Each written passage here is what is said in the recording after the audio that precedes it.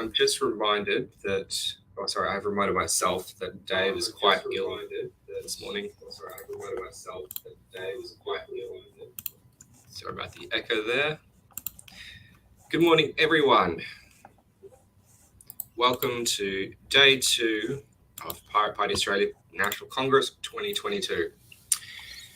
Today, the first item of business this morning is nominations for electable positions. We'll be going into this shortly. Hence the delay in starting. We have been waiting for a few of the nominees to come up and hop online. Can I get some hellos in chat if you're listening? It's a beautiful day outside. I'm looking out wistfully. Unfortunately, democracy dies in darkness, and it is a very bright day indeed. Awesome, we got hellos popping up in chat. Good morning, everyone. I'll formally open Congress in a moment.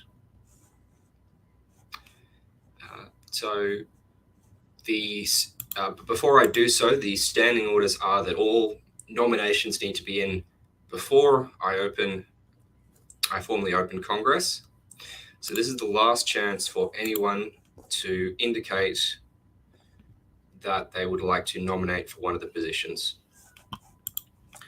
I'll just add a quick comment here that we do have a very healthy lot of nominations for the National Council this year. Very proud to see a lot of names popping up who got involved during or just prior to the election, the federal election.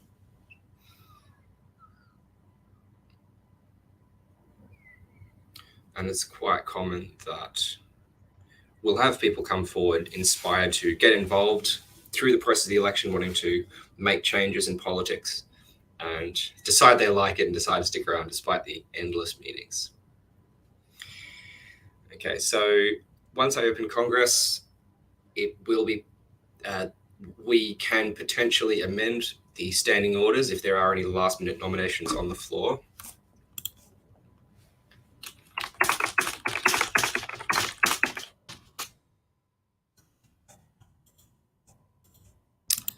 So I think we'll just kick into it.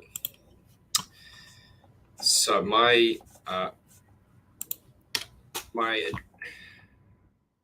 address from yesterday should have been uploaded up onto the wiki, which I'll post shortly. Doing some other things last night.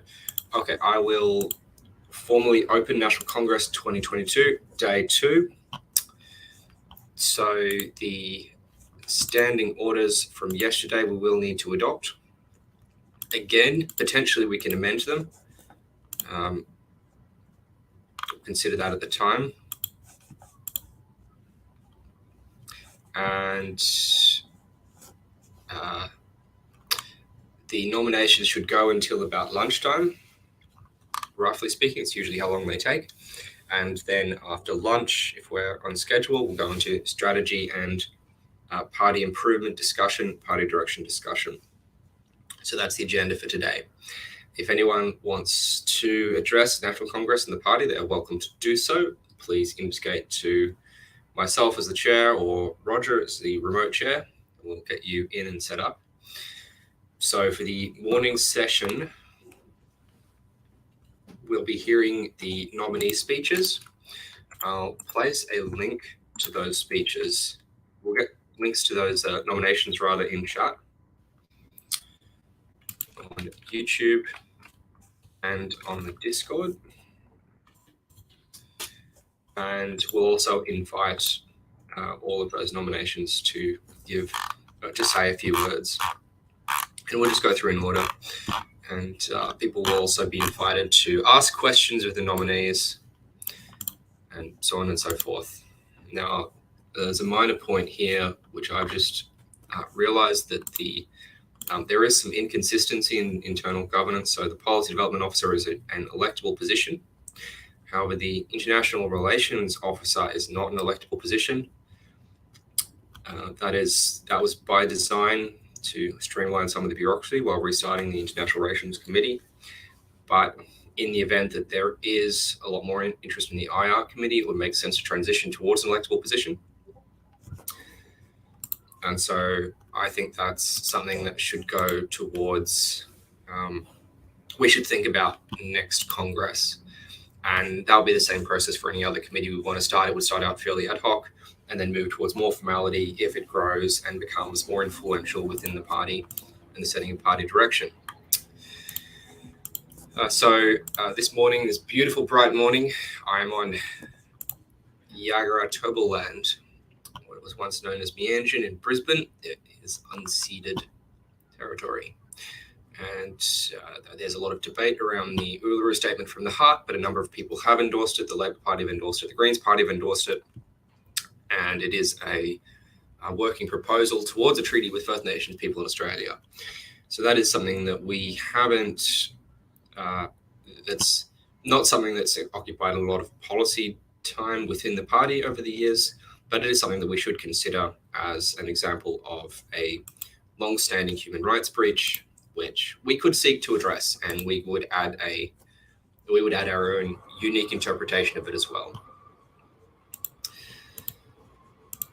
So the next item is to adopt the standing orders, but I would like to propose an amendment before we do so. I'll place a link to the standing orders in chat.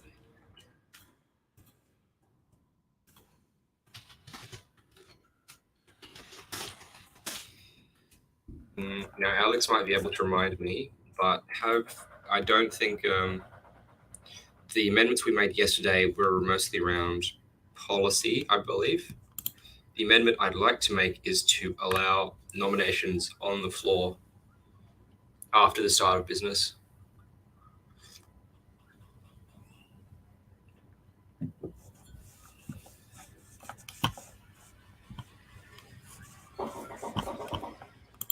So I will place that in chat.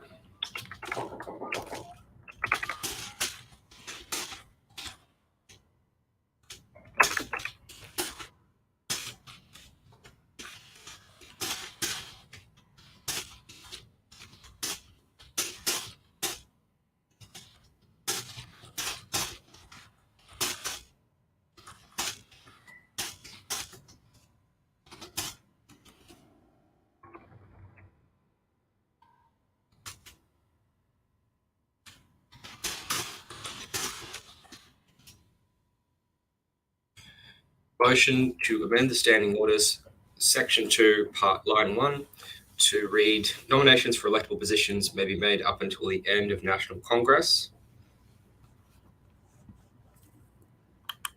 Would anyone like to speak for or against this motion?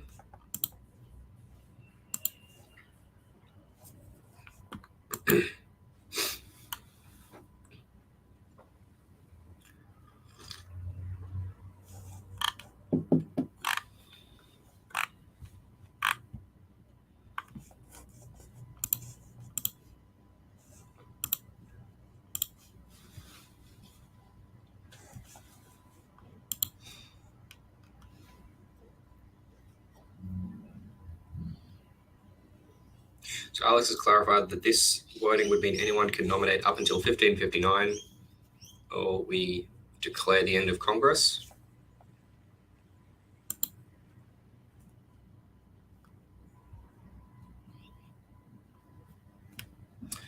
Roger has requested to speak. Yeah, I'd actually like to speak against that motion. I think if someone's going to be nominating for a National Congress, National Council position, they should be well prepared enough to be able to present before Congress starts. So I would be a nay to this motion.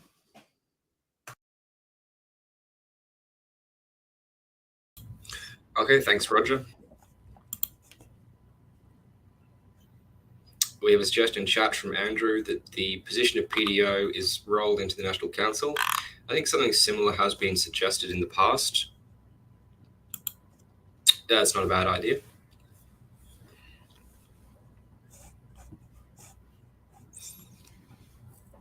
Does anyone else want to speak for or against this motion?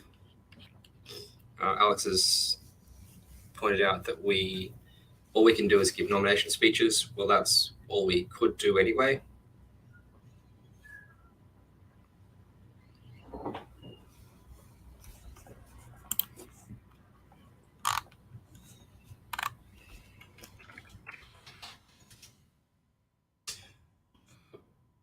Bryn, you are free to propose an amendment.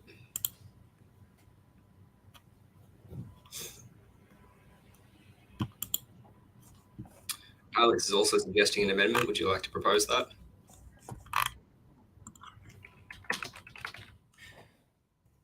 Alex, if you want to word that, I'd be happy to accept that amendment.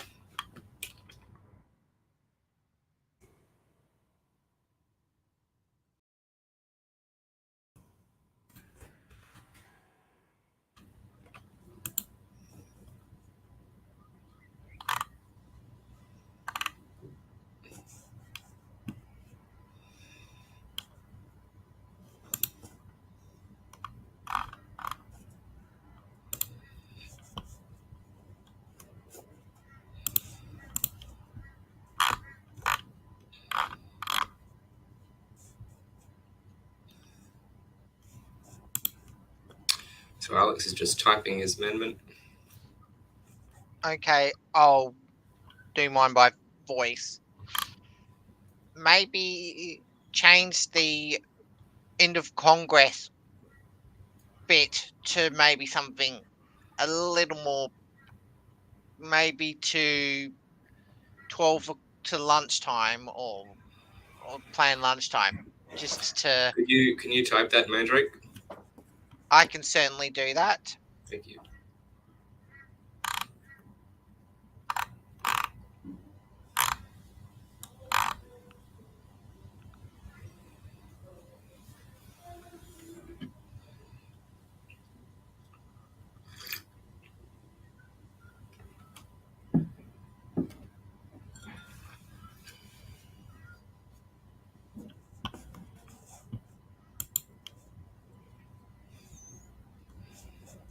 Okay, I'll wait to hear Mandrake's amendment before we look at Alex's.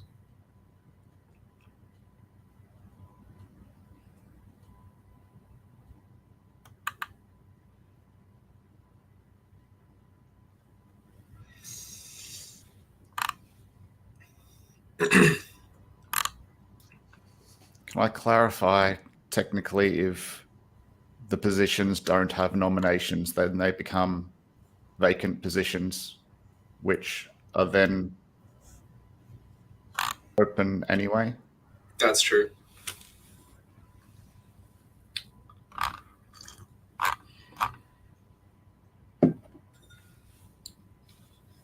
Yeah, the difference there is that if we don't fill them, if we don't fill a position by the end of Congress, then we go to a by-election 21 days. So that, I think I calculated this morning, it'd be, well, 3 Sundays from now. So the 14th of August.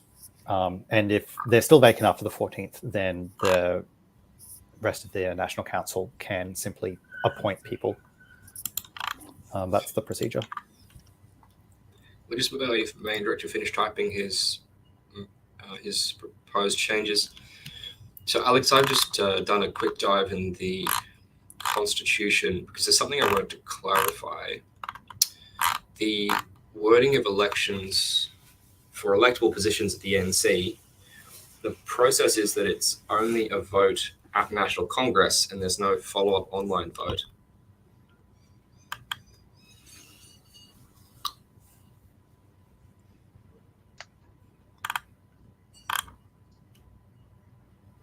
In the event of a contested position, that is.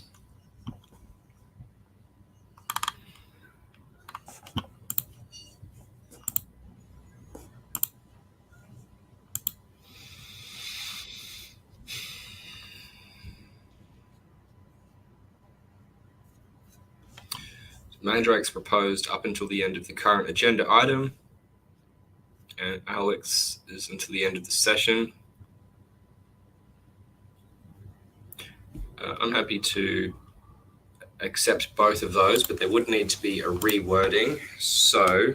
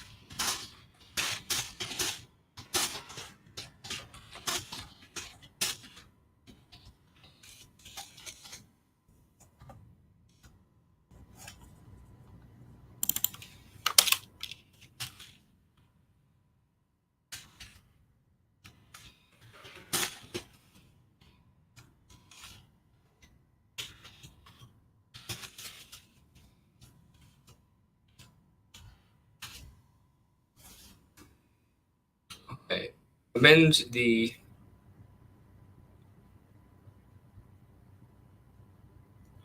Yeah, so Alex, we have actually looked at doing it previously, but the Constitution, by my reading, specifies not.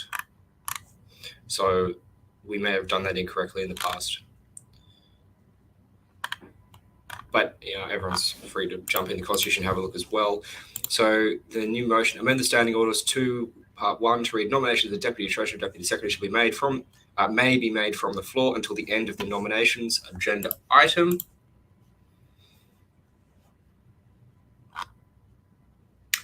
Roger has expressed the sentiment that if you are not prepared enough to get in your nomination by this point, then, well, you're probably just not very motivated to be a national councillor, or potentially don't have the organisation. Well, that's totally fine. And if you agree with that or something similar, you would vote against this motion, as is your right. And I'd encourage you to as well. Oh, sorry, I may have... Thank you, Roger. Dep Tresh. Unless you don't want me as Dep Sec because I went against your motion. Can the chair launch a vote of no confidence against an ordinary member on the floor?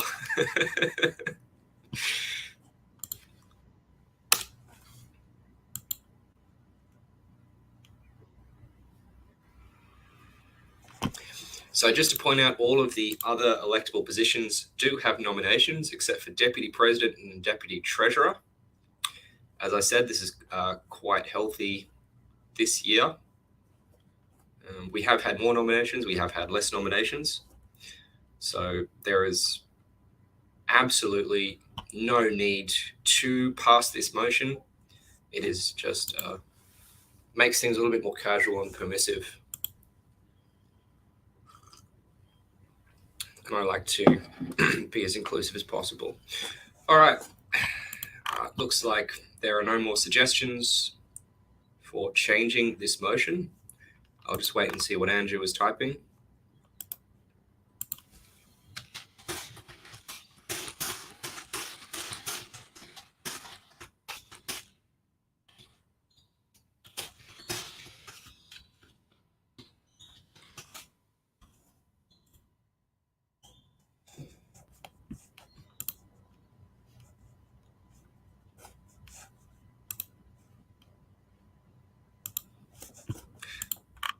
Excellent. I declare the vote open. Start voting. Just a reminder that you are free to vote in favour or against this motion as you believe is appropriate. There is a chance we may get some nominations on the floor. I'm not aware of anyone who has requested or is intending to nominate in response to this if this motion passes.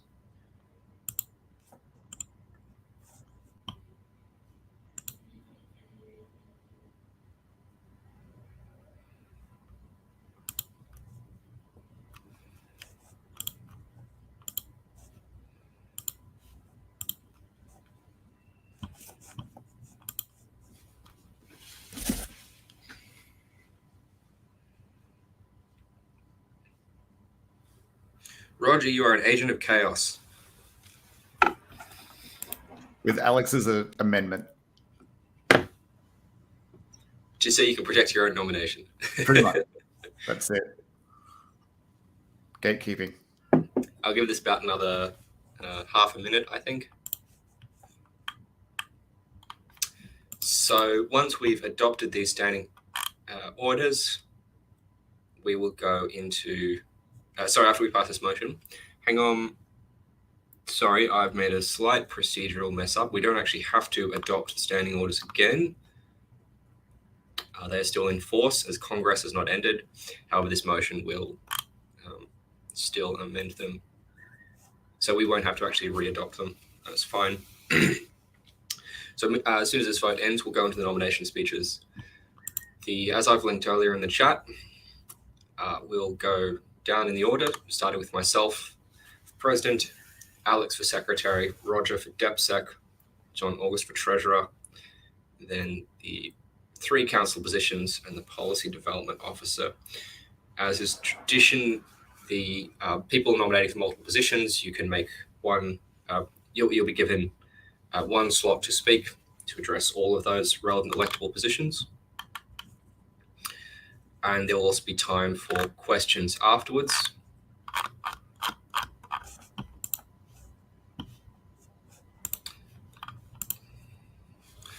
Okay, let's stop voting there. Looks like that motion passes.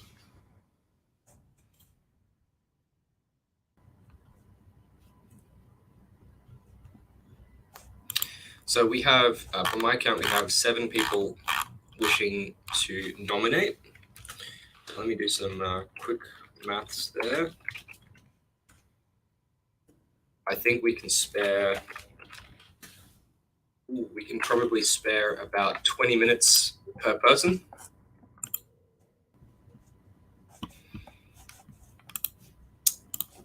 So that's in total. So that's including the your speech, or your nomination speaking, and the question time as well. Free to use that however you like. So I'll go first. I gave the outgoing president's address yesterday morning. That has hopefully been uploaded onto the wiki now. Alex, are you able to provide, put a link in chat to the PDF for that?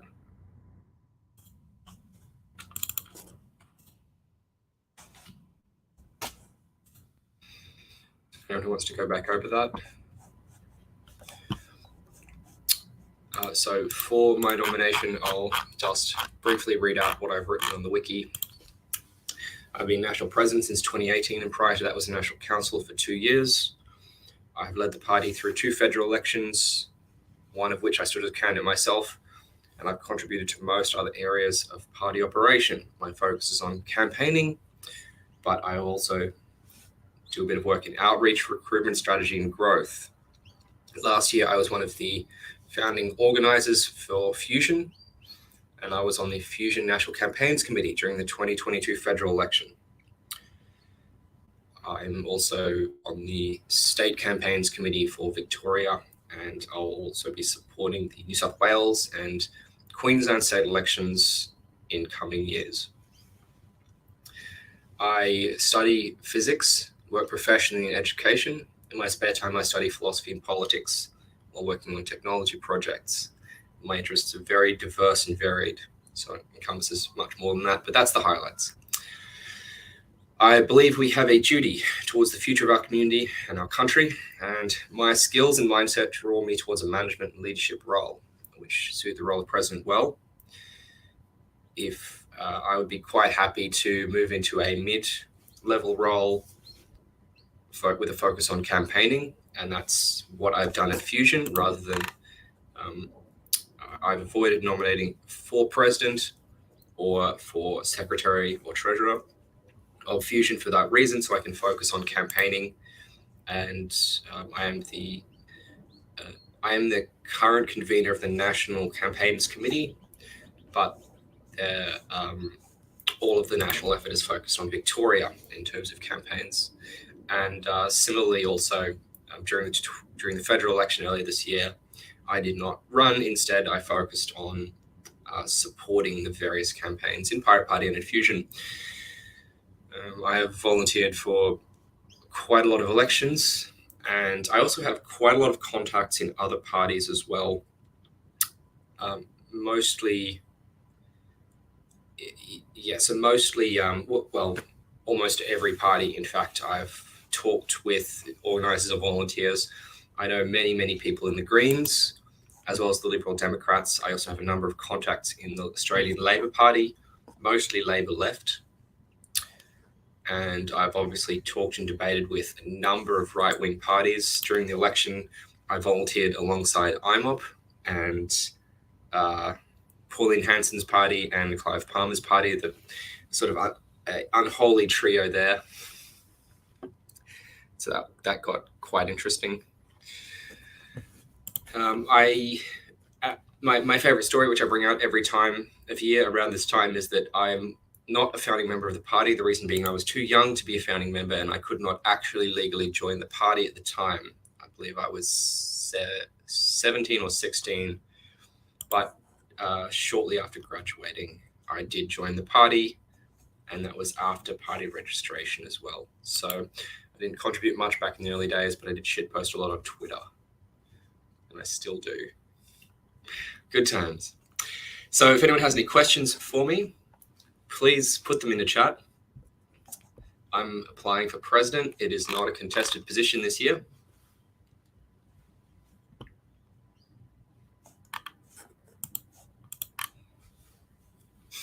And Alex has put my PDF in chat. So I'll wait for a moment for the stream to catch up.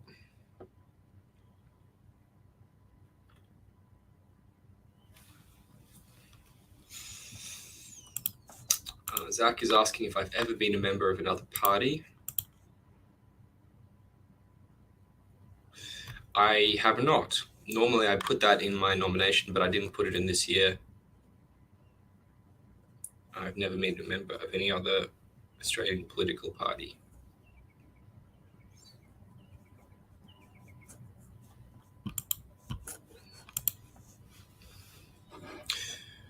Okay, I'm quite happy to yield the floor if there's no more questions.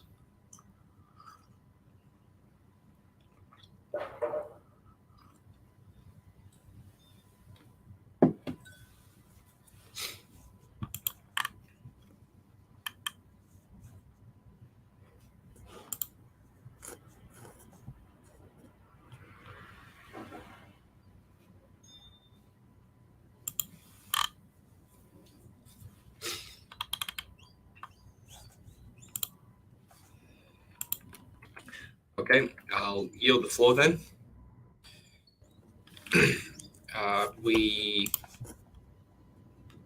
We will need the returning officer to formally manage the appointments. So what I suggest is that we go through the rest of the nomination speeches before that. So I'll invite Alex to speak to his nomination next.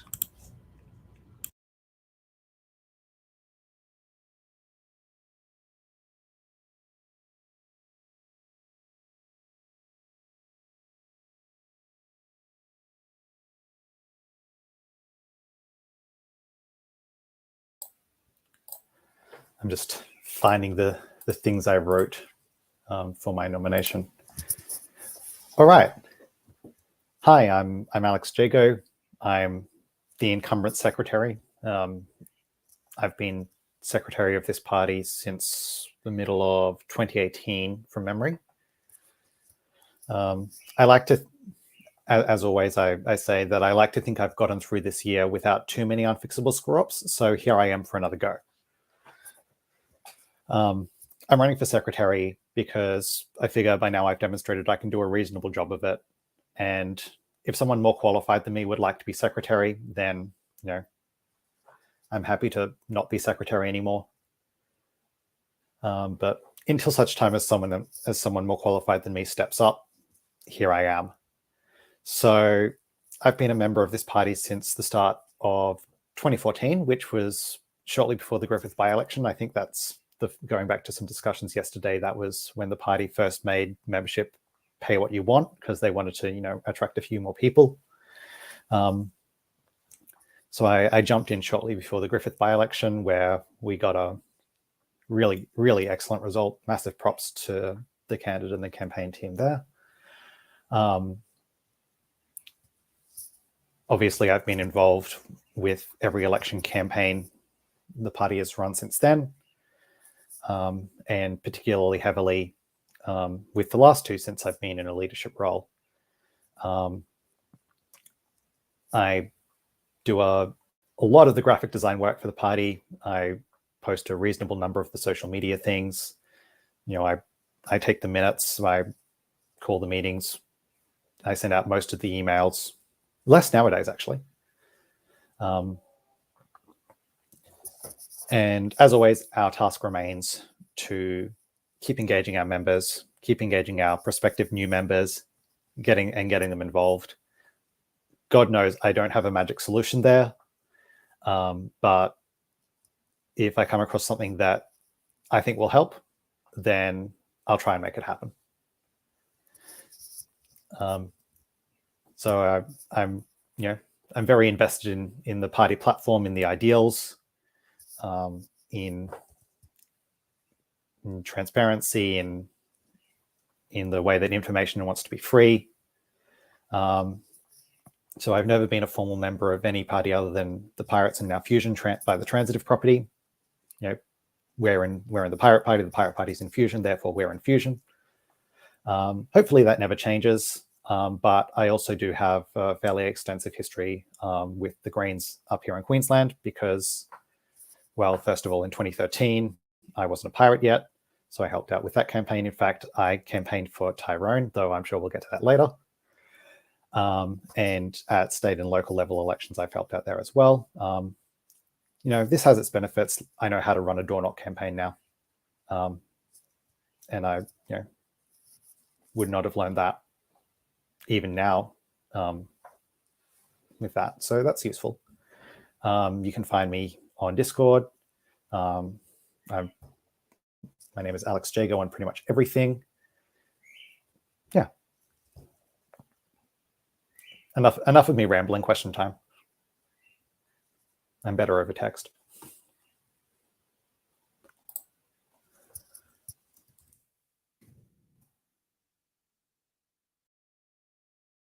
I have a voice question for you. Okay. How has your working relationship been with Roger over the last term? Ooh. As Roger as the incumbent deputy secretary. I'd say we've had a reasonable working relationship. We haven't had any irrevocable conflicts. We've certainly got our differences of opinion on things. But when we needed, we worked together. And obviously Roger's had a lot on his plate at a Fusion level. So generally I've managed things down at Pirate level and Roger's been doing things at Fusion level. But, if something were to happen to me, Roger's got, access to the membership database and stuff like that. That is actually something that I need to continue working on this term. I am a lot of the times there's a lot of things in the party with a bus factor of 1 right now, and I am that 1. So there's a number of systems that I need to train someone else up on.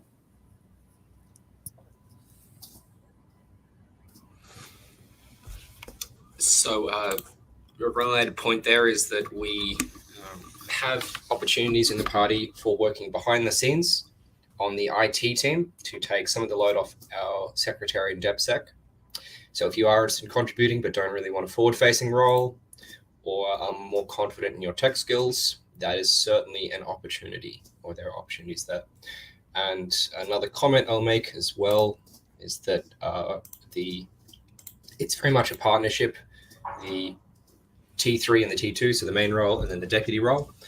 Myself, Brandon has been my deputy president for about 2 or 3 years now. And he and I are both party OGs. We've been kicking around the Brisbane scene since about 2012, I think, or 2011. And know each other very well, have a very comfortable working relationship, and like to catch up for a drink now and then. Haven't done so recently, but it's really good. It takes a while to develop a close relationship, but it's good to hear that you guys have been working closely together. And I know from my perspective, it's been a very productive one. Being able to cover each other and work together, as even though it is obviously the main role and the deputy, but being able to share the load around like that just makes things so much more efficient and effective. I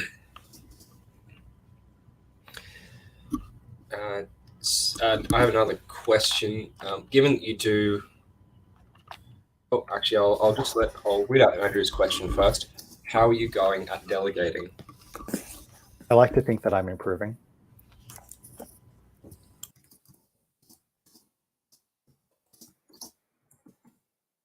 Would you like to elaborate on that?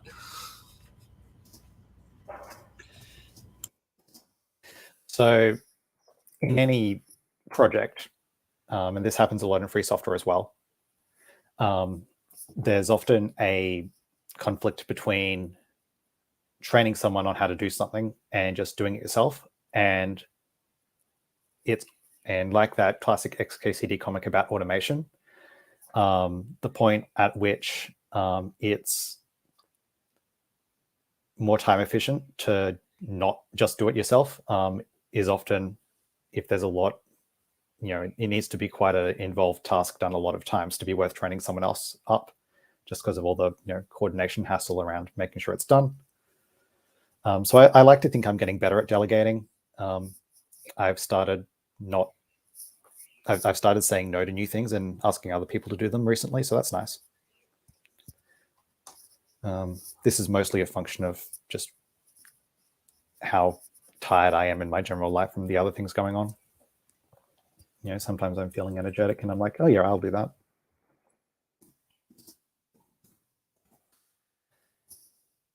Miles is better at delegating than I am because he has been running at the edge of burnout for longer than I have. So, it's a skill that I'll develop as I get. I have another question. Okay. Given that you are from a tech background, and that is where a lot of your responsibilities lie with the IT systems of the party, what would be the first of our systems you'd spend some time on to improve or change? Ooh, that's a good one. Realistically, it's the member. Realistically, it's the member database.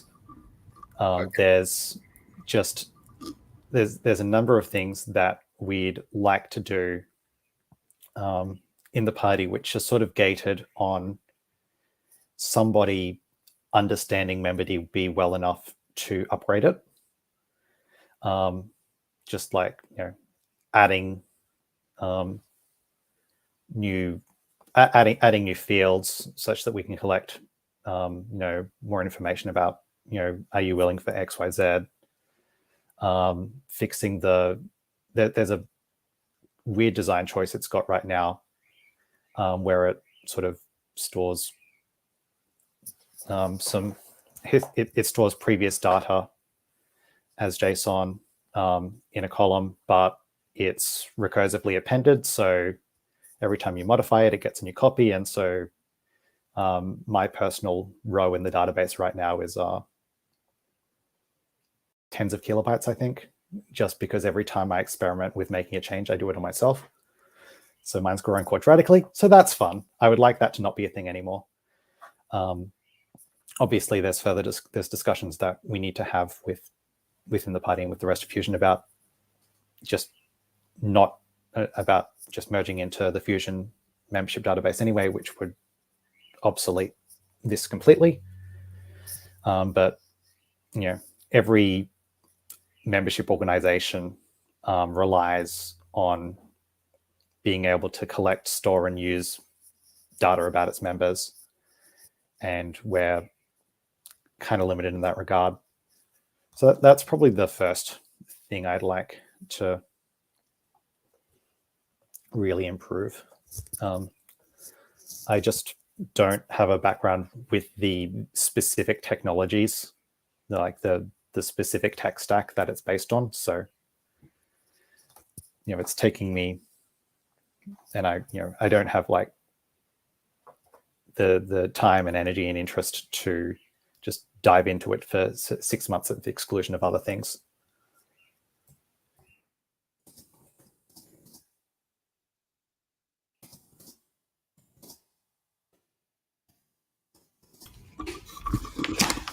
Okay, looks like we don't have any more questions, but I'm happy to give you another 5 minutes if you'd like them.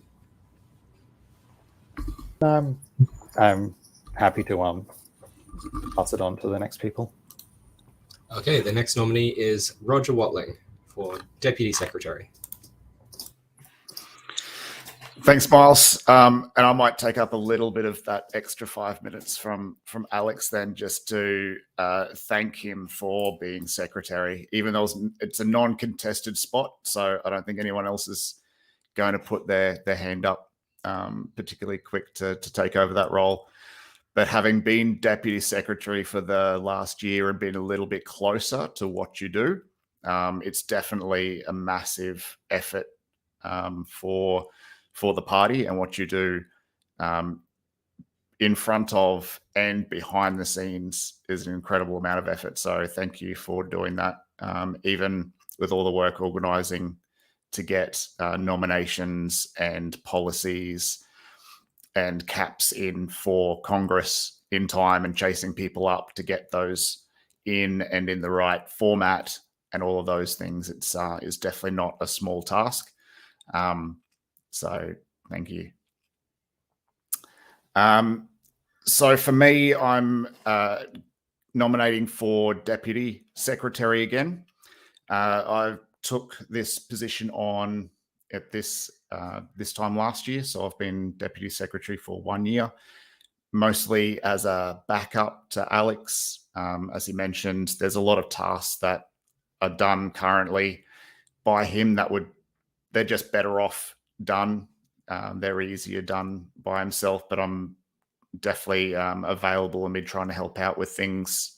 So particularly with, say, emails and member verifications and things like that, trying to get involved and take a little bit of the load off. I'm also heavily involved with Fusion. So Miles really took the lead there in getting the Pirate Party involved with that process earlier on, and then I became involved sort of towards the end of last year, once that formalized a little bit more. And I now represent the Pirate Party in the executive there in a couple of roles. So my main time sink is with Fusion. But I definitely come from a space of being Pirate Party. So I bring a bit more of that branch-based thinking, I think, to Fusion. I definitely believe in the Pirate Party platform and policies. That's why I'm a member.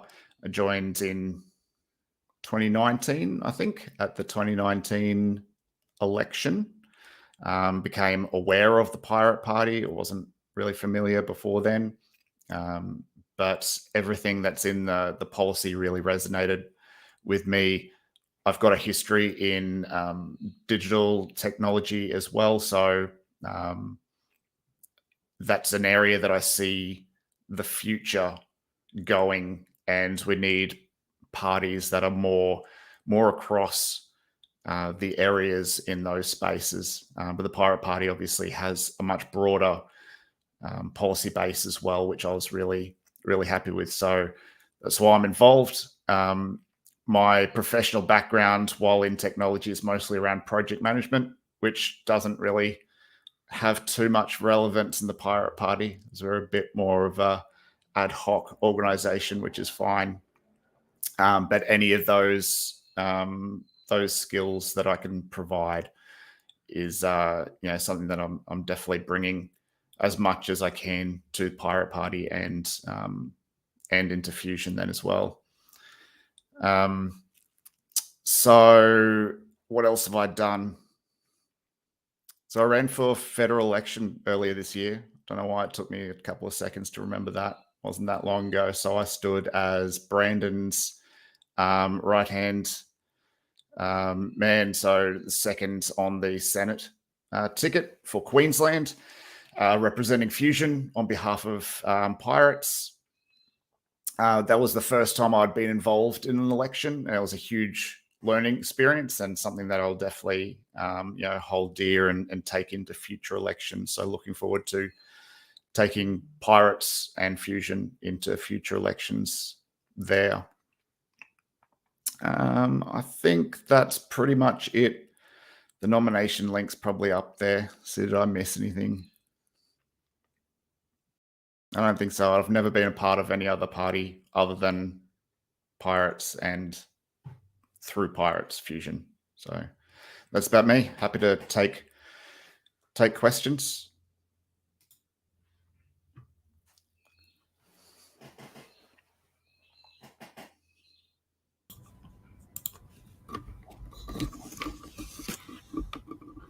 A question from Zach in chat: why are you nominating yourself for deputy and not for the lead position? Good question. Firstly, because Alex is a much better secretary than I am.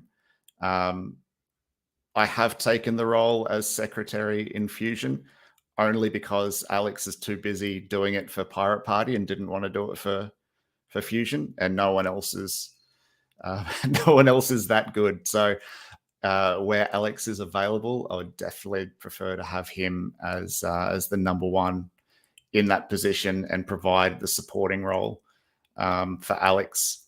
And on that note, now that I am in that role with Fusion, that's definitely where a lot of my time is.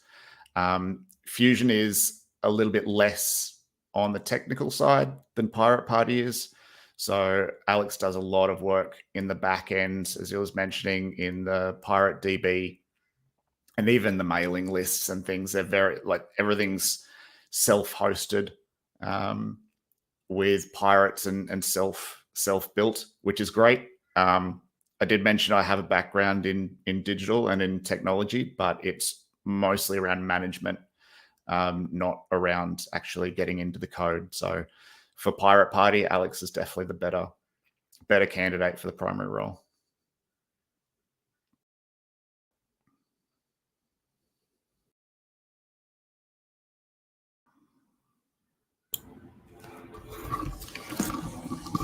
Where do you see, I have a question for you, where do you see the future of Fusion going? It's only up from here.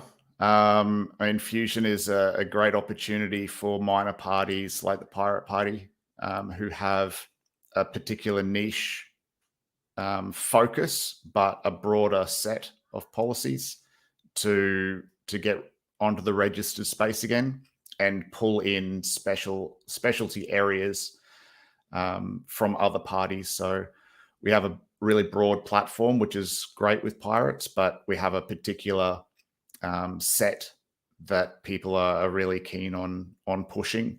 And I think that's really important to maintain in Fusion as well, and to allow other people to contribute there in those other areas as well. So I think Fusion is going to be a great tool for continuing on in contesting elections. And then the Pirate Party will contribute to that, where the Pirate Party always does, and will continue to represent Australian pirates in the international pirate movement as well.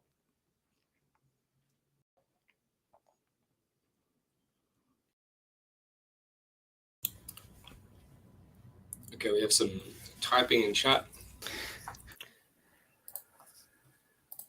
I have a question. Go for it. So, what's the first organizational process in PPAU? The out of all the organizational processes in PPAU, which is the one that you most want to change?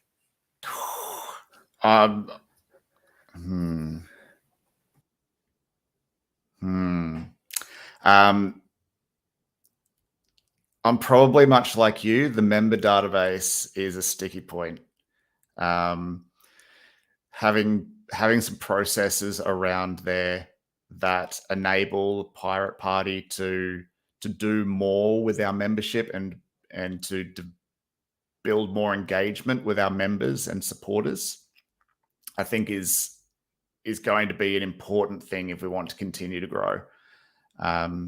Engagement's a massive factor, and I think at the moment it's very much based on broad hit emails, a Discord channel, and small groups of in-person organizations.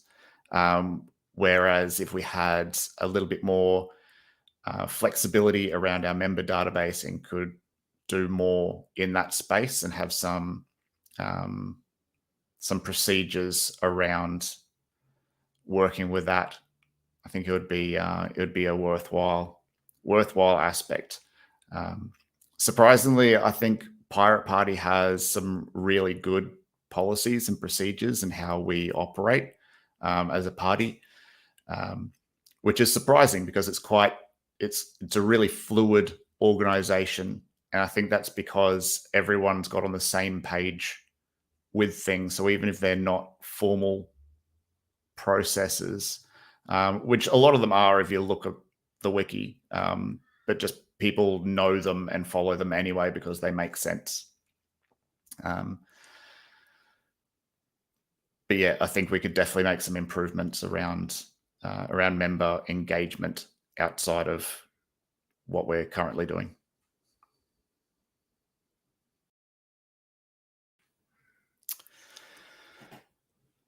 Not sure about prime ministership, Mandrake, but we'll get there one day. Balance of power would also be nice, absolutely. Andrew, how do you feel about the broader Fusion Party commitment to individual liberties? So I think we're coming to a good agreement. There are some of the other parties within or branches within Fusion that have different views on what freedom means and what individual liberties mean. And they have a particular view of that, similar to how some people have a particular view of, say, nuclear or something like that. So they come with a preconception. And some of the work that we're doing at the moment is really to break that down and to establish what it means for Fusion. Words are just a mumble of noises that we agree collectively mean something, and we have an obligation to define those meanings beyond what is maybe just thrown around out there. I know things like freedom get a bad name at the moment because it's something that Clive Palmer's taken as his word for the last couple of elections, and it's given it a bit of a tainted opinion. But we still have our view on it from a pirate perspective, from the libertarian perspective, and it's our role to then educate the rest of Fusion. We're in that process at the moment, and I think we've been making some really good progress, and it will remain as one of the core values of Fusion going forward. That's definitely not going to be going anywhere.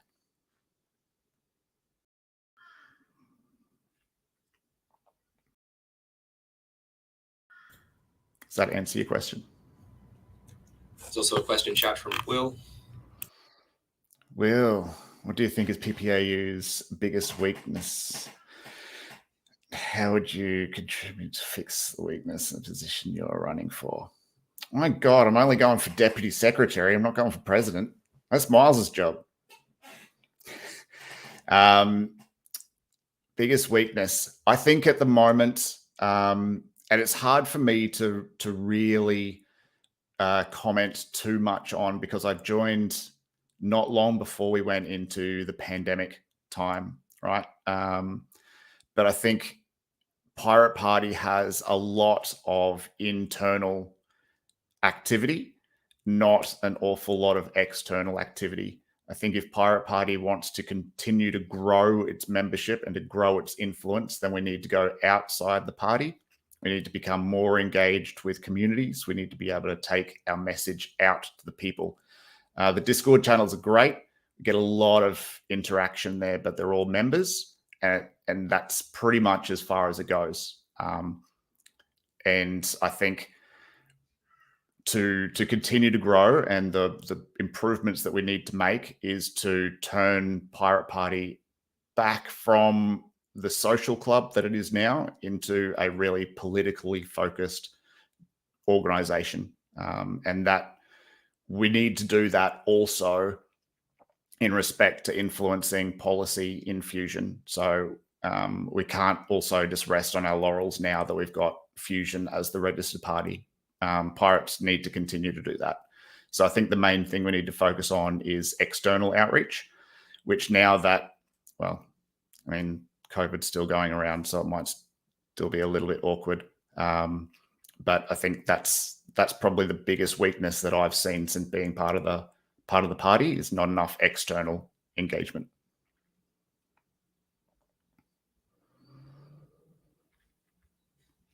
Yeah. You're right, Zach. Everyone's thinking of questions now that we're halfway through the list.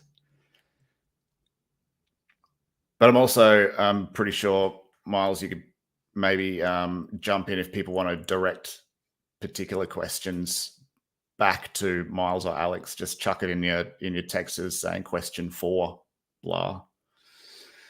But I'm still happy to answer any questions, and also if a different time is better suited, I can field more Fusion related questions as well. But I'd like to keep this as focused on Pirate Party as possible. Yeah, absolutely. This afternoon's session might be really good around talk around strategy.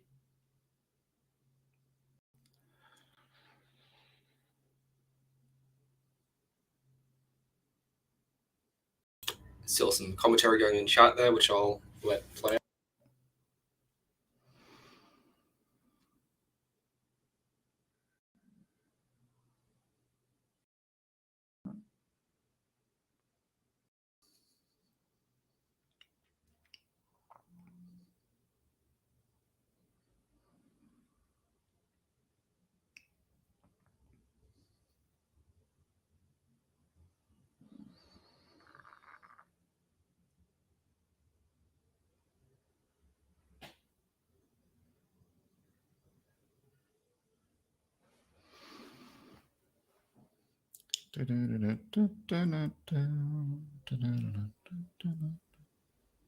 All right. Oh, big one. Perhaps end of the questioning round. People come with a few questions directed back to different candidates. In case. Yeah, well, it's quite common that will happen. We'll have a free-for-all after all the individual nomination sections. Cool. Okay. Roger, are you happy to yield the floor? I am. I'm all done. Thank you, everyone. Okay. Thanks, Miles. Our next nominee is John August for Treasurer. John is currently at an electric vehicles convention and may not be able to speak until a little bit later. So I'll skip over him for now and move on to the councillors. The first nominee is Michael George.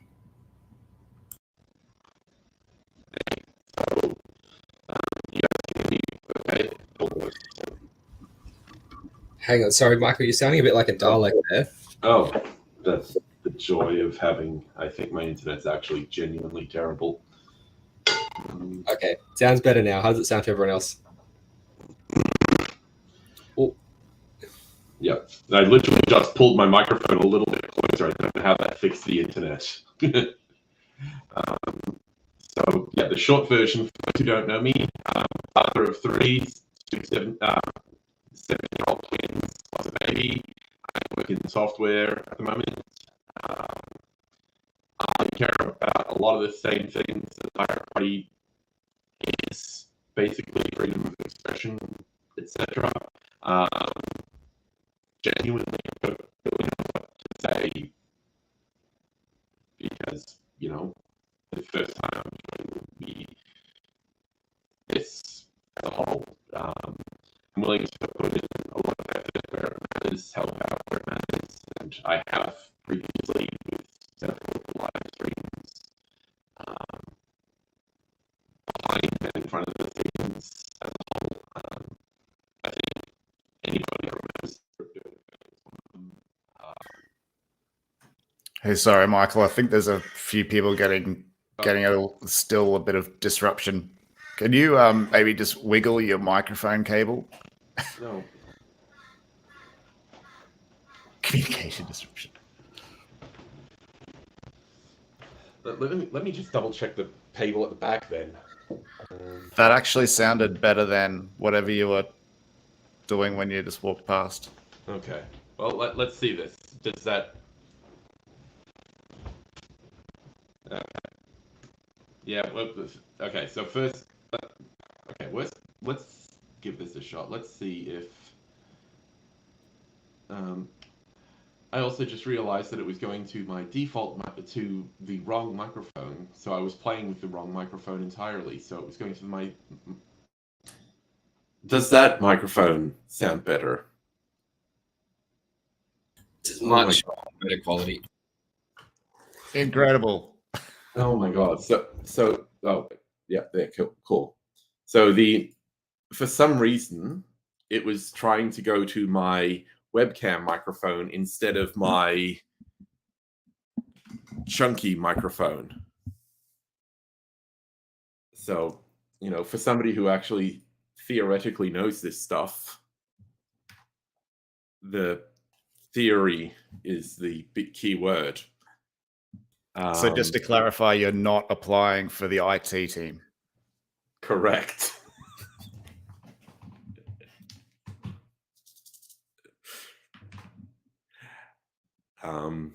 Yeah. So, I did help with the crypto debate. Luckily for that one, I was in front of the camera, but even that one I should have. But yeah, anyway.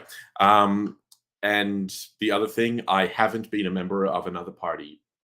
So this is the only party that I've been involved in.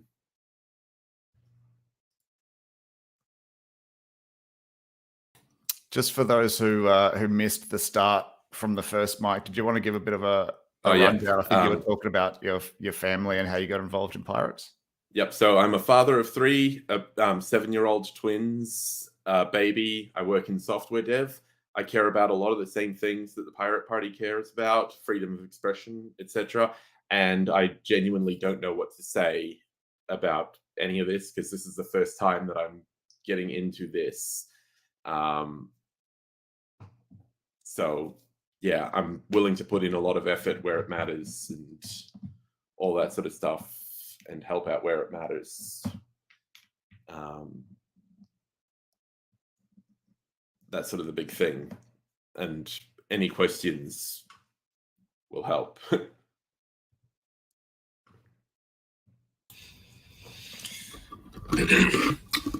So I was on some of the live streams with Michael. He stepped in to help prior to the election and during the election.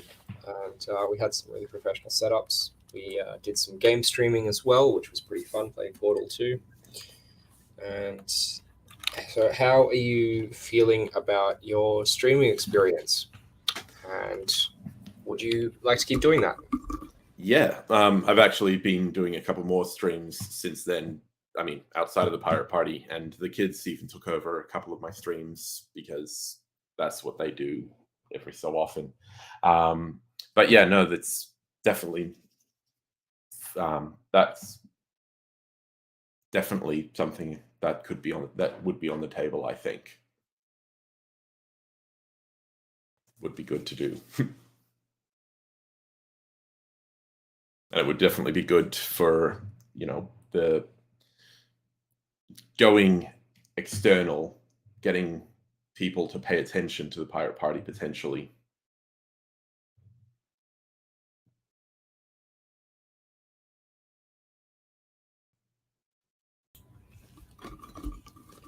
Okay, a little bit of chatter in chat. Do you have any more questions for Michael? I'm going to be cheeky and go audio just because I'm already here. But apart from live stream, I know you've been a part of the member group for a while. You were joining in on Discord, chats a while ago. From what you've seen so far, what do you think will be your best contribution to the National Council directly? And if it's just the streams, then that's also fine. But if there's anything else. The streams is probably one of the biggest things, but just also miscellaneous, like anywhere that there needs to be assistants, I'll be like, the traditional Renaissance man.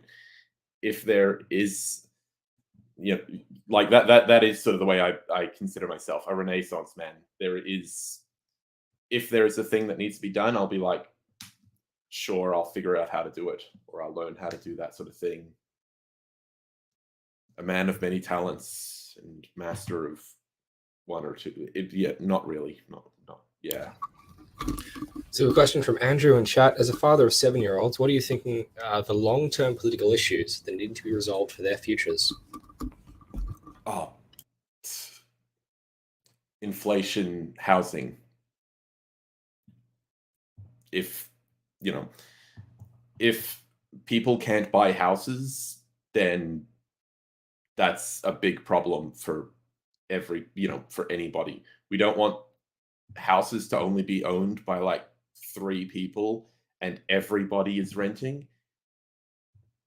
because then we're just, in a perpetual debt cycle.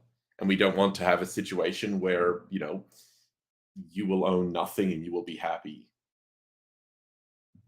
So that's one of the biggest things that would be great to see addressed is, inflation, debt cycle, try and get that addressed.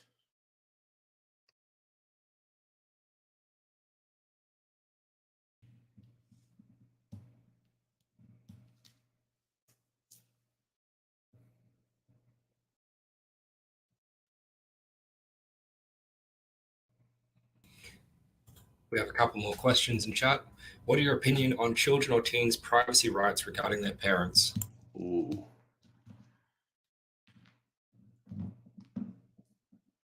I mean, like my first thought of that is really complicated, and I really have to like struggle with that I have to struggle with that thought, like personally, like at a deep emotional level so many times, because I know how terrible the internet is. Like it is a terrible place.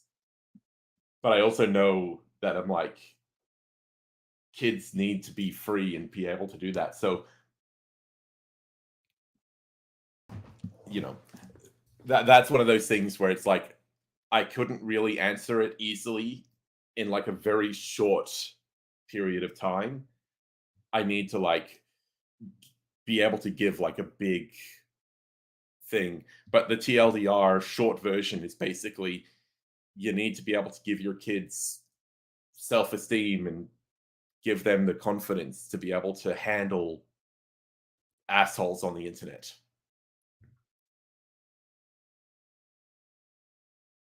And you need to be able to give them some level of boundary at least, because you don't want your 12-year-old going on 4chan, or worse than 4chan as well. You don't want them going on 8chan.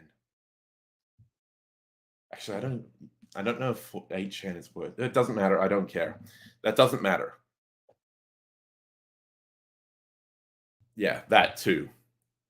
You don't want them going on the worst. You don't want your 12-year-old going on the private Discord channels,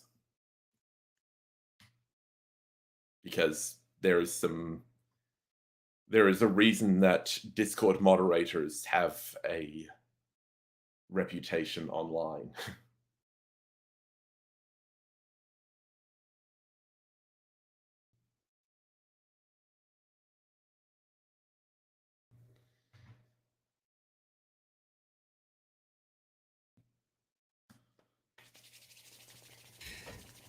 So chat about 4chan and 8chan. The Roblox to private Discord server pipeline. Yeah, I'm one of those weird people that tries to pay attention to what's happening with the internet and the online zeitgeist as a whole. And I've been seeing some things that's happening, and it's interesting in a terrifying way. Is probably the kindest way of phrasing it. There's not much that can be done by the Pirate Party, just only things that, individuals should be doing themselves.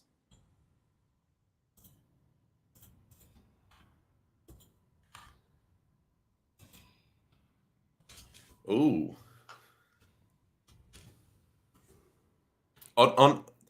So a minor, when they're having private chat with their friends, a parent invading that privacy is just an invasion of privacy at that point, because it is just there is no difference between a friend talking to their friend in chat versus a friend talking to their friend in person. There shouldn't be a huge difference to that. The only real difference is that the parent can read the chat. The parent can read the chat log. That's the only real difference. And if the parent can read those chat logs, that doesn't mean that they should read the chat logs. That's just my personal opinion. I mean, there are some parents who see it and they're like, "Ooh, here's an opportunity for me to, to find out more about my child." It's like, or you could just talk to your child.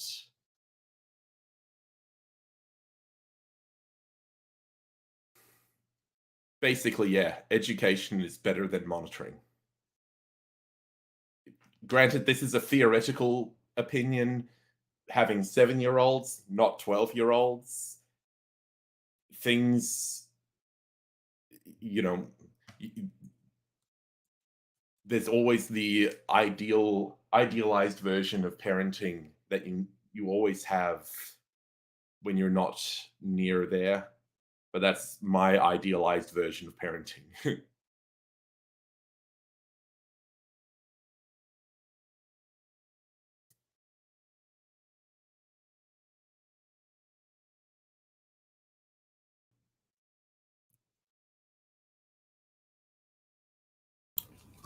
Yeah.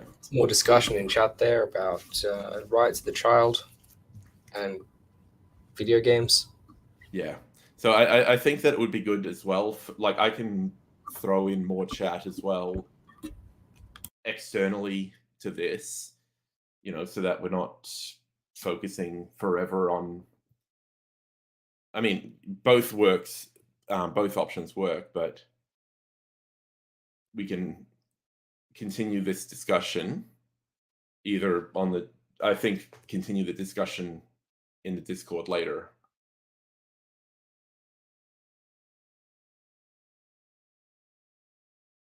Because this is like something I'm interested in. Because it also isn't something that the Pirate Party can really delve into. There can't are really create laws. There are questions of regulations around this. People have tried to regulate the right of the child for good and for bad, but that gets into a policy discussion, which we could have on Discord or later this afternoon. I'm happy to give you a few more minutes to talk if there's anything else you'd like to address. I can't think about anything else to really say except what has been said. Me care. All right. Are you happy to yield the floor then? Yep.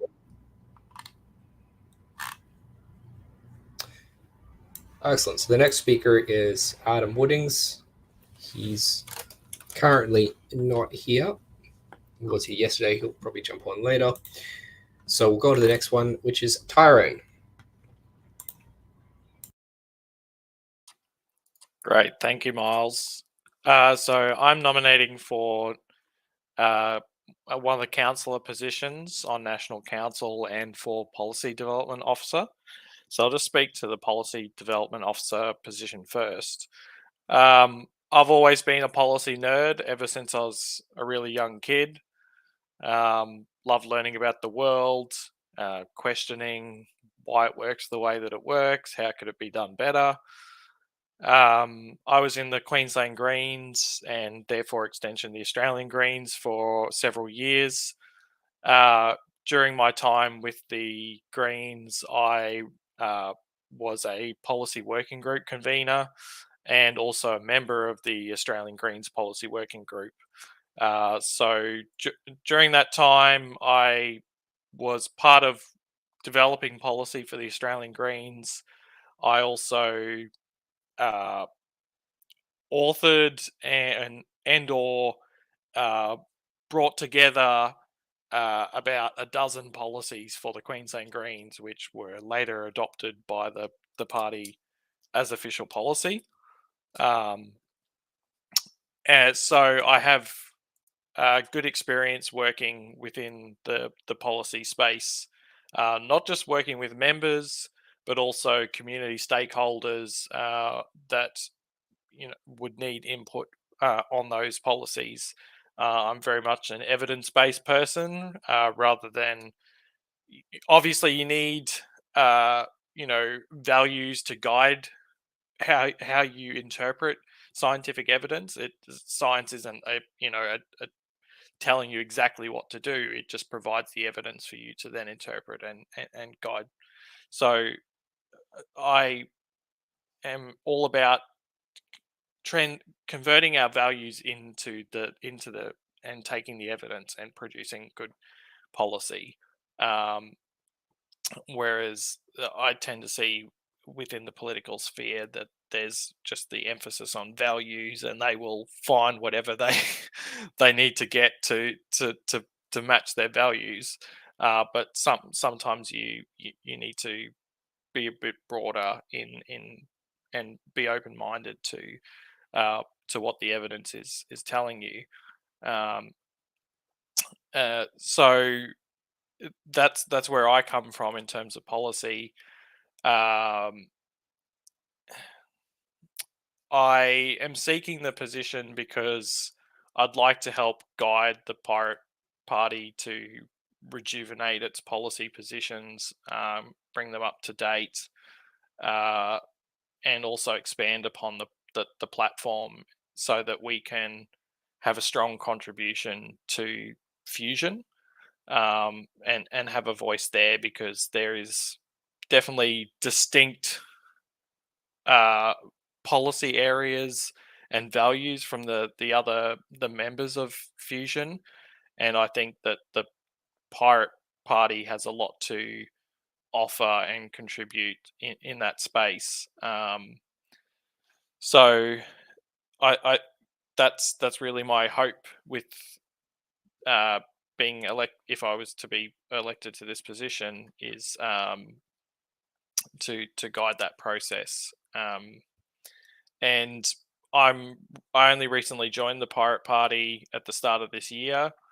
I did so because I was really looking around and just couldn't see where else I fit in the political space. But I wanted to contribute, and the Pirates fit my values the best.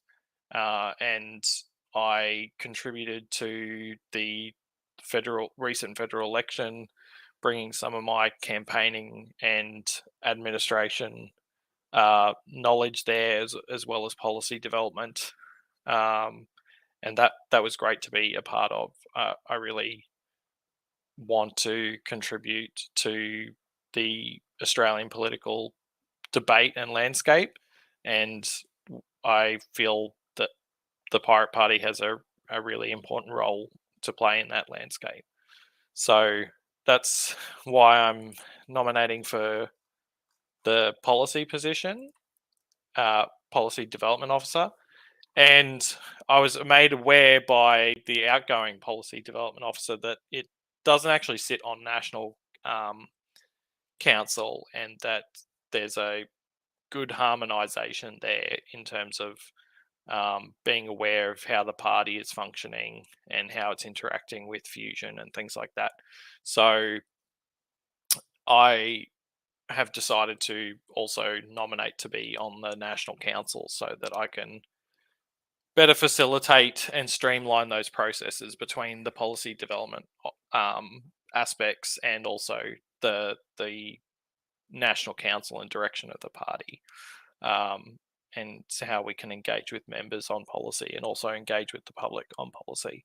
So that is really my focus in being on National Council, is around that policy, but also to help bring some campaigning experience. We do have a number of excellent candidates who have nominated for other positions that have campaigning experience, but yeah, I hope to bring some more experience to that, especially since I have some insight into how the Greens run their campaigning, and we've seen how successful they were at the last election. We're here in Greensland now instead of Queensland. So yeah, that's my hope. So I'm happy to answer any questions now. What policy areas did I write for the Greens? I wrote the urban planning and development policy, the youth and child safety and justice policy. Oh, geez. What else did I write? There was a couple of environmental policies. It's been a while now, but the key ones were the urban development one and the child safety one. They were very contentious, so I remember those very well. There was, for instance, I wanted to, after working with stakeholders in the Queensland Police Force and also with children's rights advocates and lawyers, wanted to introduce in the Queensland Greens policy to that we would advocate for the removal in the Queensland Criminal Code that allows parents and carers to use corporal punishment and punishment which humiliates against children. And there was a really big fight in the Greens, which was really surprising, because part of their policy is to support the UN Charter on Children's Rights, which in there states that you can't use those forms of punishment. But they were like, no, you're going to criminalize parents for, everything from, putting their arm around their child to stop them walking in front of a bus. And I'm like, that's just slippery slope bullshit. So, especially since Sweden has had this policy, I think it's since 1969 or something. It's like a really long time. And New Zealand had recently passed similar laws, and the sky hadn't fallen in. So it was a really confusing fight over that policy, because I felt like it fit really well with the Greens' values, and the evidence that I had put forward from all those different stakeholders was overwhelming, really. The other was the urban development policy, where basically I said to the Greens, the existing policy was, we can't build at the edge of the urban area because that's urban sprawl, and we can't build within the existing urban area because that's decadent, capitalist, gentrification. And I was like, well, we have to build somewhere. People need a house. We're actually making it very unaffordable for people to live here. So I applied the urban planning that I had done at university and got key stakeholders and things and wrote that policy. And so there was quite a lot of a pushback of, oh, this is pro-developer policy and you're just a shill for big development and all this kind of stuff. But eventually it was passed after about 18 months of fighting through the state council to get that passed. So yeah, and it's still the existing policy, even though they don't follow it very closely. But yeah, that they were the big fights that I remember. Okay, what else do we have? Why did I leave the Greens? Well, there was a toxic culture of bullying, and it was becoming increasingly centralized and lost a lot of the democratic processes that it had when I first joined the party over 10 years ago now. So I, for the sake of my own mental health, I had to leave.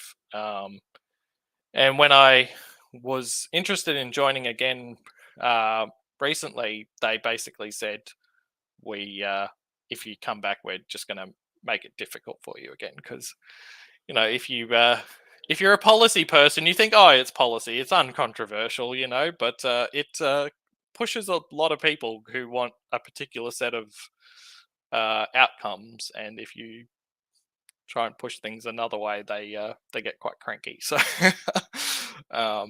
yeah, policy is more political than people think. So yeah. How will I fit with pirates who don't share Green's values? That's a good question. It has been a little bit different coming into the Pirate Party and seeing some different perspectives that I hadn't thought about before. Well, I had thought about, but they hadn't really been exposed to them in a political party before. I'm a very open-minded person, or at least I try to be the best I can. I mean, we all have our intrinsic biases and things like that. So, I want to work with people, and if they have a position that's different to mine, we can discuss that and put forward our evidence for why we feel the way that we do. And hopefully we can get positive results out of that.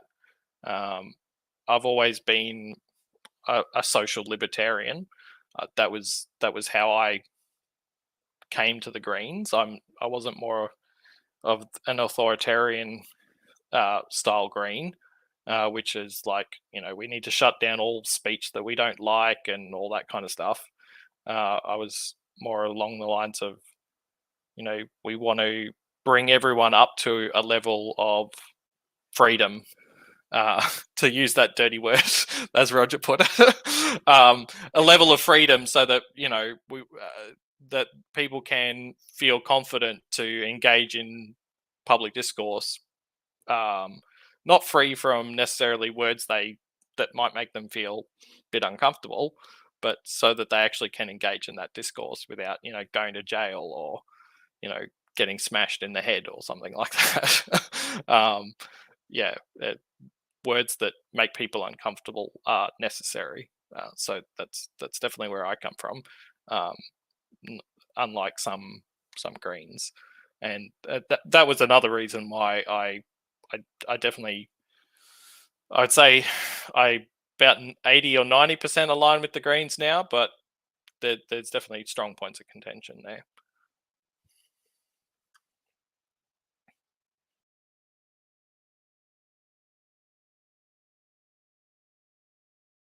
How YIMBY is it possible to be without being a developer shell? It's a good question. It's a fine line.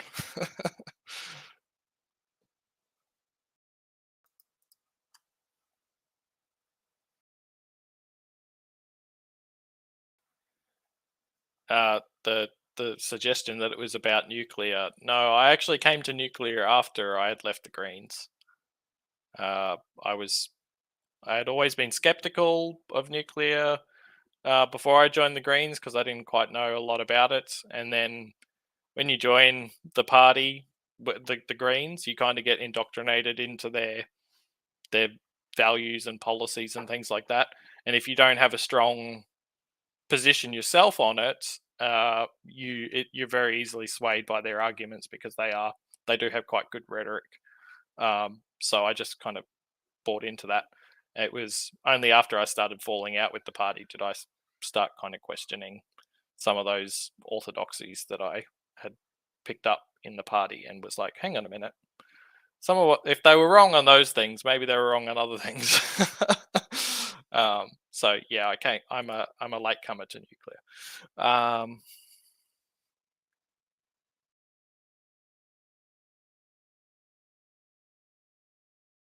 Fusion policy is to cease all fossil fuel extraction in 2 years.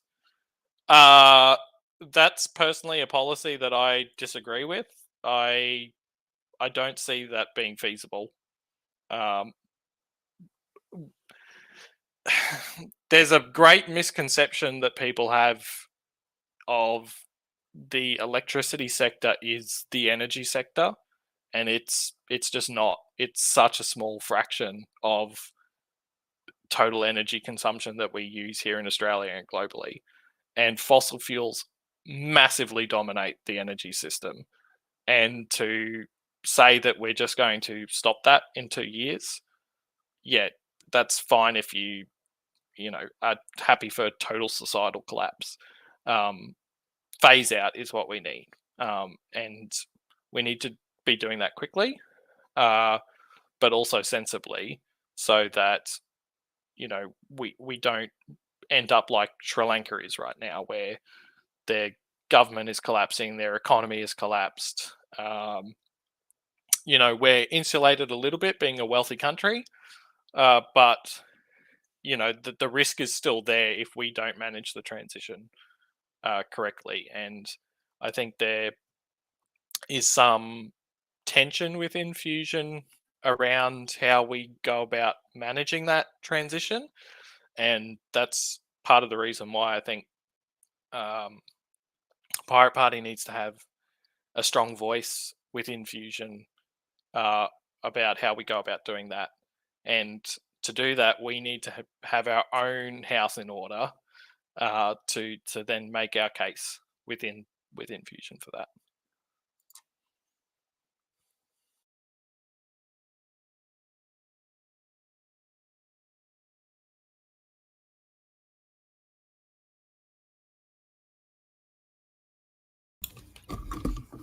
A lot of good discussion here, but we are starting to run towards the end of time. Are there any more questions for Tyrone? I'm happy to have this discussion later. It's a really important discussion.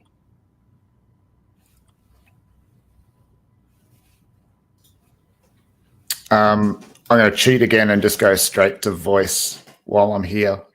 Firstly, I'm not even sure if that 2 years to know fossil extraction, so I'd be keen to see where that is on the Fusion policy. But on that note, as policy development officer, how would you see your position in the operating with Fusion, given that at the moment Fusion does not have its own policy development processes? That's a good question.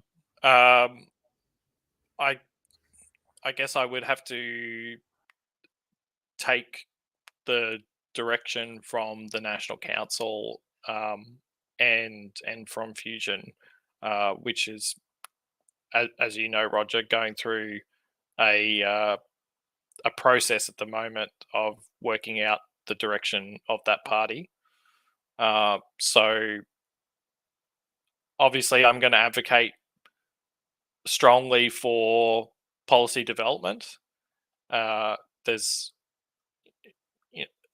part of me is cynical and thinks that the Australian public don't really give a hoot too much about policy, but this election also has indicated that there is a growing segment of the Australian public, I believe, that are interested in seeing the policy details being fully fleshed out and people having a plan, because there is growing uncertainty in the world, and parties that can say, hey, look, we've really thought about this and here is some certainty around this particular policy area, I think are going to do well in upcoming elections. So that's what I will be pushing for.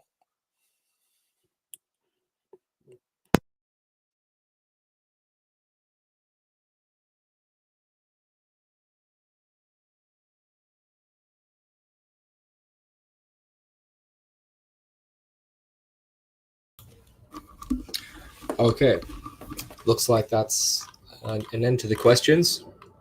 So I'd like to move on to the next candidate, which will be, so we have a nomination from Dave Kennedy for National Councillor Dave, oh, he's not here. Okay. Dave, if you're hearing this, can you jump on the stream? So instead, I'll go to Adam.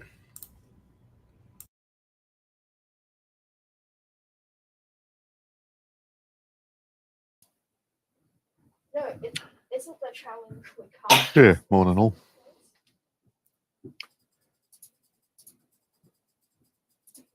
So I've nominated myself for councillor.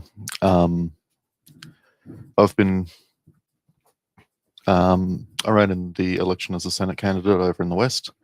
I'm looking to expand my experiences, my knowledge, and so I also want to help out the party where I can. I feel councillor being a bit of more of a generalist role is going to be a good place to start off, to help out, and yeah, just put my hand up where I can, basically. Apologies, I'm not the most coherent at the moment. I've only just woken up and I'm a little bit out of it, so I'll try to answer anything as best I can, but don't expect any sparkling repartee from me today.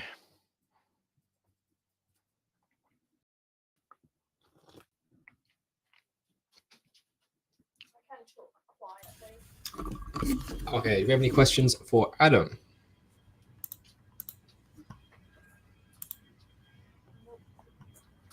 What are you most passionate about? So a lot of my real concerns are around how the digital privacy space is evolving, or devolving, as it were. There's a lot of concerns around the wholesale collection and distribution of personal data.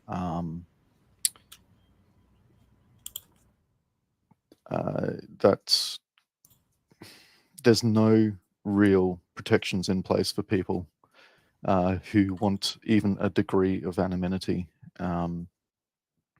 You walk into a store and, facial recognition data is capturing you where you're browsing, your bloody rewards card, which admittedly you don't need to be a part of, is grabbing all your transaction data. I've also got a lot of concerns around the copyright and IP spaces. We've seen how Disney leans on legislators, on lawmakers to just massively protect their own camp. The whole idea that I can't jump on and watch a movie from 100 years ago because someone holds the rights for it is just, that's disgusting. I've got a lot of a real passion point for me as well is the repealing of drug prohibition laws.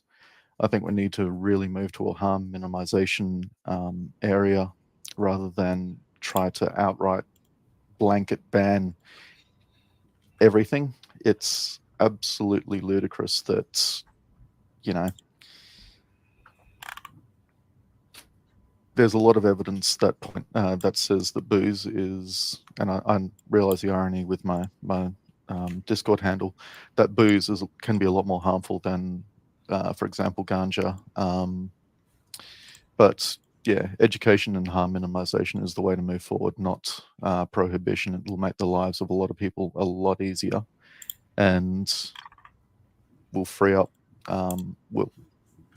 It will in turn fix a lot of issues we have around our justice system, helping to remove non-violent offenders from jails. I think those are probably three areas that are probably some of my strongest passion points. Pro Wagsit. I'm not a secessionist, I'm afraid. I'm actually Territorian, born and bred. I'm West Australian by circumstance, we'll say. So if we do have a Wagsit, we've got to take Darwin with us. There's no other way. Classical pirate, yeah. I do align with the pirate beliefs quite well. Given what I said about alcohol and drugs, what's your opinion on the recent alcohol-free zones in the NT? So the intervention in the NT, that was a whole different issue. And yeah, I would love to see the segment of the Constitution removed, 128, I think it is off the top of my head, which allows Canberra to just shit all over the NT's laws. I think alcohol-free zones, it's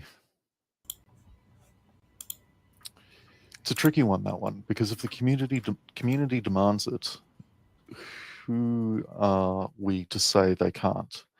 But I don't think it's a proper fix to a real problem.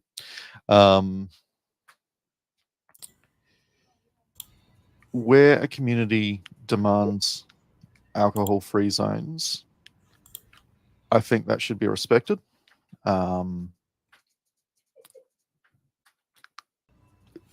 It's the will of the community, then yeah, they should be able to enforce that. But a blanket, you can't have booze north of the Kimberley, is just ridiculous. It needs to come down to, if there is a real problem, then that needs to come down to a almost a local government level to dictate that, I think. A reverse news exit.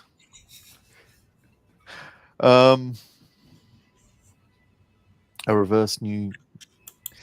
See, New Zealand once upon a time used to be administered by New South Wales. Do we really want Sydney-siders dictating how the Kiwis act again?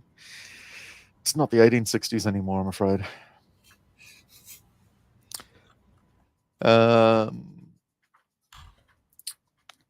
Alcohol-free zones are actually quite common. It's only making them town-wide that is unusual. Yes. Again, I think if there's a large community outcry, that's something that the community should have the right to enforce. I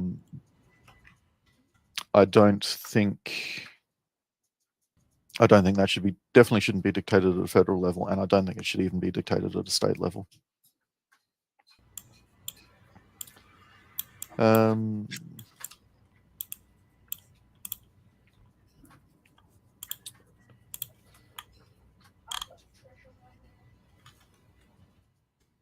General is still talking about the fossil fuel stuff. If I weigh in on that, moving away from fossil fuels is obviously required. There is ways and means to do it that won't negatively impact the economic benefits that are gained from mining. Obviously, that's a real hot topic in WA. Moving from coal mining to lithium mining would be a reasonably easy lift and shift for us. Would provide the benefit of sparking our local industry towards battery manufacturing and the economic benefits that would come from that. Benefits? Continuation. No, benefits, because we would be sparking local manufacturing again, which is something that's been sorely missing from Australia. It would have massive benefits for a lot of segments of the communities.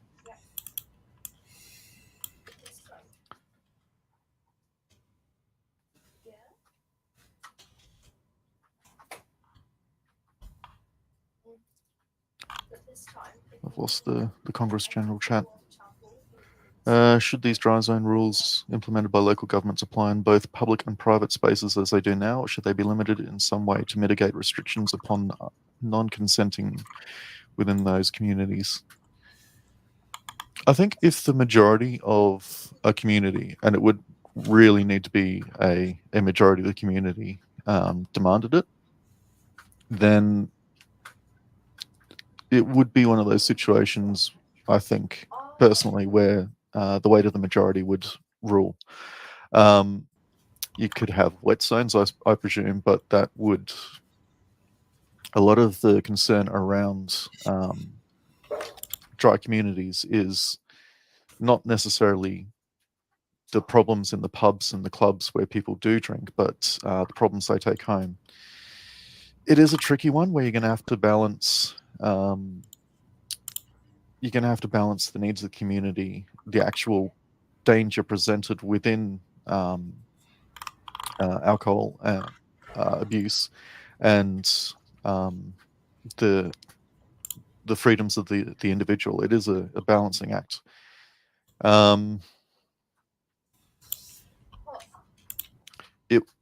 It would need to be something that's driven by the community, and there would have to be a robust discussion. It's not something that you could, June Lup's dry now, put up or suffer. It would need to be something that's really driven by the grassroots.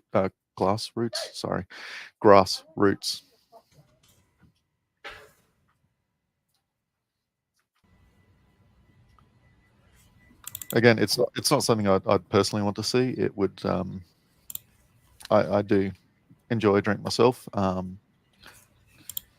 as you could probably tell from my username, but there are genuine concerns around alcohol abuse. But again, it's one of those things where harm minimization, education, treatment would probably be your go-to before you move to an all-out ban on booze. You'd only want to do that in drastic situations, and I think there are probably better ways to drive it. You didn't say nothing, so I trusted it.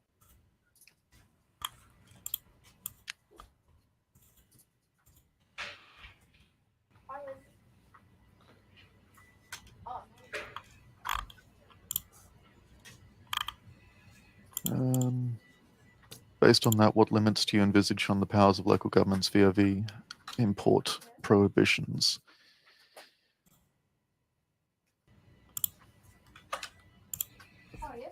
Again, that's a tricky question. I'd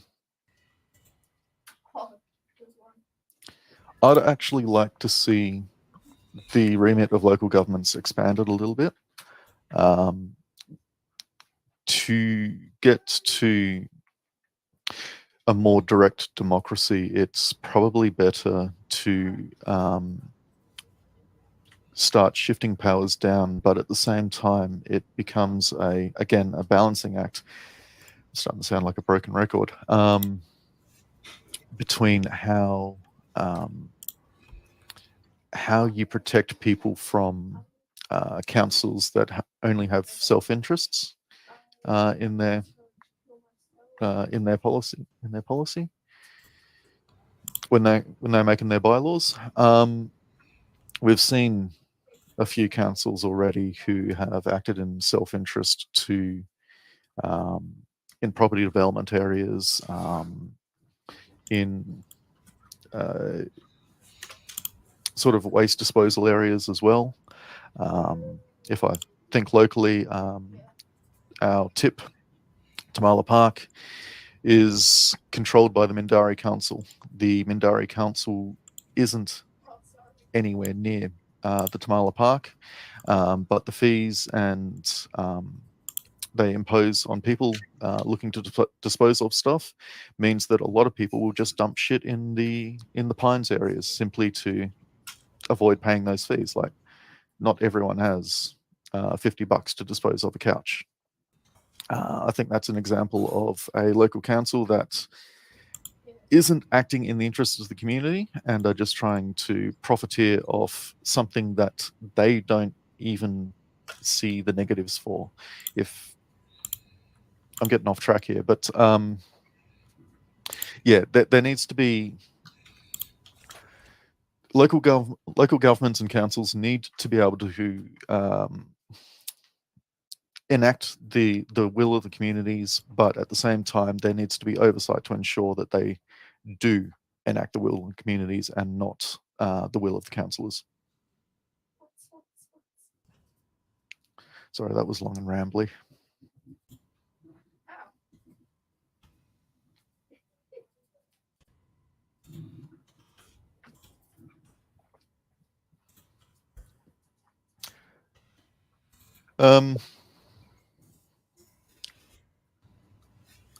Is there anything else anyone would like to bring up?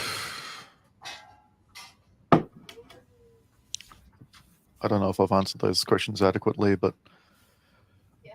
I've answered them to the best of my abilities at the moment. There's another question chat from Sean. What limits do you envisage the powers of local government vis-a-vis import prohibitions? I was trying to answer that and got in a very roundabout way and got distracted. Is 9 p.m. Australian Eastern Standard Time a good meeting time? I'll get to that one in a second. Import prohibitions are, like I say, I'd like to see them as a last ditch effort. I would prefer to see councils being able to reach out at a state level to get clinics in, to get doctors in, psychologists to act in a more harm minimization role and treatment level than outright blanket bans. But councils should be able to, as a last-ditch effort, enact prohibition dry community laws, but only as a last-ditch effort, as if other more preferable treatment methods haven't worked. And honestly, I can't see treatment not working. I can't see why they would need to reach that level. What sort of events can we run in WA to get more engagement amongst members? I've been thinking about that one a little bit. I think we need to start doing get-togethers.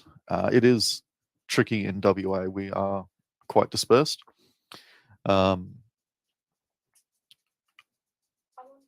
I do want to start organising a few get-togethers, going out to, say, Midland, the Swan sort of area, which is generally halfway points for most people.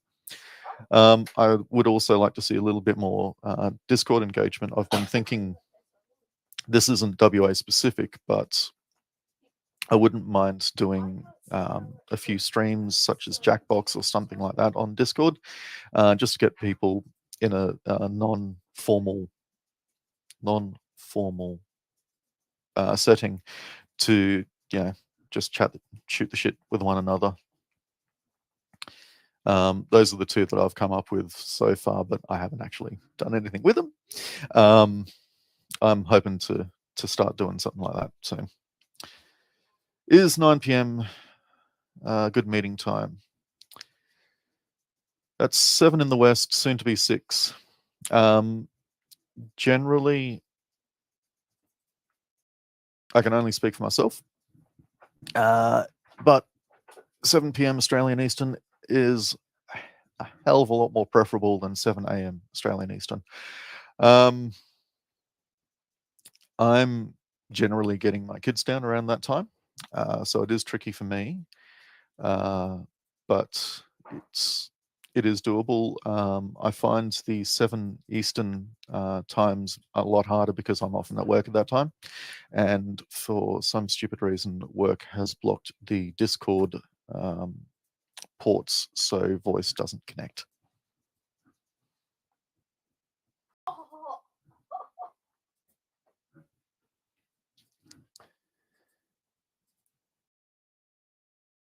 Should we consider policy to do away with daylight savings to simplify time zones a bit? Yes, we should. Daylight savings is a curse. Yes, I'm sorry, Roger.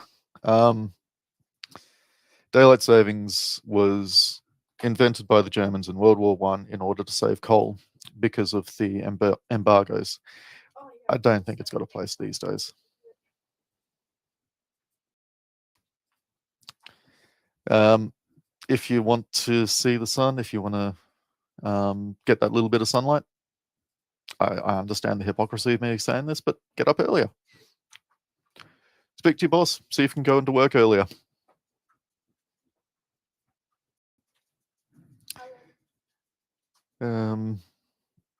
I'm not.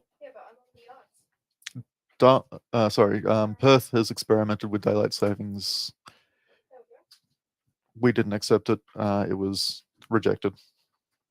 I see daylight savings as a solution to a bad solution to a problem.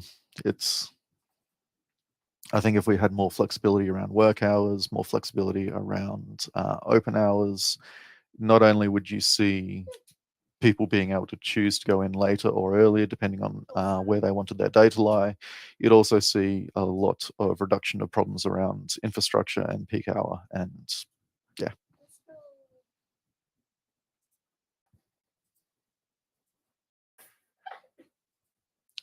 Perth rejected it twice. I know we rejected it once. I can't remember if we did it twice. I'd need to look into that.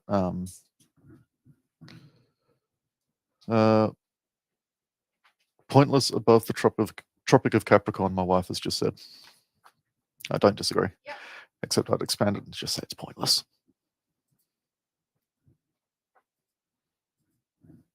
How come? Yeah, the topic's getting a little distracted. I think we're pretty much out of time as well anyway. So rather than going to a vote, I'll cut off the questions. It's really exciting to have such an energized West Australia branch coming out of the federal election. So I really hope we can build up on that, and I want to give the support that I can. So the next nomination in stream, we have David Kennedy.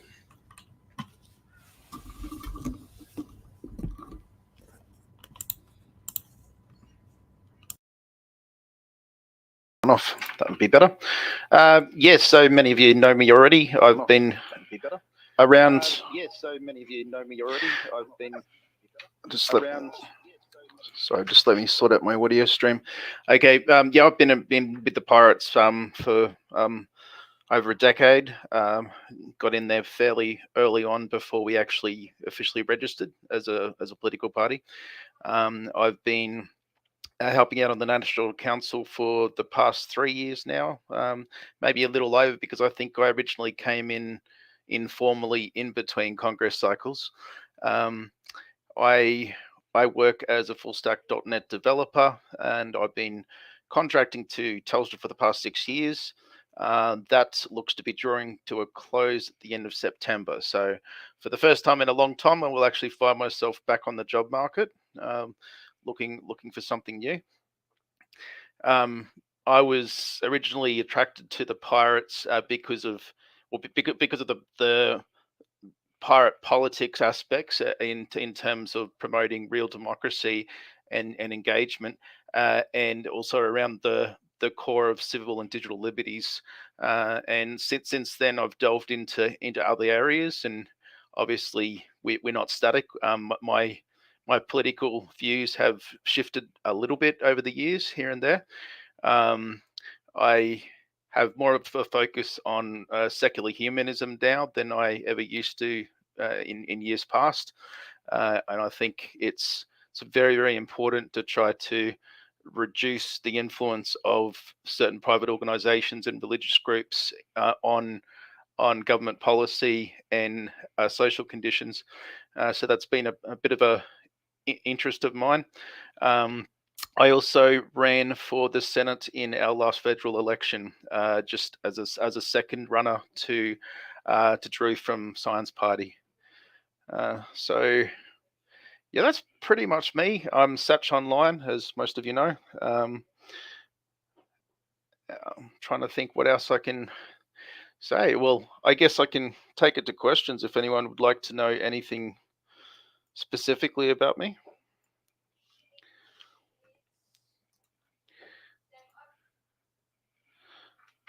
Not actually getting any audio coming through here now. Fun. Dave, if you want to unmute the Ninja and then mute the stream, I think that's the way most of the rest of us are doing it. Yeah, I have unmuted Ninja, but it's not coming through to me for some reason. Yeah, okay. Anyway, I can sort of talk blind if people want to chuck anything into the Discord. I don't. How did you hear Miles if you can't get audio? I have got you coming through now. Yeah, I just had to fiddle my streams a little bit. What do you feel about the state of regulation of the technology industry at the moment, whether software, internet, or anything else? Yes, well, that's been another concern of mine. Obviously, I support the readdressing of patent and copyright law to try to find a better balance between promoting creativity and also rewarding people for both artistic and innovative efforts, as well as not taking it too far so that it stifles innovation and becomes anti-competitive. So it is a tricky balance to get exactly right. Obviously, I have concerns with the increasing surveillance regime that we're living under, the way that there is very little regulation surrounding what our online service providers are actually doing with our data. Places like Facebook and YouTube, Google, obviously are harvesting a lot more than they necessarily need to provide the service, and a lot of that is not it's not equally represented in actual usable features. So I think there needs to be better transparency about exactly what is being collected, and I know some platforms have made progress in that area, but it's also usually squirreled away into some part of their website that you have to have a degree in computer science to track down. So yeah, some are a bit more transparent than others, but I think there needs to be more transparency and more accessibility for users to actually go and find out exactly what is being tracked about them, what is their profile looking at, and have a little bit more control to potentially change that to suit their preference rather than what's been harvested through the algorithms.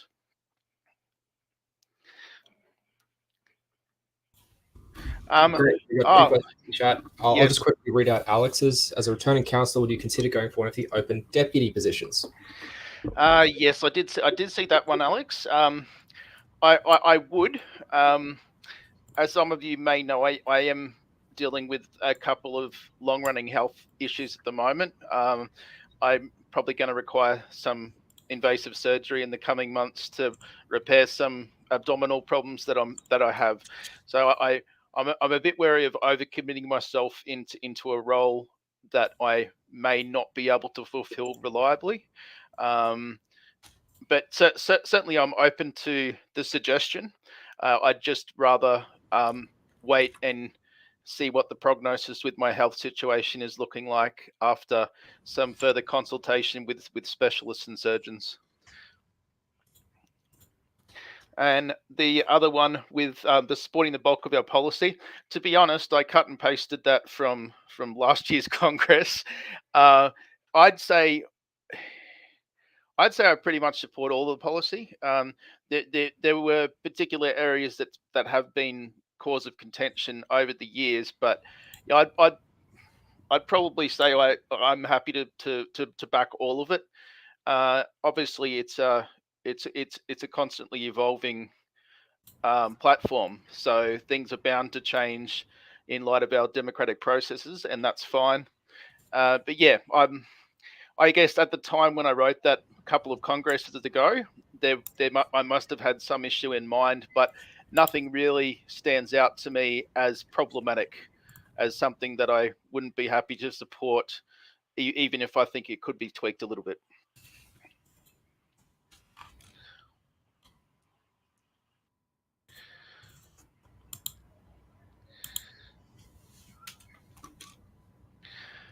Does anyone else have anything they would like to know about myself or my position?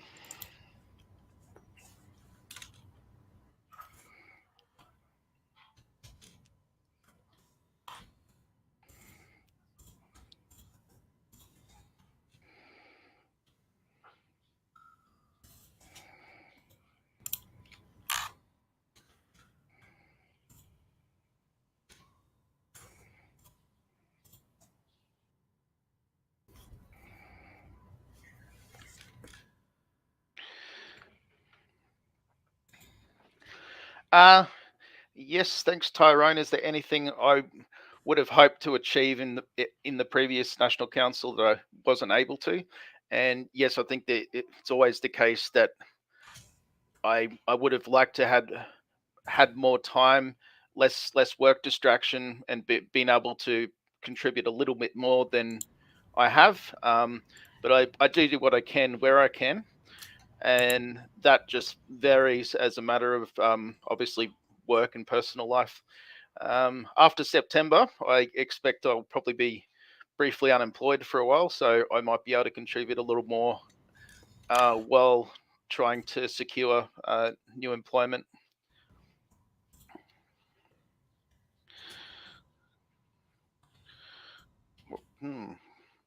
What do you think about insert hot topic?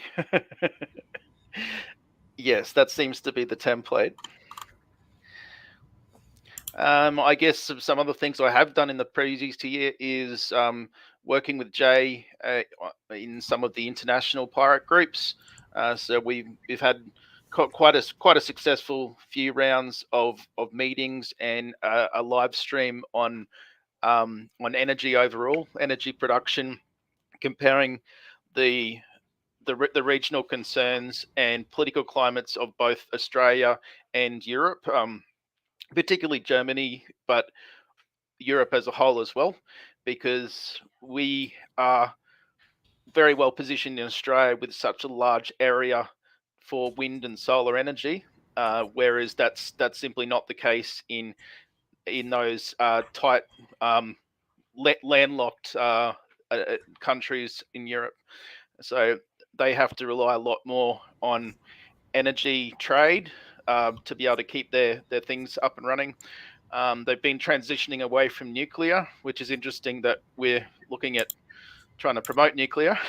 So there's a little bit of a variance of opinion just coming out of that. But overall, it's been a really good learning experience for me to be involved with that and to learn a lot from our global pirate friends.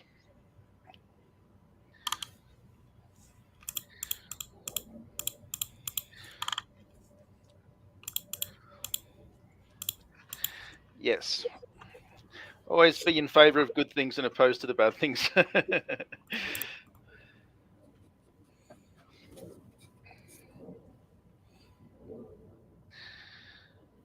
Anything else? Otherwise, I'm happy to relinquish the floor.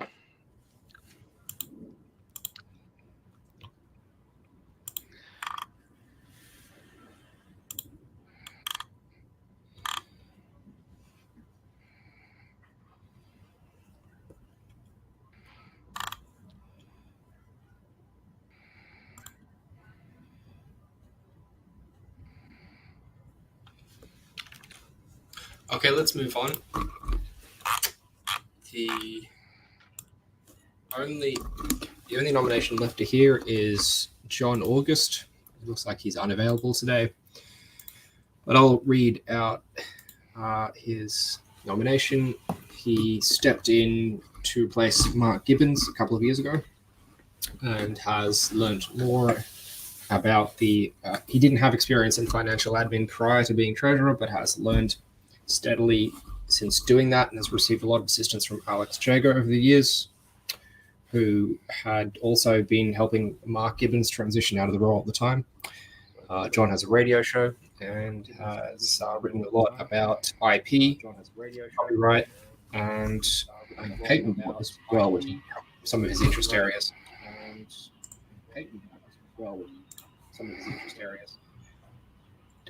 I've just got an echo on stream, Dave. Can you mute yourself?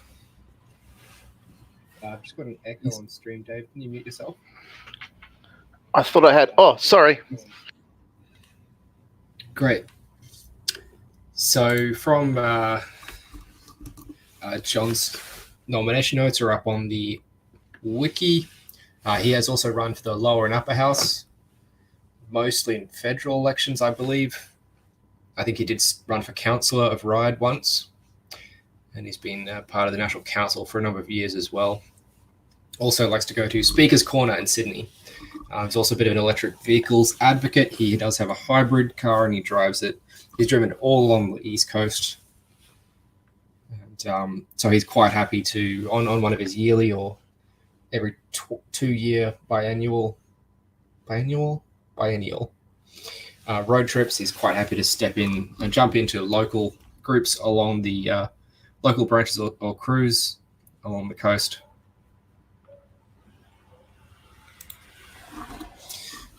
Milspecs suggested someone message him. I have messaged him and haven't got a response since early this morning.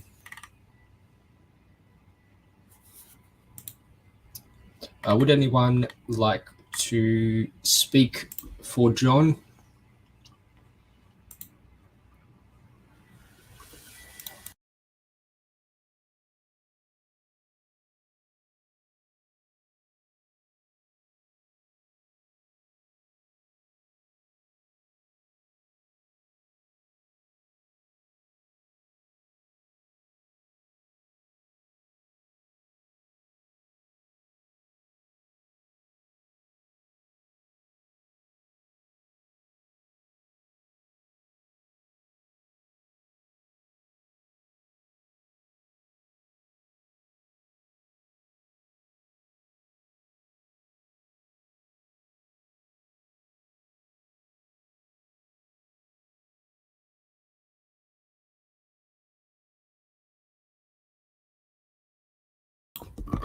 All right, I'm happy to move on. So traditionally, we usually don't hear nomination speeches for nominations for the DRC, or we have in the past, but both of the nominees have indicated they don't want to speak this year. So the two nominations for the Dispute Resolution Committee are Dr. Liam, who is one of the OGs for the Pirate Party. He's also a Queenslander and is on the APF board. He's shifted towards the DRC position in recent years so he can be more impartial with his work at the APF. He also does research work in consumer privacy. And Bryn is also a regular for a number of years and does a lot of live stream stuff for us. If anyone who's not familiar with the DRC, it is the Dispute Resolution Committee and has a very broad remit. It's the oversight body for the National Council and also steps in to rule on stuff like constitution and so on. So next we will go into the election part of the part of Congress. Many of these positions are uncontested. However, we do have 4 nominations for the 3 National Council slots. Now, in the event that there is no contest, then the returning officer will go through and offer the positions. However, in the event of a contest, then we take it to a vote. So prior to doing that, Alex has pointed out, and we have amended the standing orders to allow nominations for Deputy President and Deputy Treasurer from the floor. So would any of the councillor nominations like to put forward for Deputy Treasurer or Deputy President and take them unopposed?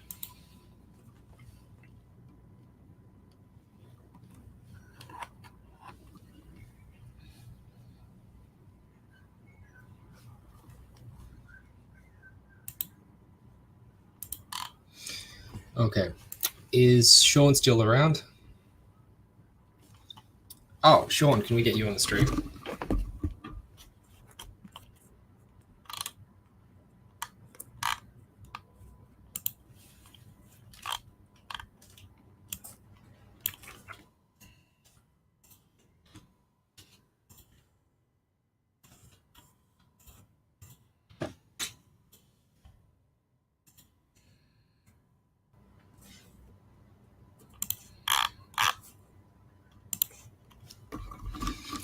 Sean has been nominated and accepted to act as returning officer for this Congress.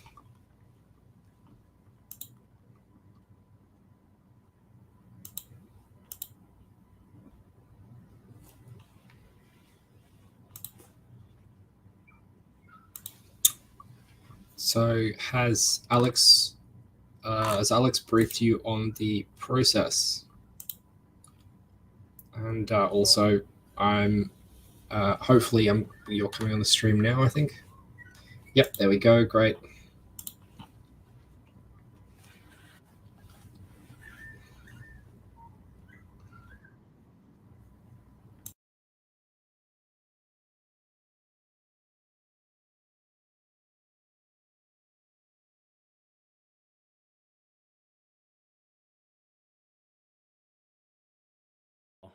The council positions in particular, because you don't have a trivial voting method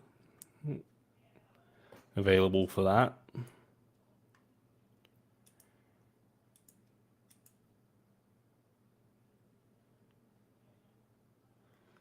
Because I suspect that if we were to simply do like one of the easiest votes to conduct over something like Discord, that we would likely end up with, like, we did approval voting, we'd probably get 4 people approved unanimously, and so I don't think that's a useful method. So I'm checking if there is a provided method. The Constitution requires us to use Schultz Condorcet voting for. So I think that kind of resolves that. I'd like to use what? So I refer the meeting to section 10.19 of the Constitution, which I will link in chat momentarily. Optional preferential Schultz. Yeah. So functionally, we can't run that live. So that's where our mandate to run member balloting for elections comes from. Obviously, in the event of an uncontested election, standard Australian practice allows us to skip having a vote. If you go and read the Commonwealth Electoral Act, you'll see that if there's only one nomination for a lower house seat, then there is no election held in that seat that day. Or rather, there's only one held for Senate, so that's all fine. But at this stage for councillor, we will have to run for the councillor election. We'll have to run a proper ballot for that.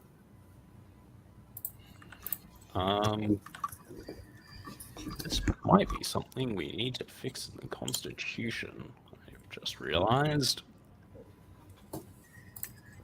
Because I'm looking at the Schultz method, and it seems to describe it as a method for picking a single winner. There's a variation for it, which lets you do it for multiple winners. Okay. So, in that case, if the voting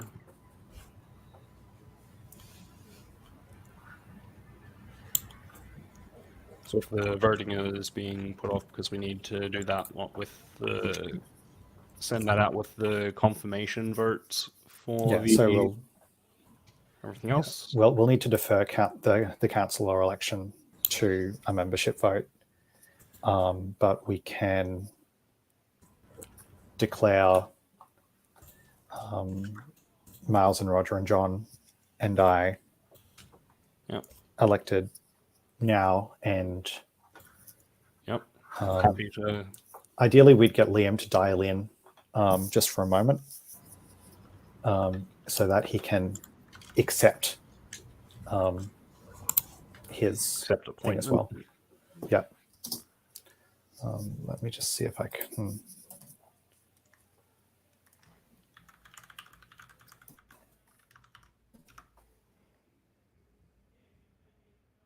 Hop on real quick.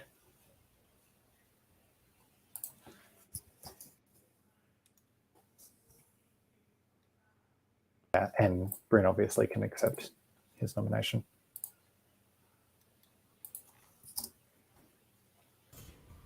Standard procedure is for me to relinquish chair over to Sean, who will then handle the rest of the business. So there is a constitutional question over whether we can take it out to a ballot. I think my reading is that we can't, but we can make the decision to do that regardless. So it's due far to as I can tell, this is supposed to be. We're supposed to be implementing the Schultz method just among. Yeah, so for the Schultz method, it looks like we're supposed to be offering that just amongst the people in attendance. Yeah, while Congress is also ongoing. Yeah. So, and the term then begins at Congress. Oh, who is? Give me a drink. That's Adam Weddings. Sorry, what was that? Oh, we got. Adam, would you consider a nomination for deputy president or deputy treasurer?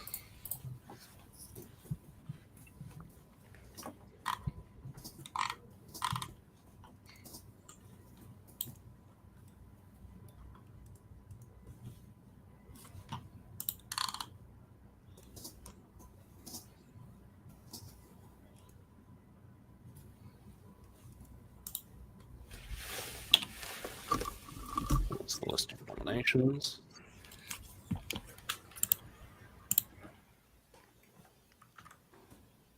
Okay, so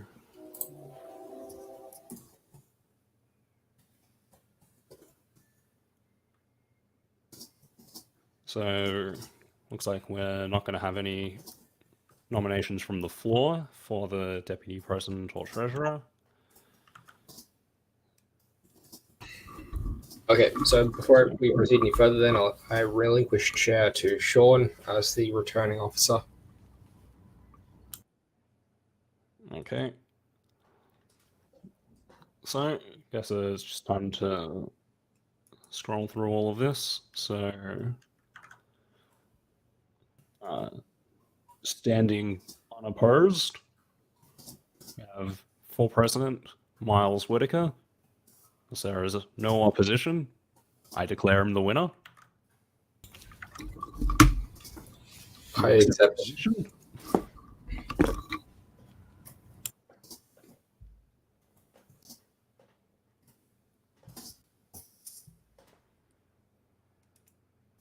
I guess I'll ask if you accept the position.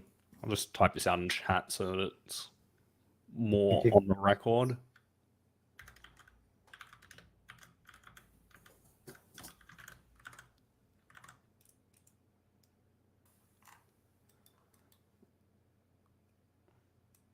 How do you spell your last name? There it is.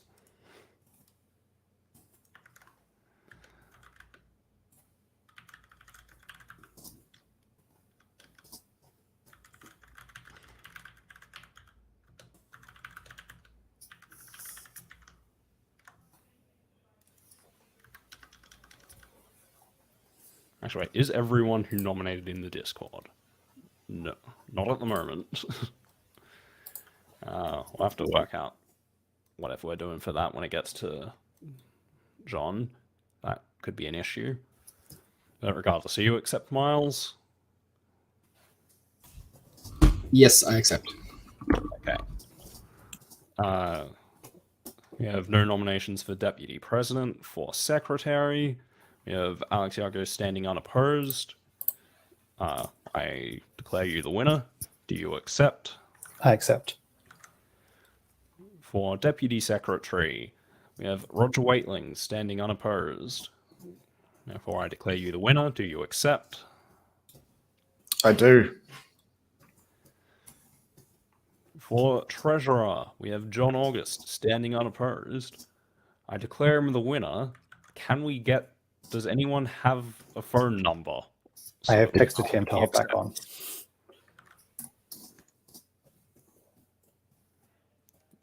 Also, does our Constitution actually allow nominations in absentia?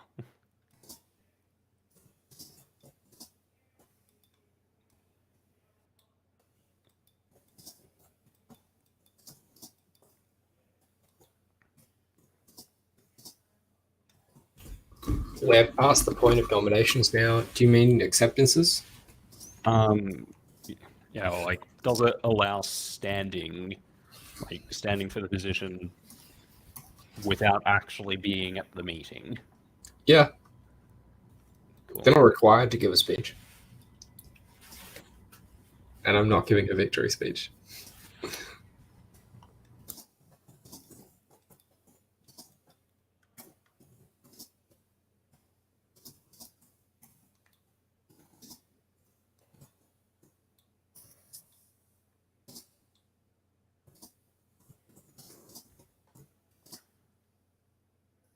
Proposal. Declare wins now, and they can hop on and accept Declare as John August the things winner happen. because he is standing unopposed. There's no nominations for Deputy Treasurer. Then for councillors, was Adam that dropped out? If I recall correctly. Yes. So then for councillors, He suggested he's happy to. Then again, so would I. Then for councillors, He suggested he's happy to. Then again, so would I. for councillors, He suggested he's happy to. Then again. that was David. So that, or sorry, I did not have the screen open, so I couldn't tell who said that. Who said that they were alternatively willing to drop? Alternatively willing to drop? Okay, yeah. Yes, I suggested that. Yeah, if it makes things easier, I'd be happy to withdraw, but I'd also be quite happy to stay on and help moving forward. So over, so it's on the confirmations now. I just don't want to make things too complicated or require a vote if it's not necessary.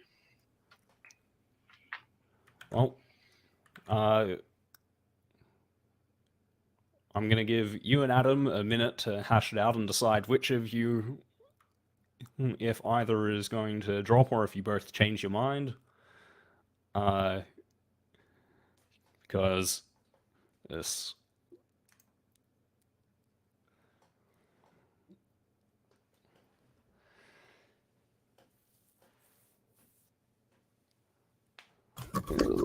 Adam has already withdrawn his nomination for National Council. Adam has withdrawn? Okay.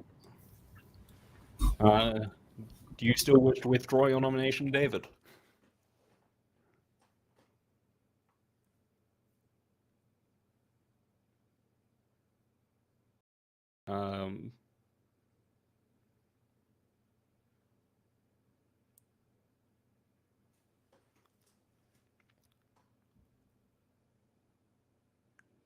David, do you still wish to withdraw your nomination?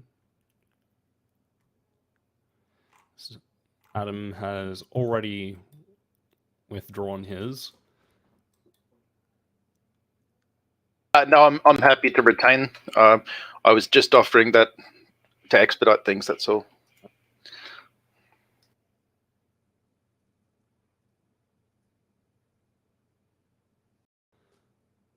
Yep, excellent. We have confirmation from John August.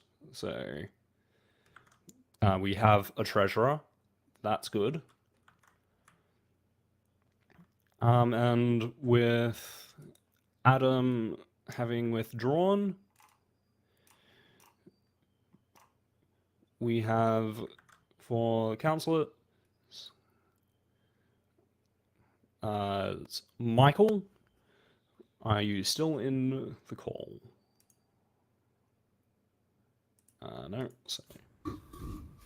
Michael has Michael, left. do you accept?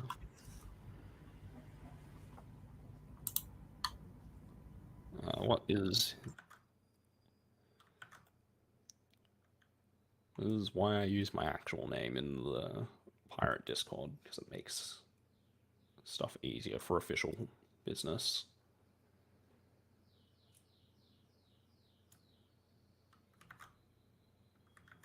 There you go.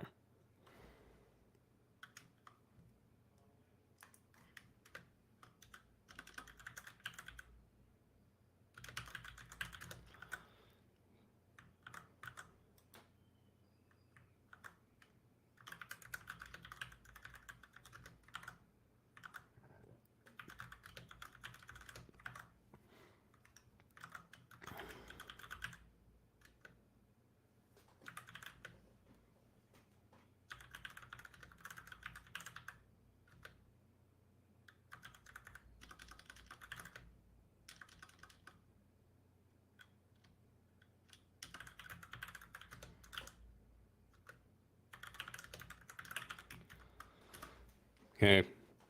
Michael George, David Kennedy, and Torrin Delisle are hereby elected. Do they accept? I need confirmation from all three. Tyrone accepts. Excellent.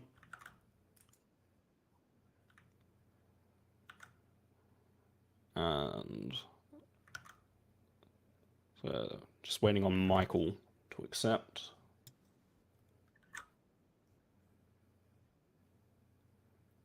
Okay. And then the Dispute Resolution Committee. We have Dr. Liam Pomfret. Pomfrey? I don't know. Looks like I have no idea how to pronounce your last name. But Liam and Rumbrusai. Liam is not here, but someone can message him. Alex, have you messaged him already? Yep. I have. Oh. Liam and Bryn are elected unopposed. I will accept that. Cool. That's Mandrick. And does anyone have contact details? Silly question. I- Do we?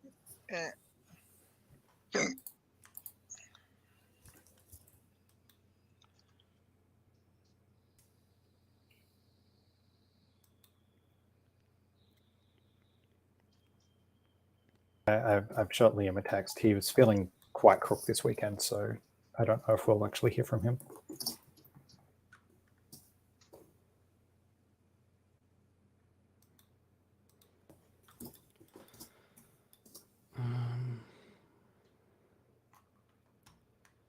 Let's see. Let's check the Constitution again quickly. Positions.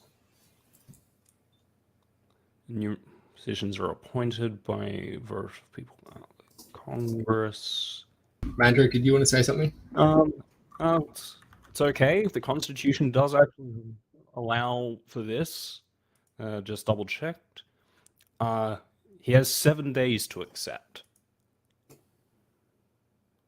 according to Yeah.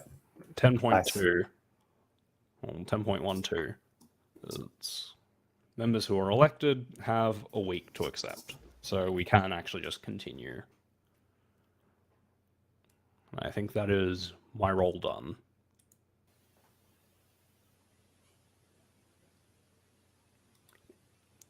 It'd be nice if he'd show up and accept, but if he is feeling unwell, that is not required. Um,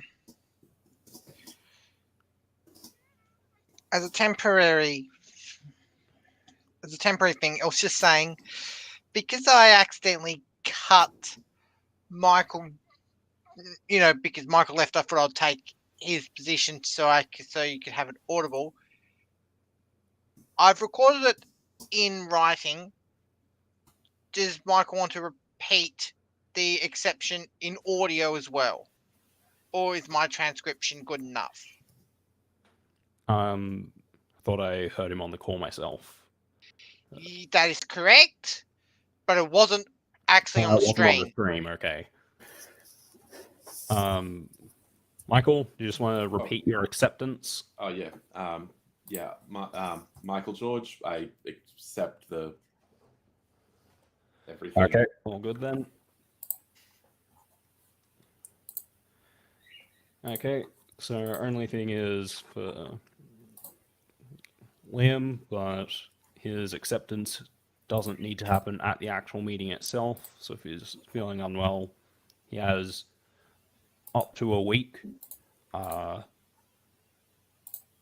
Hopefully, we don't find out what happens if he forgets to accept his position sometime in the next week. That would be unfortunate because I don't see. I guess we'd just not have a third DRC member until the next election, and that would be unfortunate.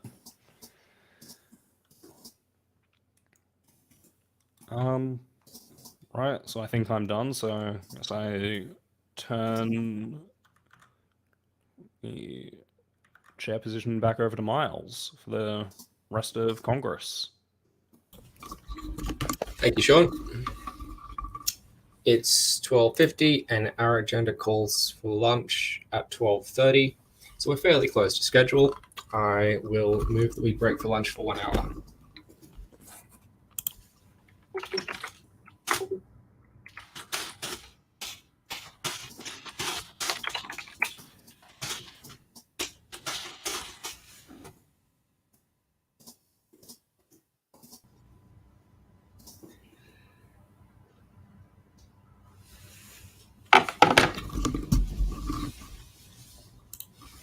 Thank you to all of the nominations.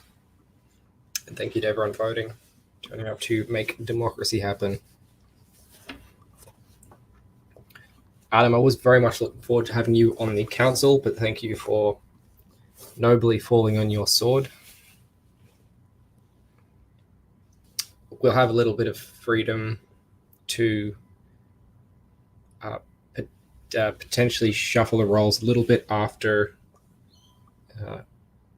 Congress, but you're welcome to turn up to all of the meetings anyway.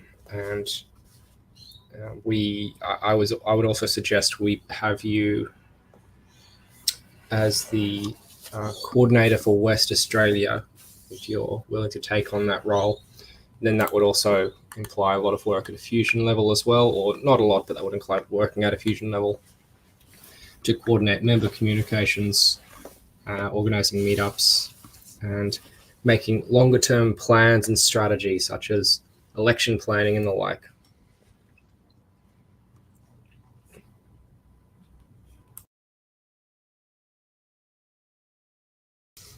Give this vote about another half a minute.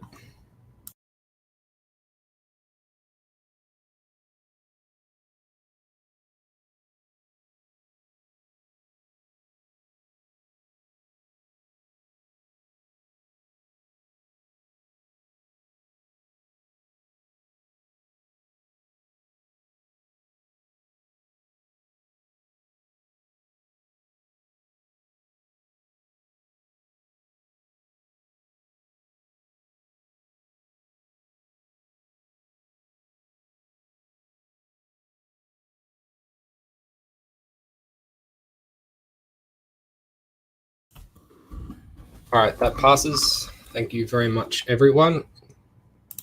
So stream time is 12:46 East Coast time. We'll return at quarter to 2 p.m. in 1 hour. Thank you very much, and I'll see you guys this afternoon.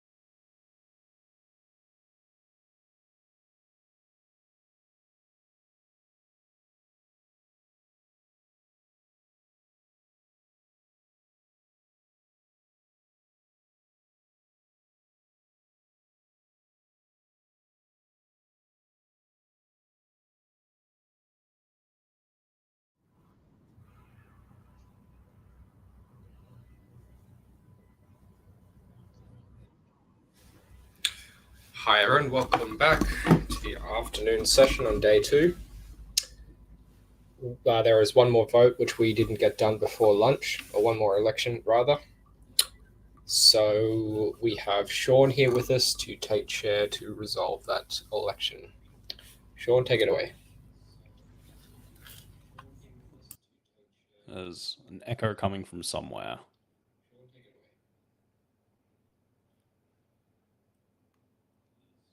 Alright. Alright, no, never mind. Just had the stream audio unmuted. Okay. So, there was one other position that missed briefly, just because same person listed for that and one of the other positions. So for the position of Policy Development Officer, we have Tyrone Delisle again, and I believe can hold both positions concurrently for Policy Development Officer and Councillor. That's correct. Yep. In that case, as the position is uncontested, I hereby declare Tyrone elected. Do you accept? I accept. Okay. All done. For real this time. So, that's it for me. Let's get on with the meeting. Miles is chair again. Thank you.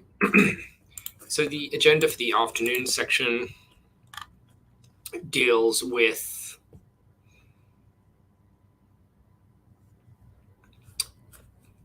strategy and party direction discussion, party improvement proposals, policy direction discussion, and general free discussion. I've written up some stimulus questions this year to try something a little bit different, which we can have a look at and then respond to. So anyone who, I'm envisioning this as sort of fairly free-form discussion section, but we'll focus on let's say one section at a time, and then people can respond to whichever questions they like. So anyone who wants to use voice to address Congress can do so. Please message myself or possibly Alex if you'd like to do that. The only other item of business to resolve is the location of next Congress. We do need to formally agree to it before the close of Congress. Traditionally, that's the last thing we do. Usually we don't forget. But in the interest of being prepared, I'm going to suggest we decide that the location for next Congress now before going into the discussions section. Over the last 2 years, we've been online, and it's gotten as our experience has increased, we've gotten better technical performance each time, and we've ran more smoothly each time. It's also been more inclusive and allowed greater attendance with a focus on online attendance. We've improved in a lot of ways there. This year, we have been reminded there are still some minor technical things catching up. I think that's probably more a case of administrative or tech debt, in that we don't really have a nice way to do a Schulz-Condorcet vote during Congress. We don't have a technical solution for that. It is possible it would require some resources, which we have been stretched for 2 years. Possibly we'll have the ability over the next year to set up that kind of capability. But either case, it's now an issue for next year's Congress to resolve by. So I propose we hold the next Congress for July 2023 to be online, unless anyone wants to speak against that or make any counter proposals. And I'll leave a bit of time for anyone to speak for or against that.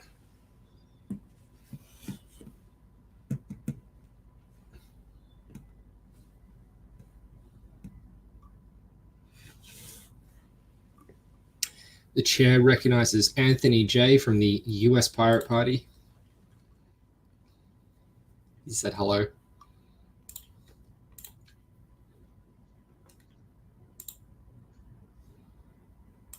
I believe he's the outreach coordinator currently. They had elections recently, I think.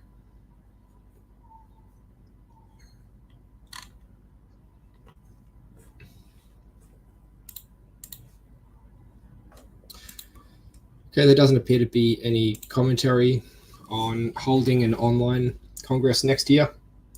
So I will move that to a formal vote. One moment. Sorry, I forgot that I was muted. Miles, did you say the 23rd and 24th next year? No date set yet. We have a bit of flexibility when we get closer, but it will need to be around the July period. Okay, because the 22nd and the 23rd are the weekend of that year. If we were to do those dates, that would be likely towards the end of July. Okay, we've passed discussion time, so I'll take that straight to a vote.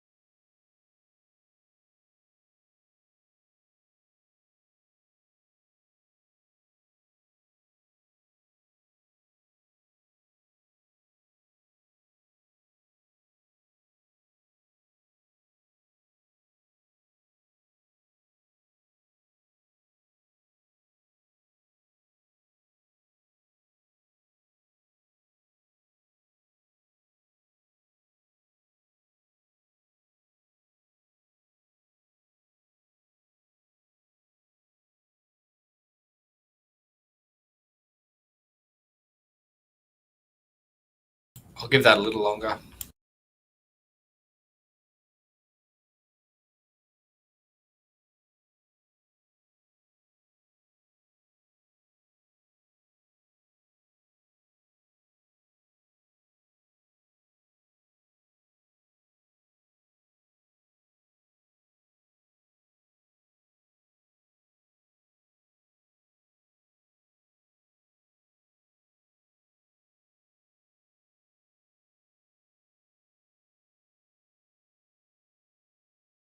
Okay, let's see the voting there. Motion passes. Okay, so let's move into the discussion session. So I'm going to suggest we do one section at a time. There are 4 sections: general, outlook, growth, and philosophy. Feel free to respond to any or all of them and respond to any of the questions you feel so called to. Now, in the general section, the questions are: what areas have we succeeded? What areas have we failed or underperformed? What areas of the party would you like to learn more about? Why do you identify with the pirates? And what areas of the policy are you most interested in, and do you think they could be improved? So I will start and I'll model it. I won't respond to question 3 because I'm fairly confident in most areas of the party. And I will go to point 1, which is that I believe over the last 2 to 3 years, we've done much better than previous years, even in the early days of the party, at attracting new members and retaining them in a way that moves people into volunteer roles and organizer roles they feel fulfilled and rewarded in. So that's kind of been one of the key roles of the president, I think, as long as there has been a president. And hasn't always been successful. There's always attrition of people coming and going, burning out, or losing interest or moving on, and that's totally natural. But I am glad to see that we do have much more stable presence in the last few years among our organizers and executive, and I think that's been really, really good, giving people certainty and confidence that things keep going and that we do, and that confidence has helped other people to step forward. All right, we'll open the floor. Who would like to speak next?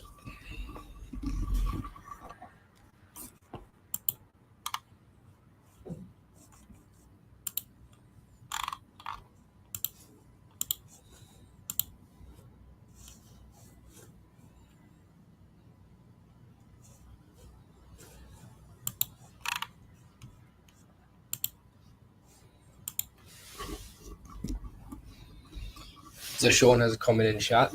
I believe it's in response to question 5. For the general stimulus questions, I think we could take a greater interest in justice reform.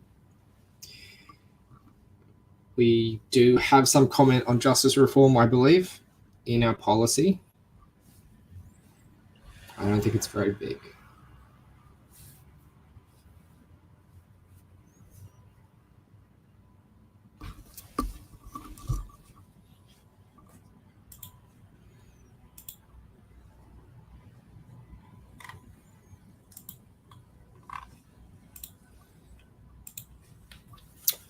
Question 2 is the really important one and probably the most useful one, because we need to have this reflective process of identifying things that are important that aren't working, and also things that aren't important which aren't working.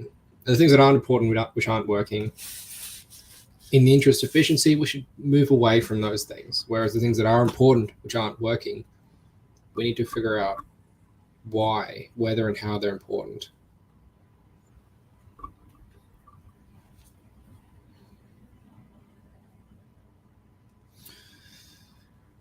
So Tyrone has a comment. Energy and environmental policy, my key areas of focus. I think we should be fleshing out a lot more policy in those areas.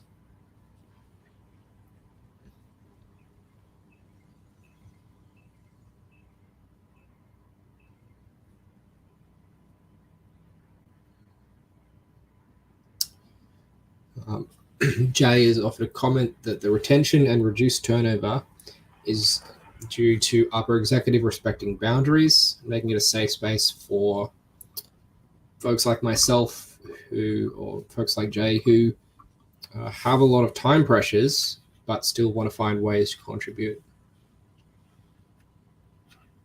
That was a big goal of mine, to make areas that people can contribute and make it easy as well. Zach has commented that the National Congress isn't on the calendar on the website. The website could use some love. I agree. I make requests to change the website occasionally. Some years they get action. And a lot of times you say that you make requests to do things and you actually haven't. So just a reminder to actually ask. Well, I post stuff in Discord channels occasionally and it gets forgotten or missed. So I'll jump in since there's a bit of silence while we're gathering some responses online. So these are really good stimulus questions. I hadn't seen these beforehand, so these aren't really prepared answers. But I think in the time that I've been most actively involved, so in the last 12 years since the last Congress particularly, I think the merger with Fusion or into Fusion has been a success. That action itself has meant that the party members and leadership group have a space to continue in an actual registered mechanism. Obviously, at the beginning of last year, beginning of last year, the party deregistered voluntarily due to numbers, and that was even at the 500 limit, let alone at the 1500 limit. So having that process go through, I think has been really good. And Miles, I think you're the main contributor there. Obviously, it was a group effort, but I think you're the main person who really stood for pirates in that space. So so props to you for that action in the last 12 months. For me, the area that underperforms with pirates, and this is me as a bias as a project manager, is planning. I think there's a lot of things that get thrown together last minute, and it's only the people who are really active and really responsive who are able to contribute to those. I think with more planning, then the rest of the party might be able to find ways to contribute if they're able to really plan ahead. And that's even somewhat to the case of not having the Congress on the website. I know we have a minimum period of time that we need to advertise the Congress, and it seemed like in the National Council we were only really discussing that at the time of we need to send the notification. So I would like to see the National Council in the next 12 months be planning ahead for these kinds of events well in advance of sending out the notifications, so that people are well aware of what their availability is and how they can input as well. So down to the all ordinary members. So I think that's an important piece going forward. I won't stick my foot in too much around the planning, but I think we could definitely uplift a little bit there.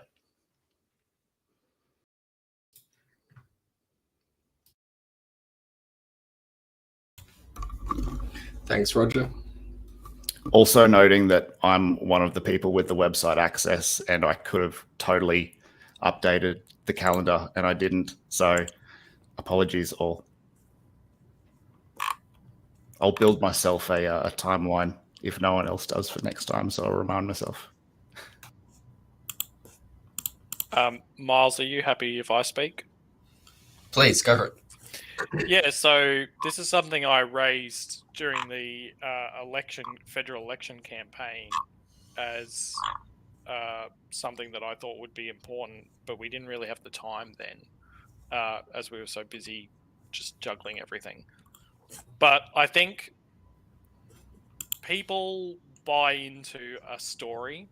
They don't necessarily buy what you do, they buy why you do it, or they support why you do it rather than what you do. So successful political movements have a narrative story behind them about why they came into existence, where their history is, what their future will look like. If you think within the Australian political landscape, you've got the Green movement, which has a really strong narrative base about where they came from, where they're going, that they're part of this, international movement.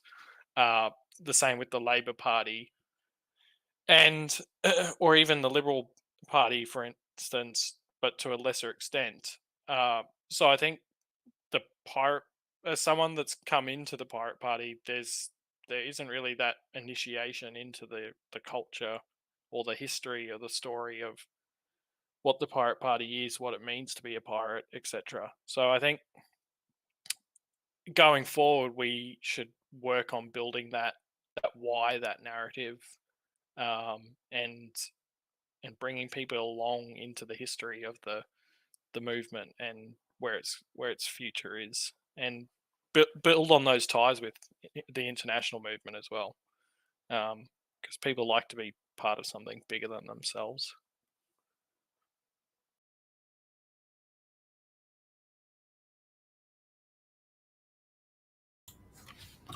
That's a really interesting observation. The way people get immersed or initiated into the culture.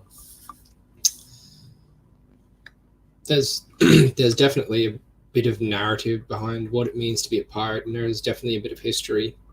But it's the kind of thing that grew up organically and has a big community focus. We all we all have origin stories growing up and discovering Discord, discovering IRC and forums of BBS and other kinds, and Reddit and other online discussion forums and social media and Twitter, and picking up and learning the culture through there. And many of us, although we do have a couple of different generations involved, 2 or 3 different generations, well, more than that actually involved in the party, but we come at different stages of technology as well. And so some of us remember back to the BBS days and the IRC days. Some of us are much younger or much more recently immersed, and so grew up in like Discord when Discord started getting big. So there's different aspects of culture there, but I think that's definitely something that we could go through an initiative to, I guess, welcome new members and talk a little bit about the culture and history and ways we can sort of prize and promote that form of identity.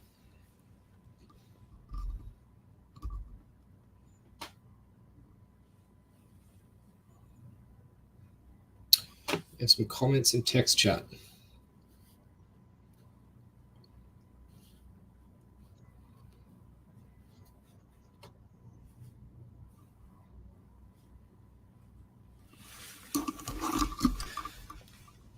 Okay, well, how about we move on to Milspec? Is are you going to respond to 4 and 5, Milspec?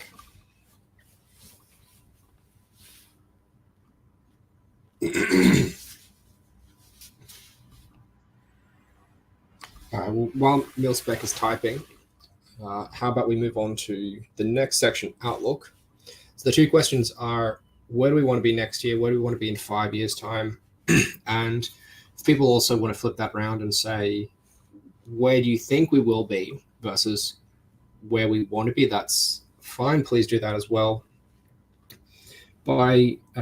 So this is something I've been thinking of increasingly, and especially just in the last couple of months post-election. And with the planning I've been doing with the work I've been doing for the Victorian election campaign, I've been thinking a lot about where that's going. So obviously we're seeking to get state registered, and so that means thinking about state structure. And so by this time next year, that will all be done and dusted, and will be maybe like 6 or 7 months away past the Victorian state election. So we'll have well and truly learned what we can from it, done what we can, and be thinking about New South Wales state election, which is actually in March, I believe. So we'll be past the New South Wales state election as well.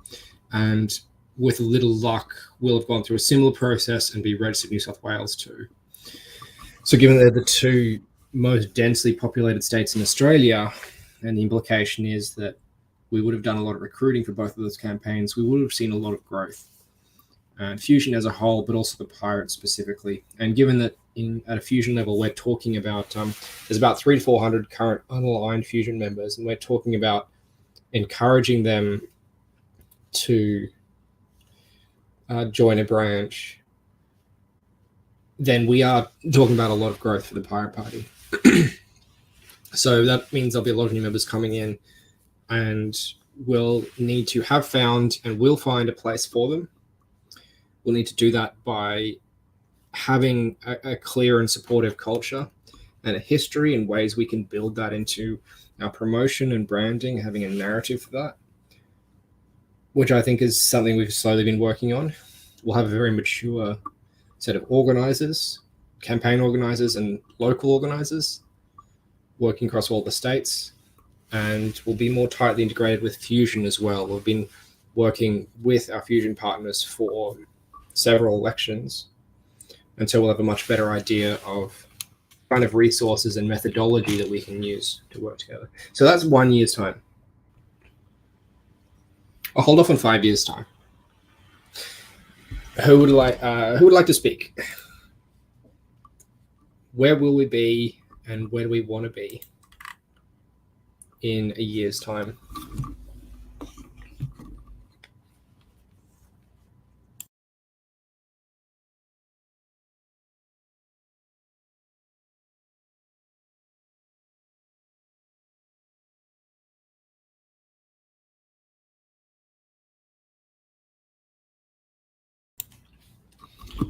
All right, we've got a few responses in text chat.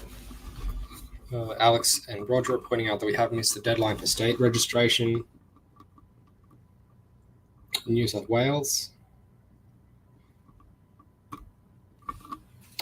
So I'm assuming that will be the deadline for the state election. We can obviously still go for state registration independent of the election.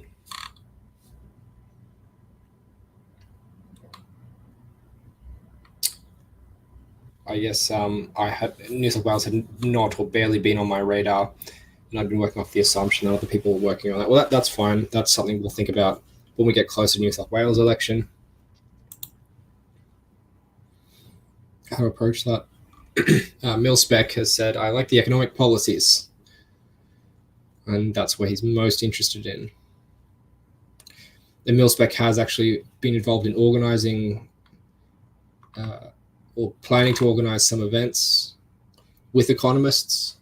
And he's been working with Andrew and John to discuss and plan some of those events. Not all of them panned out, but definitely it's great to have a lot of activity in that space, as there has always been. Andrew and John, as longtime party members, have always had a lot of commentary going there, so it's great to keep that going and keep building up that economic maturity. So Tyrone, where do we want to be next year? Double our membership, flesh out policy platform, be the dominant branch in Fusion. 2, where do we want to be in 5 years' time? Have our first members of parliament or councillors elected. I have been thinking about councillors as well, and it's part of my longer term plan. But the question mark there for me is candidates.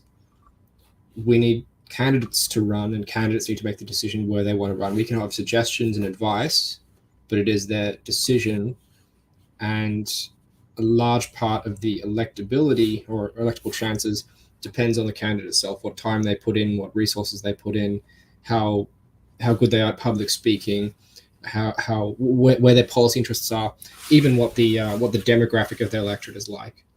There's 1,000 different factors there, which complicate that, and so the likelihood of getting elected, it's always going to be a roll of the dice, right? But we can be strategic, target where we go, and in the meantime, running for election, whether or not we win, whether or not we're likely to win, is always a chance for growth and for advocacy of our policies, which is something that I've always been bringing up again and again and again. Even if we lose elections, we still promote our policies, we still promote ourselves. Sam has pointed out that the Fusion website doesn't allow you to join a branch, it's only the general Fusion membership. That's literally something we're working on right now. I have I've actually taken on doing that as of this week, as of a few days ago. And the current plan is just to, when you sign up, you get a little email saying, here are the branches you can join, and then then it'll direct everyone off to the separate branch join sign up pages. So you have to go through both. It's not ideal, but it is just a temporary measure. And I think I'm also going to advocate that, talk to the exec and argue that all of the existing online members should be encouraged to join branches, that we email them and get in contact with them and encourage them to join. Jay, from an IR perspective, in 5 years' time, I would like to see regular Buddhization PPI and other orgs at a formal level, and a broader and deeper policy platform gained from collaborating with our sibling parties overseas. Well, as the incoming policy development officer, I'd be more than happy to facilitate policy discussions with our international partners, especially with Europe, given that they're currently experiencing a rather nasty energy crisis right now and growing food crisis. So they might have some interesting things to say to us. there's a lot of fascinating things that pirate parties around the world can have and will discuss. So we're talking to the Chilean pirates at the moment, and I'd love to. There is actually talk about a pan-American, so North and South American pirate platform. The US pirates, I believe, are spearheading that, and they've been in talks with a few South American parties. We also participated with a joint press release with the pirate parties of Europe during the Catalonia independence referendum a few years ago. And so there was some very interesting and very scary things happening there in Spain, of all places. It was actually looking almost like it could be a civil war part 2 for a while, which was history in the making, an incredible time to be part of. And so we have links to the Catalonian and the Castilla and the Madrid Pirate Party. And there's also always talks about other smaller pirate parties starting up here and there, that we have a presence in Russia. And so the European pirates have actually been talking to the Russian pirates who oppose Putin and have been and have issued press releases there. And the European pirates have been heavily involved in the Ukraine crisis, involving in refugee issues and supplying aid as well. And there's also talk about encrypted communication channels into Russia to get around state censorship, which European pirates have spearheaded. So there's 1,001 fascinating policy areas we can work with the international movement on, and all it takes is just keeping our ear to the ground.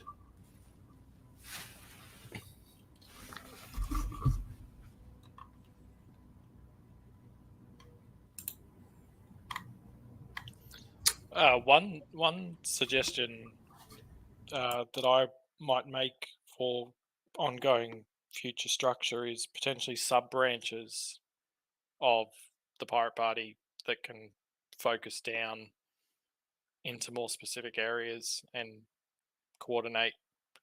Yeah, it's just an idea. Like when I was in the Greens, they had the federal group, you had your state body, and then you had your local branches that took it. They were responsible for usually a federal electorate, and then they had assigned state and local government electorates as well, that they pre-selected candidates for those specific areas, and that was their little domain that they had. And it gave people a real sense of ownership over that community. So that might be something to consider going forward. But given that we're still relatively small, it's probably a while off yet before that is something that might be needed. Yeah, that's something that is in my long-term vision, that we can, through going through these state campaigns and working on the state registration, we can build up much stronger presences, most likely in the capital cities. And I want to put my focus on the East Coast, as that's where the densest population is. So we've got the strongest growth potential there. And I apologize to South Australia and West Australia. I know we also have Northern Territory pirates and Tasmanian pirates as well. But and so I'll provide the support I can, but my personal time, a lot of that will go into East Coast and eventually focusing on Queensland as well to build up the local presence there. Alex has pointed out that local groups are more likely to be fusion-wide. Yes, absolutely. That's where all my campaign organising is going. So they would be state and local fusion groups, but obviously we'd have pirates in all of those. We'd also have science and secular and Vote Planet.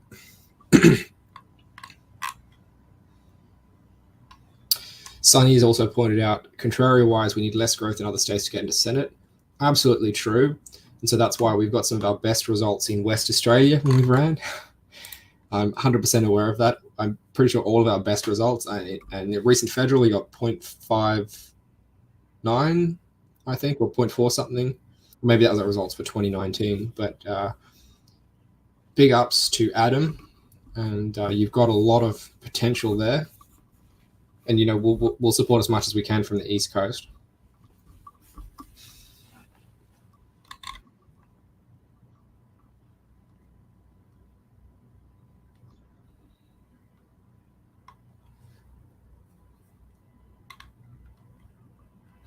Adam has a cute little idea that new members should be given a funny quiz when they join. We'd be hugging a tree, working in a lab, sailing the high seas, and then you point them to the appropriate branch to join.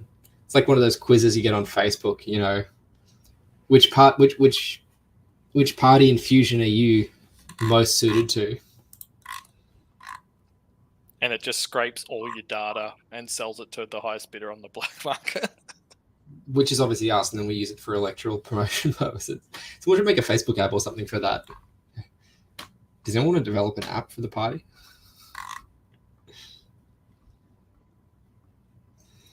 Okay, Morton has put some comments in chat. What areas would you like to learn more about?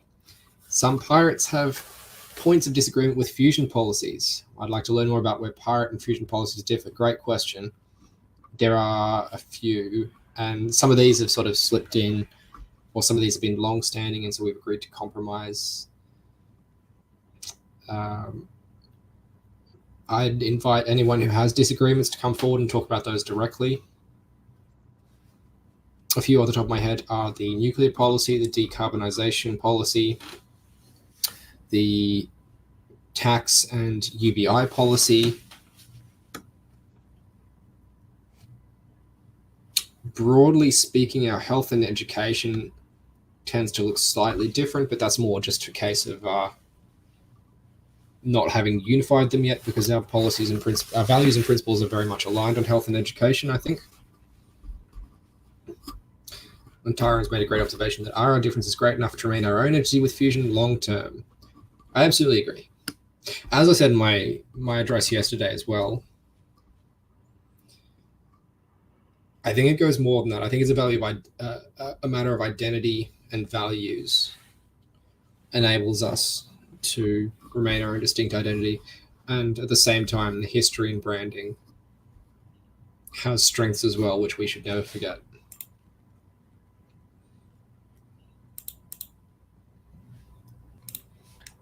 Fusion also, as it currently stands, allows candidates from the different branches to have differing policy positions. Is that correct, Miles and Roger? Yeah, to an extent. What that looks like is evolving. We put aside the policy unification process, or we paused it rather after the election, so we could instead focus on values and principles, not alignment, but rather identification. And so working out and clarifying what we hold as our values collectively and how we can agree to contextualize them in the same way. So once we've got that clear consensus on values and principles, then I imagine we'll move back to the policy process. Roger? Yeah, absolutely. And we do need to focus also on how we develop policy within Fusion. So one of the reasons why I was very keen to pause the policy working group after the election was that while it did its best to pull together the core policies that each of the branches held and make sure that we promoted those that didn't have any obvious negatives to the other branches, that was as far as the remit of that working group was meant to take, right? So I felt that going further than that, people would have the idea they could just start to come up with more and more new policy at a Fusion level without engaging the branches. So it's really important, I think, initially to have a process in place. So we all know, particularly from this Congress, Pirate Party has a very specific process in place in terms of developing that policy, discussing that policy, how we lay out the policy, get member engagement on that policy, and then pass that policy into the platform. There is none of that currently for Fusion. So we really need to sort that out if we're going to have Fusion level policy. And then also formalize that process of, if we don't come to consensus at the Fusion level, how do we make sure that the branches are still supported in having their own unique variations that might not be official, but it's something that the branch is clear on. So during the election, we went with a fairly simple mantra of, like, if it's not Fusion policy, you could still support branch policy, just stating obviously that it's not official fusion policy. So that was enough to get us through the first election. We might want to, build that out a little bit more as well. But we'll end up with some sort of tiered approach in that sense as well, I imagine, where we'll have a high-level fusion policy platform, and then each branch will have potential variations if they prefer.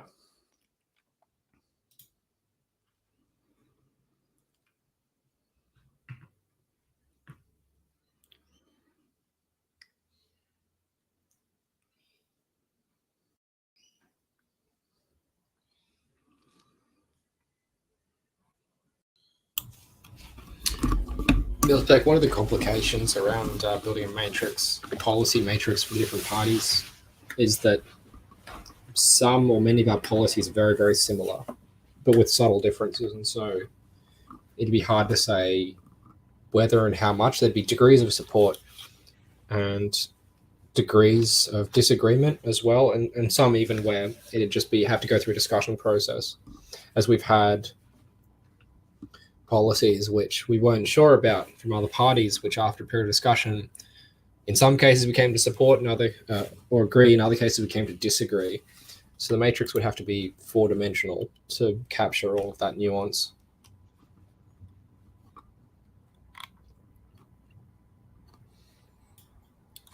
Still a potentially worthwhile activity for some, because it's good to have that comparison on a page. But yeah, it is complex.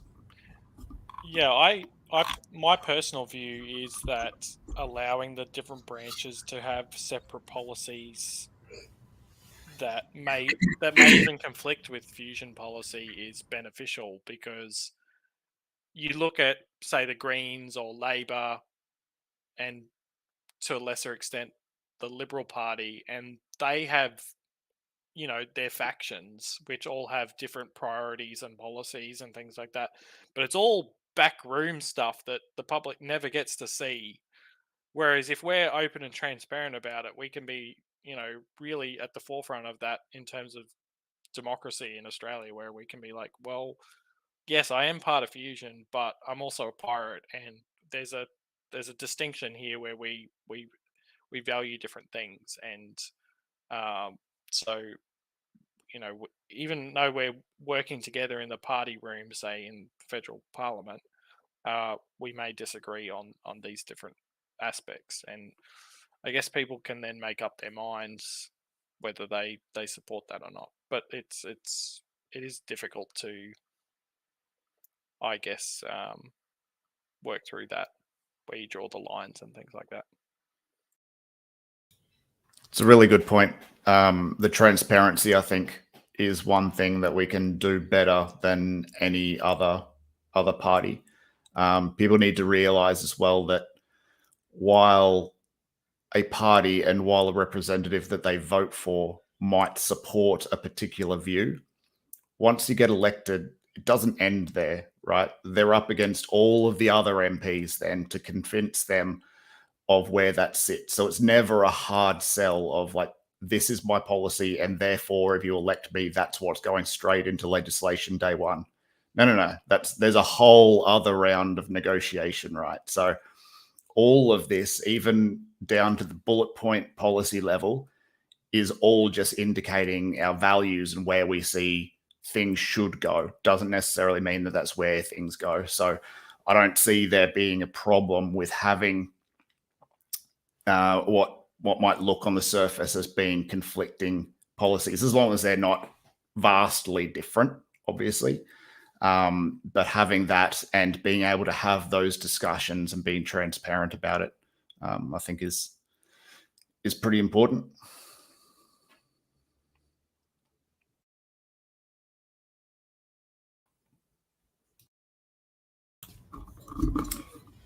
Jed's put a comment in chat. These issues with contentious policy and negotiation means that it's even more important to be clear, very clear about party values and what they mean. So the values framework process we're going through is about defining. There's very much a focus on identifying, defining, and exploring those values. And there is also some debate around the definition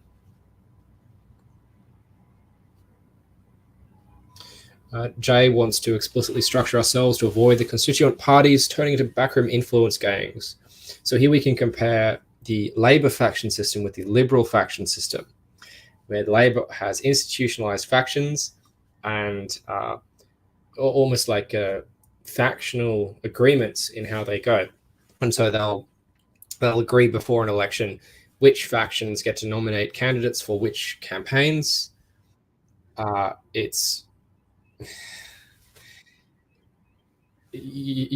similarly in policies as well, they have negotiations and they'll agree to do favor certain policies from certain factions or not. It's kind of a big question. A lot of people, especially in the last few years, have been pointing to Labour left and saying, well, look, the official Labour policies, some of them are very clearly not left wing. And you can see this in how long they delayed on something like same-sex marriage. They only supported it by around 2016 or 2017. They literally had their leader in the Senate is a gay woman and had been since, I think she was elected in 2008 or 2007 or something. But she voted against gay marriage for years up until the party said, okay, now it's okay for you to vote for yourself to get married. And then there's easily dozens of other examples over the last 10 years of Labour Party factional agreements just being dumb. But I agree, that's probably the better system than the Liberal Party, where they just knife each other in the back every few years and the factions don't exist except when they do. And it's confusing and horrible.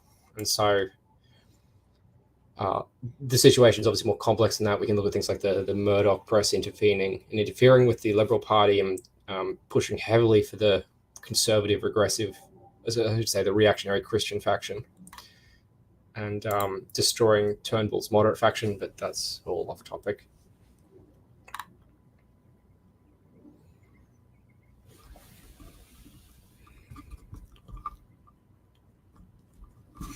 Interesting question from Ian Haywood. Is there a policy to make publicly funded universities release their content? I think it's a great idea. The universities and tertiary education on the whole has been pushed very heavily in the last 10 years towards a profit focus. And part of this is through threat of defunding by the coalition government, but conversely also the huge influx of Asian international students, predominantly from China over the last 10, 15 years, has resulted in a huge amount of money, and many universities have come to get very greedy for that. And so during COVID, when they all suddenly disappeared and they all suddenly stopped paying, a lot of universities suddenly went, oh shit, what are we going to do? I believe knowledge, information, and culture should be free. And I will happily pirate and encourage pirating of knowledge and information to share where useful and necessary. I don't encourage illegal behavior, but sometimes it happens anyway. And civil disobedience is something that has changed society and culture consistently over centuries and is an effective method of social change. And so when we believe something is right, sometimes we have an obligation to do that. Plenty more discussion going on in chat here. Some comment about the climate emergency and the environment.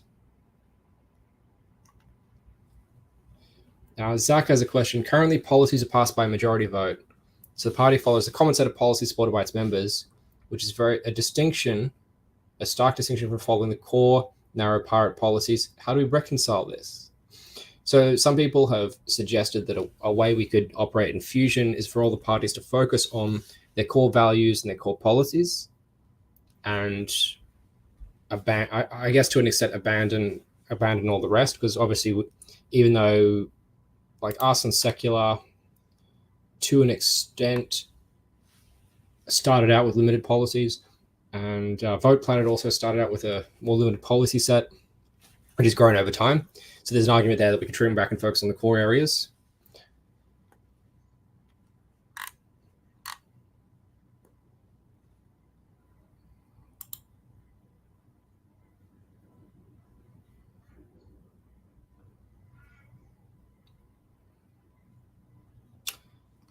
Sam, which, just for 2 cents, I disagree with. just to put it in there, because I think even with the non-core policies, all of our branches have a broader policy platform that I think would still have differing opinions. So I know Pirates and Milspecs just mentioned earlier on, really keen on economic policies. Is it core Pirate? Debatable. I guess economic is fairly general, so we'd probably have a bit of a say on that. But Pirates do have environmental policies. So if we were to agree on removing ourselves from discussion around environmental policy and leaving that to, say, vote planet or climate justice, because that's their key thing, then I think we'll end up with much more extreme policies than the broad membership would be willing to take on. I think that would be a danger to fusion, in that it would discourage then members of the other branches from participating. So yeah, I definitely personally don't think that that's you're absolutely right. That's one of the things that's being suggested, but that's I personally don't agree with that process.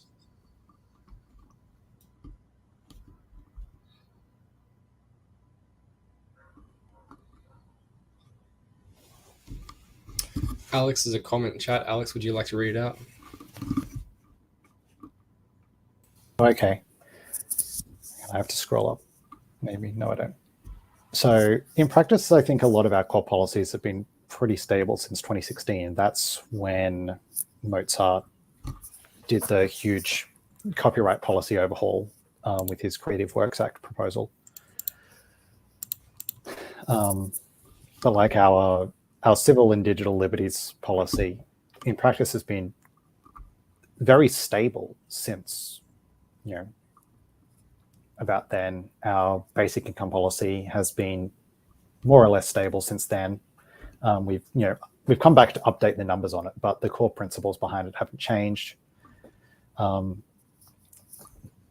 I've already just talked about. Almost, if you go back and look at all of the policy motions over the last 5-6 years, pretty much all of it is non-core in a way that you might talk about. Yeah, Zach, theoretically, we could pass policies that go completely against the core policies if the majority of Congress and voting members agree. Those would be subject to some challenge regarding how they relate to the party constitution, for sure.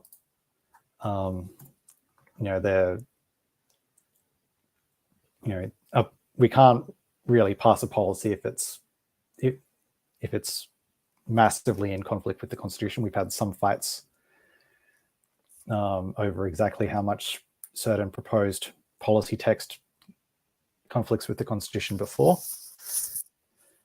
And I don't think the principles and objects of the party, as enumerated, as outlined in Part 1 of our Constitution, have been changed for a very long time. It's all, while we're not at all afraid to change our Constitution, it's all little operational tweaks.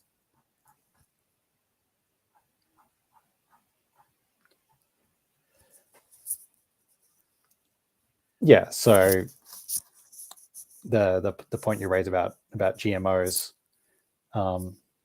we amended the policy motion to include a reference to our existing text on gene patents.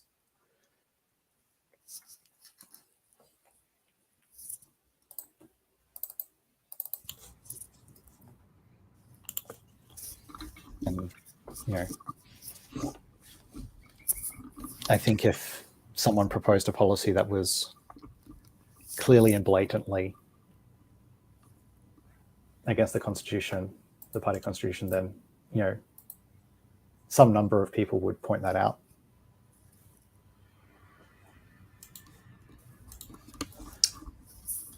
So I want to go back to a point a little bit earlier. briefly. So I think it was Morton said that they had joined the Pirates after leaving the Greens in the lead up to 2022. And I know we have a number of ex-Greens in the party, including obviously Tyrone here, but others as well. Similarly, also, we've had people leaving the Labour Party to join us, and a variety of other parties as well, including parties such as the Liberal Party or the Liberal Democrats. And goodness knows we've had people go the other way too. Yes, yeah, leaving for the Liberal Democrats and leaving for the Greens. That's part of the point. Sorry, Morton wasn't a member but had voted for them. Yeah. So a general supporter, I guess. So I find that really fascinating that pirate politics is, Wikipedia describes it as syncretic, which means it has elements taken from different philosophies, sometimes clashing or conflicting philosophies, which I find really, really interesting, and speaks to sort of how we can potentially have extremely broad appeal because of our alternative third wing position, that we adopt elements of left wing and right wing philosophy in a certain sense. Many of us would identify as left wing. Many of us would not identify as left wing. Would probably be a centrist or even a little bit right wing, but still agree with our policies and our values. And so, to draw back to the stimulus questions, in terms of where we want to be or where we can be, I think we offer a real alternative to the majors, and we can and should be positioning ourselves, and through fusion as well, which is sort of like a rainbow of different ideologies and parties and values and ideas. and so that's a way we can really, one potential way we could brand ourselves and campaign for growth.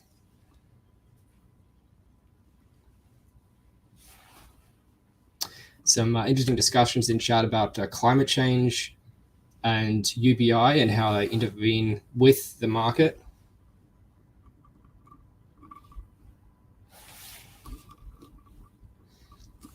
And then it's interesting sort of dichotomy here where we have people who talk about market logic as a way to address traditionally left-wing positions, where the traditional left-wing position has been to intervene and regulate the market.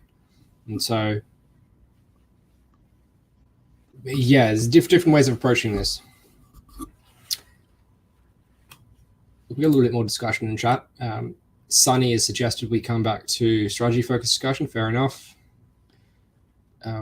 We can move on to the next section, but there are still a lot of people typing. So I'll let that play out for a bit. And invite anyone else who wants to comment on where we want to be next year, where do we want to be in 5 years' time.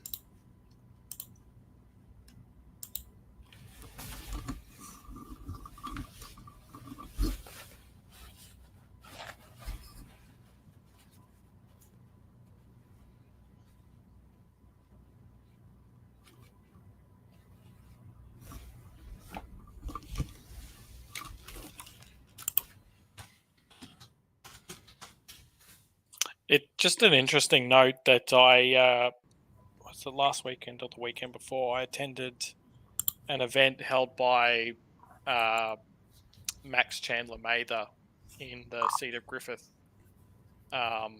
here in Brisbane. He's one of the newly elected Greens, and a big comment that came up a couple of times because he was talking at a fete that they had organised in a park about how he was going to engage with the community, was that people felt turned off by the Greens even though they had voted for them, because whenever they came along to events where he was speaking, it felt very, they didn't use the word cult, but they walked up and they immediately felt like, oh, I have to conform to what's happening, the Greens vibe here, and if I don't, how do I come and approach this MP?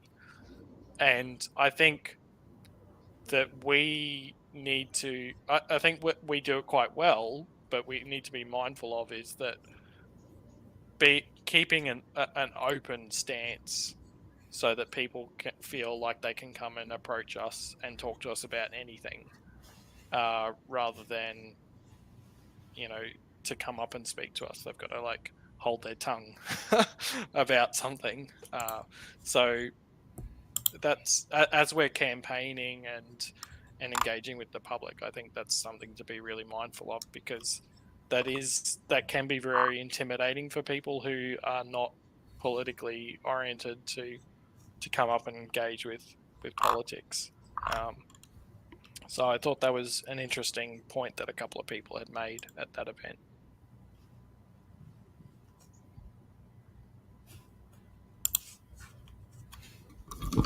That's a really interesting observation. Yeah, I would agree as well that in some ways the Queensland Greens, the Southeast Queensland branch at least, tend to act a bit cultish. And part of that is their big focus on a overarching narrative and a vision for that narrative to move towards. And there's always going to be sort of overlaps with coming off like a cult there. Max Chandler-Mather is very, very slick. He has all his speeches written for him by professional speech writers. It's a bit like about 10 years ago, if you'd catch Obama without teleprompter, he was a terrible public speaker. Same thing with Max. If you catch him without a speechwriter, he's a terrible public speaker. I think he's potentially got some good policies, the ones that have been written for him. But obviously that catapulted him into the MP's position. So there's a lot to critique and comment over the Greens in Queensland.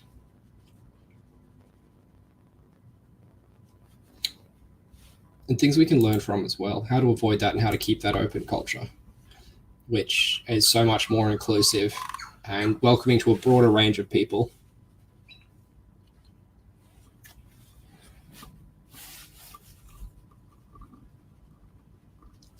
All right, it seems like we're starting to dry up on this topic. Definitely the conversation has taken an interesting turn in text chat. Some chatter about eco-fascism there. I agree, eco-fascism is a concern, definitely. But I don't see us, or Vote Planet for that matter, putting on wolf heads and dancing around a bonfire in the forest anytime soon. Traditionally, that was part of the eco-fascist platform, worshipping pagan gods. I read an excellent article the other day, and the title was "Brown Shirts, Green Dreams." Oh, bro. Oh, that's painful. Okay, let's move on to the next section. Spicy. That it makes a lot of sense too. Okay, let's move on to the next section. So the next section is about growth. The first stimulus question, which is actually relevant to some of the stuff we were talking about, is what do we think is the appeal of the pirates to wider Australia? Question 2 is, do you have friends or family who might be interested in supporting pirate politics? And why and how would you explain that to them? How would you approach them? And question 3 is, what is an issue or policy the Pirate Party hasn't talked about? And how could pirate politics address that? So how can our values and principles address something which we don't normally talk about? So I've talked a little bit about question 1 already this afternoon, but I'll touch on it again, I think. Jay said earlier that I was avoiding using the phrase third way. That wasn't really intentional. I mean, strictly speaking, yeah, we are kind of third way-ish or third position-ish. Essentially, it's just a way, a sort of social democracy, which looks at unifying left-wing social positions with right-wing economic positions. I mean, I don't think that's what we seek to do, but in some ways, it's what we've ended up doing. And so there's criticisms there, but a point that, like, the radical criticism is that obviously it's still ultimately pro-capitalism, so ultimately it still leans more right-wing than not. But that's more broad criticism of social democracy generally. I think it was Noam Chomsky who said years ago that the thing which radicals tend to forget when they criticize social democrats and when they criticize left-wingers who are still arguably pro-capitalist, the thing that radicals forget is that reform can itself still be extremely radical. And this is a point I bring up as well in terms of pirate politics. Although some of our policies are reactive, we look at government surveillance and spying and think, oh, that's terrible. We got to fix that and go back to what it was before. But others of our policies, we look at and say, well, this is like our economic policies, for instance, we look at it and say, well, there's something fundamentally wrong here. We need to completely restructure how we think about this issue in terms of government policy. And some of our proposals are extremely radical, extremely fundamental.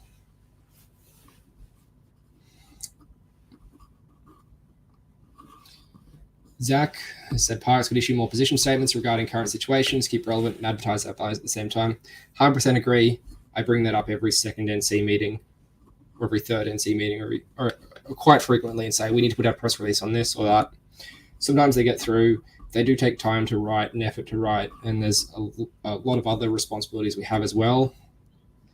Alex Jago's point out we used to have a dedicated press officer who would only write press releases and respond to them. It is a big workload. There's a lot of issues we could talk about, and I'm always pulling off stuff every day about.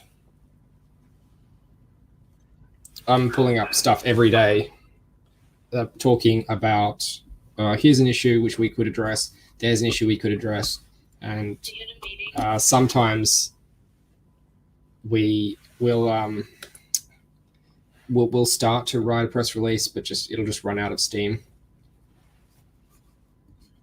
Yeah, so Tyron said the Queensland Greens created a shadow cabinet of spokespeople.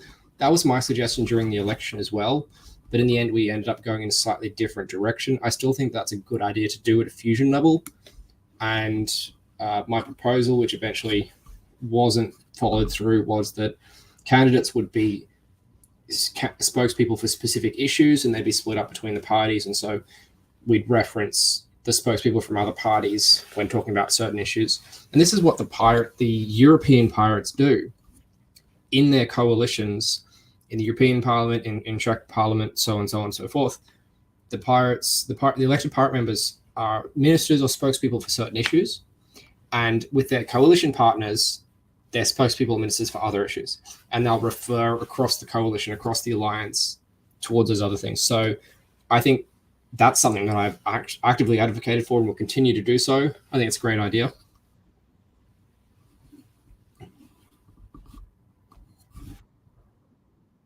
But going back to Zach's point, we need more volunteers. We need more content writers. We need more people to do stuff. And to a certain extent, it's not so important what that stuff is. What's more important is that we are generating content and that we're reviewing that content and improving that quality and better targeting it over time. But so long as people are working on that content, then we'll keep growing, we'll keep getting our word out there. Zach said that doesn't have to be too formal. Yeah, I agree. But certain kinds of content demands certain formatting, certain conventions. If we're writing to journalists, we want to structure and phrase that differently than, for example, when we're talking to voters, or if we're at a candidates forum run by, for example, an environmental group, or a group focused on poverty, or a group focused on whatever other single or small issue set area. We need to be targeting our communications so as much as we can.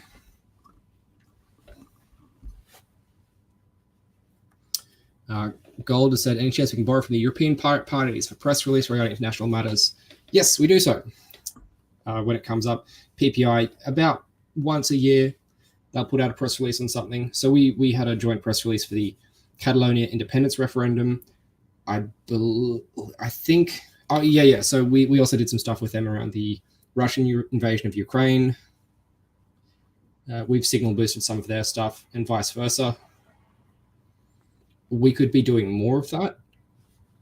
But again, it's a case of resource allocation, where we are finite and limited in the time we have available to produce certain kinds of content.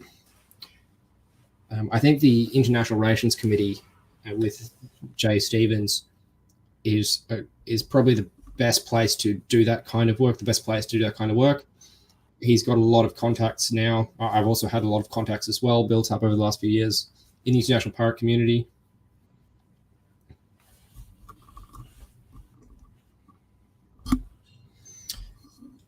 So Sunny's got a comment in text. Sunny's a veteran member from a long while back. I can't remember when you joined. I think you've been around as long as I have. And one challenging thing I found is knowing what's important, the most important thing I have to work on, and what process I'm expected to follow. That's a good point. I think you're kind of describing choice paralysis there. It sounds like you're describing choice paralysis, where there's so many things we can do. What do we actually want to work on? And a few of us have been sort of kicking tires for a while and hanging around the pirate party, doing various stuff. We've kind of figured out our niches, what we like doing, what we're good at, and we sort of fill in on that. So we forget what it's like to be new and to be uncertain. And so my answer to that, what's the most important thing to work on, has always and will always be whatever you are most passionate about. So we have stuff that has to get done for various reasons, but we have enough people to do the emergency stuff, to do the baseline necessities. We have enough resources to get that by.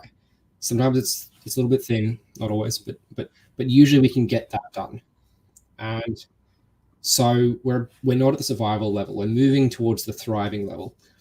And at the thriving level, the best way to thrive is that everyone feels empowered and everyone feels passionate about the things they do.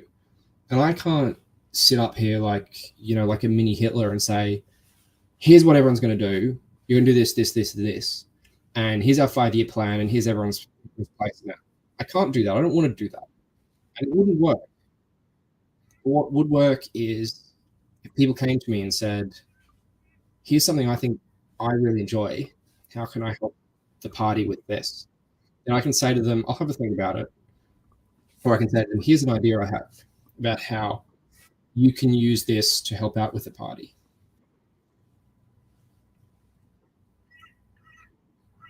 Bryn, are you able to mute yourself? A bit of hot micing there. Milspec's asking, what's the workflow for a press release? Someone writes it, then reviews it by X number of people. So broadly speaking, there are processes out there, formal processes for some of our things. And there are less formal processes on ways to effectively do things. For press releases, it's a matter of usually one person will write a press release, about 2/3. Another person will contribute a lot, maybe another couple of people. We don't want more than really 2, maybe 3. Usually you don't want more than 2 people writing a press release. We need to have quotes in there as well. There's a whole guide to it. Once it's written, then 2 members of the National Council need to review and approve it. Those members of the NC should not have been major contributors. So we've streamlined that process heavily since the start of the party and trimmed away a lot of bureaucratic dead weight to make it easier and simpler. Zach has asked, what about a volunteer board for tasks? That's a great idea. We have done that we do that during the elections. Every election, we don't really do it in between elections. So I think if we could do something like that and have it publicly accessible, that's probably a great idea.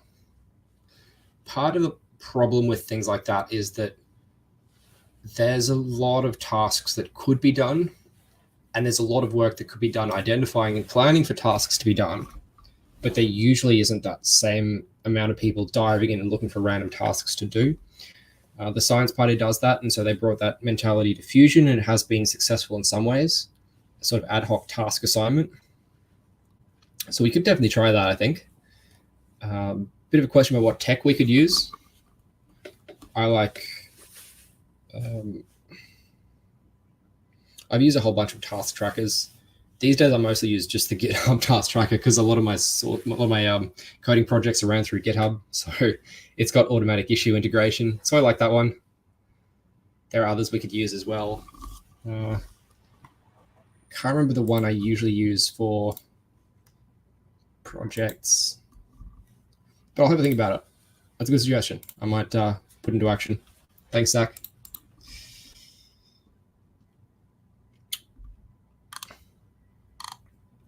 Tyron has suggested we need an onboarding process.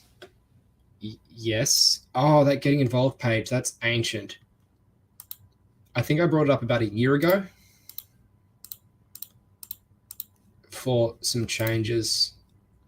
Do they actually go anywhere? The links? Mm. Yeah. Yeah, like technically it's all functional. It's just very, very old and the content hasn't been updated, especially since most of the links go to the wiki, and most of the wiki is quite old. Way out of date. Well, I mean, stuff gets updated. Not that stuff. Some stuff on the wiki.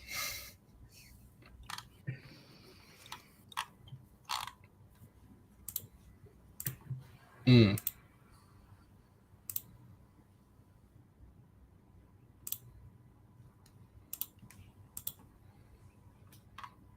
So, Tyron, you've said we need an onboarding process. That thing that Alex linked, does that sort of match what you were envisioning? Yes, sort of. That's a good, like, non-human way to allow people to go through that process. I'm just thinking about when I was in the Greens that. So there's two things that people really want to do when they join a political party. One is policy, and the other is activism.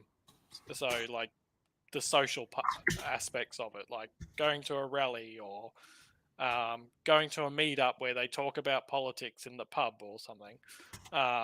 So those are usually the two things that people really want to do. And if you have a person that talks to them, so there's 2 points of contacts for the Green. When I was in the Greens, there's the state membership officer who does all the intakes, and then there's the local branch, which you have to go to get your membership authorized. And basically they talk to you and they're like, oh, hey, how are you? What are you interested in? And blah, blah. And then they direct you. So I think people are at their most enthusiastic and committed when they first join. So, and that wanes the longer, the longer they're in the party. So if they're not captured in that really peak enthusiasm point, then they're going to drop off very quickly and fall away. So we need to catch them in that period, that honeymoon period when they're joining the party, and direct their energy somewhere, and get and keep them excited. Yeah, task tracker board would be great if people can see, and especially a lot of tech people join and straight away understand issue tracker. I know how that works. Something Jira, or Confluence. They see that and be like, yeah, okay. Oh, wow, there's issues here. People are actually actively working on stuff, and I can see that issues are done. And that's a great way for people to see the nuts and bolts of things happening. And it's good for our transparency as well, obviously. And they think, oh, hang on, there's something that sounds interesting. I didn't know we could do that. Or I see something, a whole bunch of stuff that doesn't have people assigned to it that needs to be done. And they're like, oh, there's something I reckon I could contribute. I might message this person, and so on and so forth. Yeah, I think it's also important to remember that as we grow, we're going to get people who are not necessarily tech savvy, internet-based pirates. They'll be more, just general public kind of people who, some people struggle with smartphones. So yeah, that's a really important point. And with an eye towards inclusivity, we absolutely should be taking our tech experience and then making it user friendly for people outside the tech industry. That's something which I've thought about and tried to do in certain ways. And so that was my big motivation towards switching towards Discord and getting off IRC. And I think that's been a huge success in many, many ways. We still have the IRC, obviously, for people who want to use it, but Discord is more user friendly and much, much more easy to use. And so, like, over the space of, like, as soon as we kicked off, basically instantly, there was much, much greater activity on the Discord than the IRC for years. So that was a decision which just instantly paid for itself 1,000 times. It didn't even cost anything. And so that's one example of where we take our tech expertise and make it user friendly. And something I'm always hatching on about is that one of our core policies is direct democracy. We can use technology to make that work. We can use technology to make direct democracy accessible and functional and meaningful. And so that's a policy thing as well. So we can take our expertise and take our identity, switch it into community organizing, switch it into policy, switch it into campaigning, and have all these things feed back into each other. Morton's got a question in chat I want to address. All the meetups seem to be in Queensland. Do we have any pirates in Sydney? Funny story, when the Pirate Party founded about 2008, 2009, here in Australia, that is, most of the members were actually in Victoria, around the Melbourne area. And so a lot of the meetups were down there. And so time goes on, a couple of years later, the hub shifts up to Sydney because there's a few really active city members and they're organizing a lot of the stuff, and they're a lot on the national executive. So that's pretty cool. And then we get registered in New South Wales because that's where they're active. Move forward a couple of years, and then a lot of the Sydney members have sort of drifted away or burnt out. And suddenly, me and Alex and Brandon up here in Queensland, the terrible trio, we get up into the National Council and we're always organising stuff in Queensland. And so suddenly we've got a massive Brisbane presence. So at the moment, the Brisbane faction dominates. So we've been shifting steadily northward over the life of the party. And now that we've got a few members in Cairns. Adam, it's your turn. Sorry, what was that, Alex? And soon it will be Adam's turn. Yeah, Adam up in Cairns. We're just waiting for him. Our Adam, WA. Oh, other Adam. Sorry, we've got a few Adams around. Yeah, so I highly encourage Melbourne and Sydney Pirates to organise some meetups, and potentially at a fusion level as well. Please consider that. But anyone who wants to organise anything, do it. All you have to do is pick a location, pick a time. Then we will not only contact all the members for you. Please write that email for us and make things a bit easier. But we'll contact all the members for you, and we'll also give you a pizza budget. We'll give you a beer budget for meetups. We will do this. Maybe hold off on promising the pizza and beer budget until we've done some more fundraising.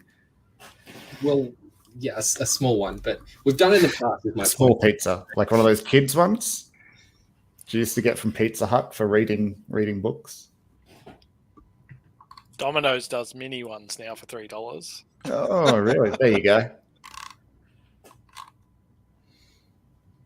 Sorry, Miles.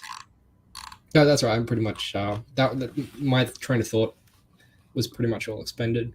Do you mind if I say a couple of things, please? More on a fusion level, because I don't want to interrupt this great work too much for fusion content, because I think it's really important that we continue on building the Pirate brand and the Pirate membership as well. But if there's anything that you want to get involved in more broadly, feel free to be a part of that action at a fusion level as a representative for Pirates. So while they are kind of separate entities, you can absolutely be a representative of the Pirate Party in all of the things that Fusion does.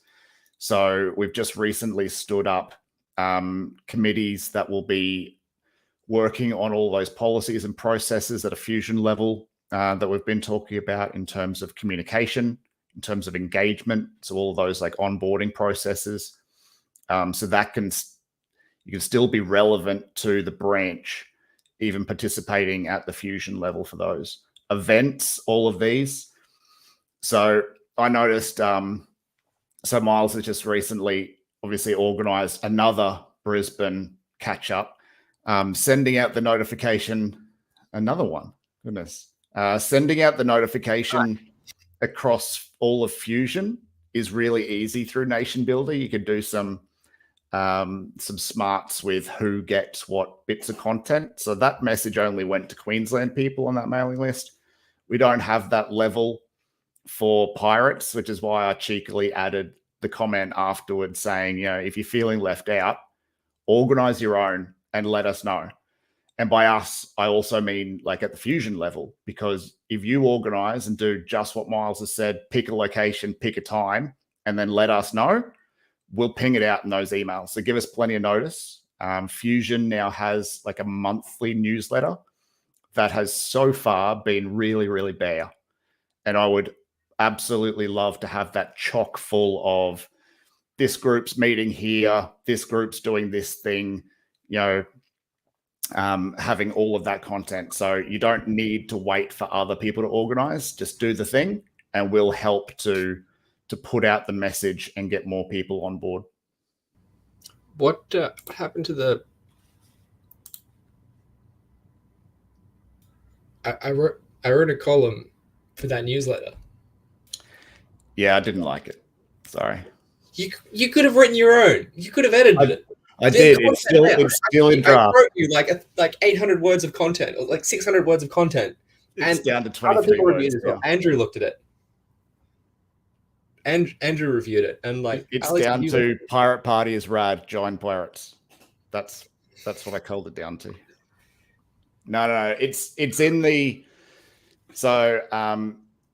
on that the newsletter is fitting in within the structure of the communications team. So I've got that in there as a draft content for a future newsletter, and I will be pushing to get that in, because I also think in terms of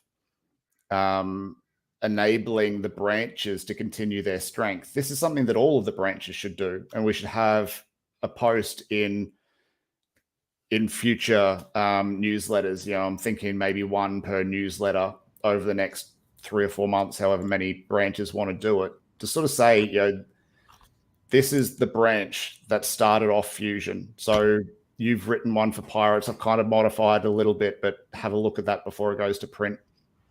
But a real who we are and why this is significant to us. And then Science can do one, Vote Planet can do one, Climate Justice can do one, Secular can do one if they want to as well. So I think that's cool content.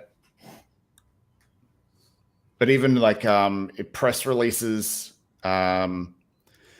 social media content, if people want to get involved in that side of things, we can actually do that at the Fusion level as well, and have Fusion push it out as well as Pirates. So it'd be really good if a lot of the pirate focused content was coming out of the Fusion level as well. So if we have a lot of engagement there, then it shows that that this branch is really participating. And that's all just about getting the word out.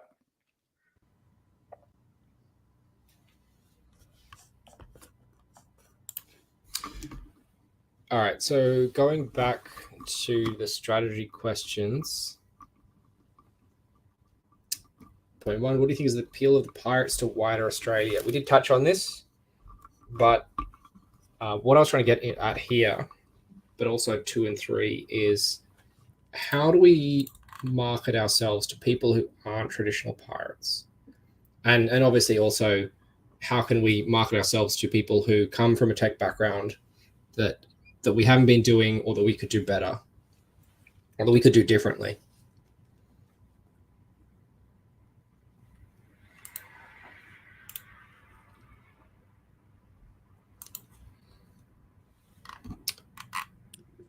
So I think something that could help, well, something that drew me to the Pirates is I have adopted kind of an eco-modernist perspective, and I think the Pirate Party fits well within that eco-modernist kind of philosophy.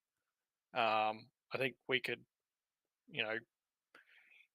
get a lot more support. There's a growing eco-modernist community in Australia.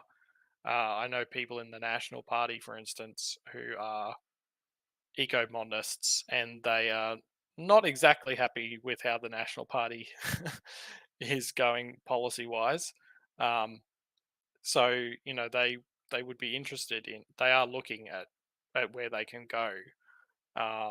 So maybe if we wrote a piece or something about how Pirate Party values align with eco-modernist values or something like that, could potentially draw people in.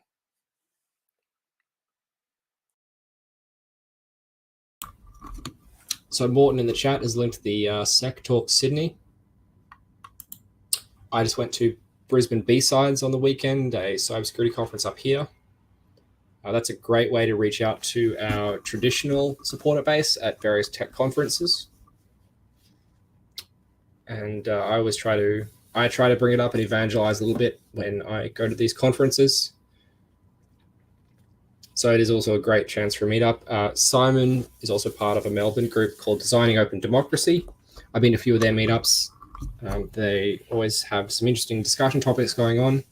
So these are great places to meet up if you're not quite at the stage to organizing your own meetup, your own local meetup. It's also a great way to talk to people who are probably going to be friendly or aligned with our policies. Zach has a really good comment, highlight certain values such as privacy, evidence-based policy. That's great.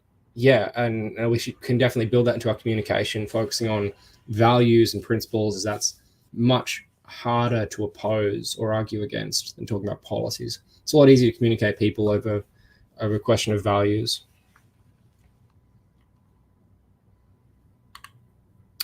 Sunny has suggested, are we solar punk? I am. I like solar punk. I think it's pretty cool. I wouldn't say I'm solar punk to the exclusion of everything else, but I love the aesthetic. It's like cool sci-fi tech, sustainably balanced with nature, and a lot of DIY stuff. I think it's pretty cool. I just want to go to space though, so that's the way I'm not solar punk. I think I'd rather be zipping around a space fighter, dodging asteroids, or running supplies to asteroid mine stations. That also sounds pretty cool.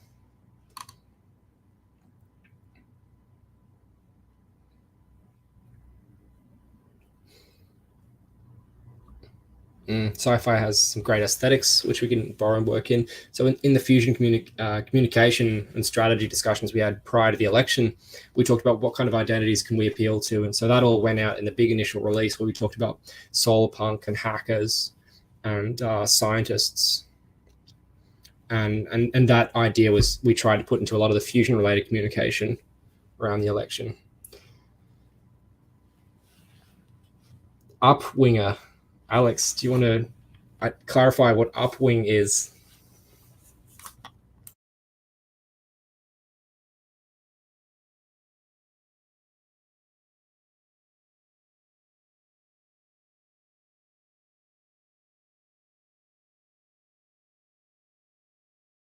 Actually, yeah, that's now that you linked that, I think I have read something about this, and yeah, I'd agree too that although people every year. Yeah, maybe that's how I heard about it. But yeah, people will still often talk a lot about left and right politics, but at least in places that aren't completely dysfunctional, like the US, where we can meaningfully talk and implement policies and government isn't totally incompetent and corrupt. In countries such as ours, we're starting to talk more about our aspirations and where we want to go in the future. And definitely in left-wing spaces, there's a lot of this. In radical spaces, a lot of this. Many radical activists are downwing, very strongly downwing, talking about concepts like degrowth and sustainability and opposing things like extractivism, which is the idea that we can keep extracting resources and go through industrial growth. Whereas upwing is like saying, well, yeah, we can save this planet and we should and have a livable future on this planet, but ultimately also we can have a future off this planet as well. And so we can aspire to move off this planet and grow and ascend and develop as a species without destroying it in the process. Morton said, regarding Miles' question, how do we market ourselves to those aren't traditional pirates? Morton's opinion, have policy towards some social issues that Greens would generally capture people on. Humanitarian aid, treatment of refugees and Aboriginals. Also potentially some words about gender equality. Yeah, good suggestions. I agree. Yeah, the upwinger concept is very similar to eco-modernism. Yeah, absolutely. And I think that is definitely our potential appeal and the science party's appeal as well in fusion, whereas the Greens will talk about will in many cases be anti-technology or be anti-science because, as other people pointed out, it might go against their values in certain ways. So we have this fantastic opportunity to step into the gap, as Fusion, to step into the gap and say, what about the technology of the future? What about the technology of tomorrow? I still want the Star Trek future. I still want replicators. I want warp drives. And we can have that. We just need to keep thinking about our technology and how that can address the future. The irony with the Greens as well is that their policies to reduce carbon emissions, for instance, relies heavily on, massive industrialization of the countryside and technology that doesn't necessarily exist yet in the form of battery storage and things like that. But they're opposed to the way of achieving that goal, whereas we're realistic in that we understand what it will take to actually implement those policies. You need to all be pushing in the same direction, not pulling in opposite directions.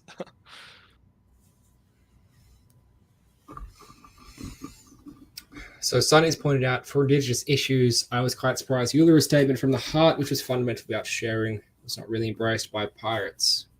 That's a good point. I like it. It wasn't fully adopted by all First Nations groups. There was some debate and controversy around it, as I recall, but it's been a real hammer which Labor and the Greens have tried to hit each other with. I think it's pretty stupid. Alice has pointed out that we do reference it in our platform.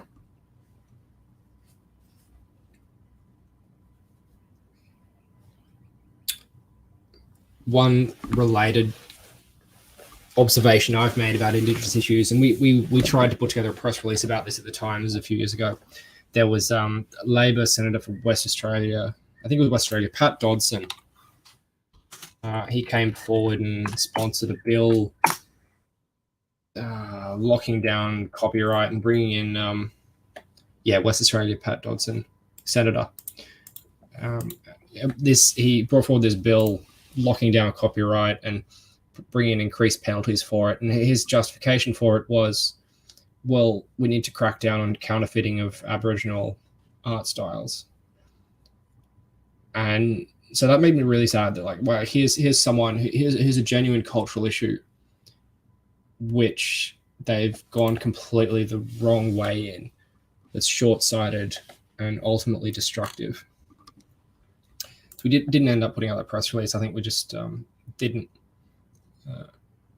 have the time for it. Didn't put in the time to finish writing it. I think we also need to be careful about going too heavily into First Nation policy while we don't have a strong First Nations representation within the membership. So, yeah, once we start having that and they want to help us guide policy and we can listen to them and move forward, then I think that would be a great way to approach it. I'm just mindful that, we don't want to speak for them.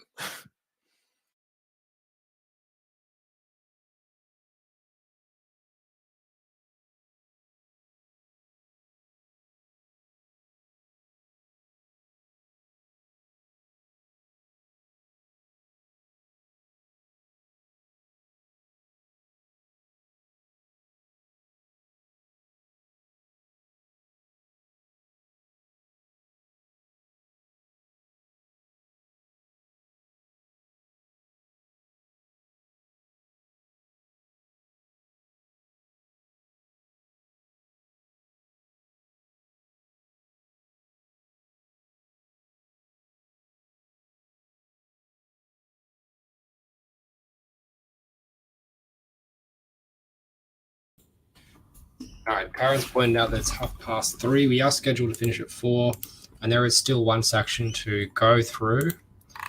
There's a little bit of discussion there in chat about Indigenous issues. That can keep going on the side. I'd like to move on to the final section, which is philosophy. So I've got some stimulus questions here.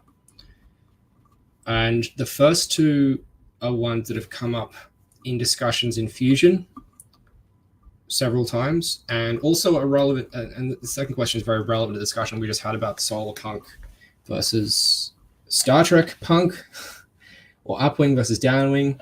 So question one, how do we balance safety versus freedom, which has come up a lot in Fusion. Second one, how do we balance sustainability versus industry and technology, which hasn't come up so much in Fusion, but I think is likely to be a similar sticking point. And then question three is one that's very relevant to pirate politics, but isn't something that we really have a proposal for yet. It's something we're very concerned about and we've talked about, but we don't so much have a policy in place. We don't have any kind of radical transformative vision. We don't have anything really utopian or saying, here's what we actually want. This isn't reactionary. Here's our proposal, our actionable proposal. So point three, the internet and communications, technology-enabled communication in general has become increasingly corporatized and full of walled gardens, such as the Apple ecosystem, which sort of came up with it, but also the Microsoft ecosystem, the Google ecosystem, the Facebook ecosystem. What would we replace that with? We want to break that open. We want to crack that open and enable greater sharing of culture and greater access to communication. We want to get away from corporate censorship. We want to get away from all this centralization of control and centralization of communication. What do we put in its place? If let's say hypothetically there was government funding for this, would we build something? Could we build something? What would we want to build? The internet was originally a DARPA research project. It was originally government funded to create something entirely new from scratch. And it took off and became this wonderful Wild West decentralized peer-to-peer thing which completely reshaped society. No one controlled it. It was open and free for everyone. Free being a operative word, doing a bit of work there. So what do we think here? How do we balance these tensions? How do we address these challenges? Morton's got a comment in chat. Sorry, a question. If we're using Tor as an example of the opposite, I assume that's an opposite of the walled garden. How would we balance removing censorship, but also ensuring that we can crack down on illegal activities such as drug sites, weapon sales, and child porn, for example? So it's a good follow-up question. It's also something that I don't think can practically be tackled at a federal government level in any case. So as Australian pirates, I'm not sure. I mean, we can certainly propose ideas, and the basis for internet protocols themselves are very open. The problem is all of the content creators and the corporations that control the most popular services have all chosen to put layers on top of it to enforce their walled garden approach. So it's I don't think it's so much a problem of the technology as it is of the business strategies involved.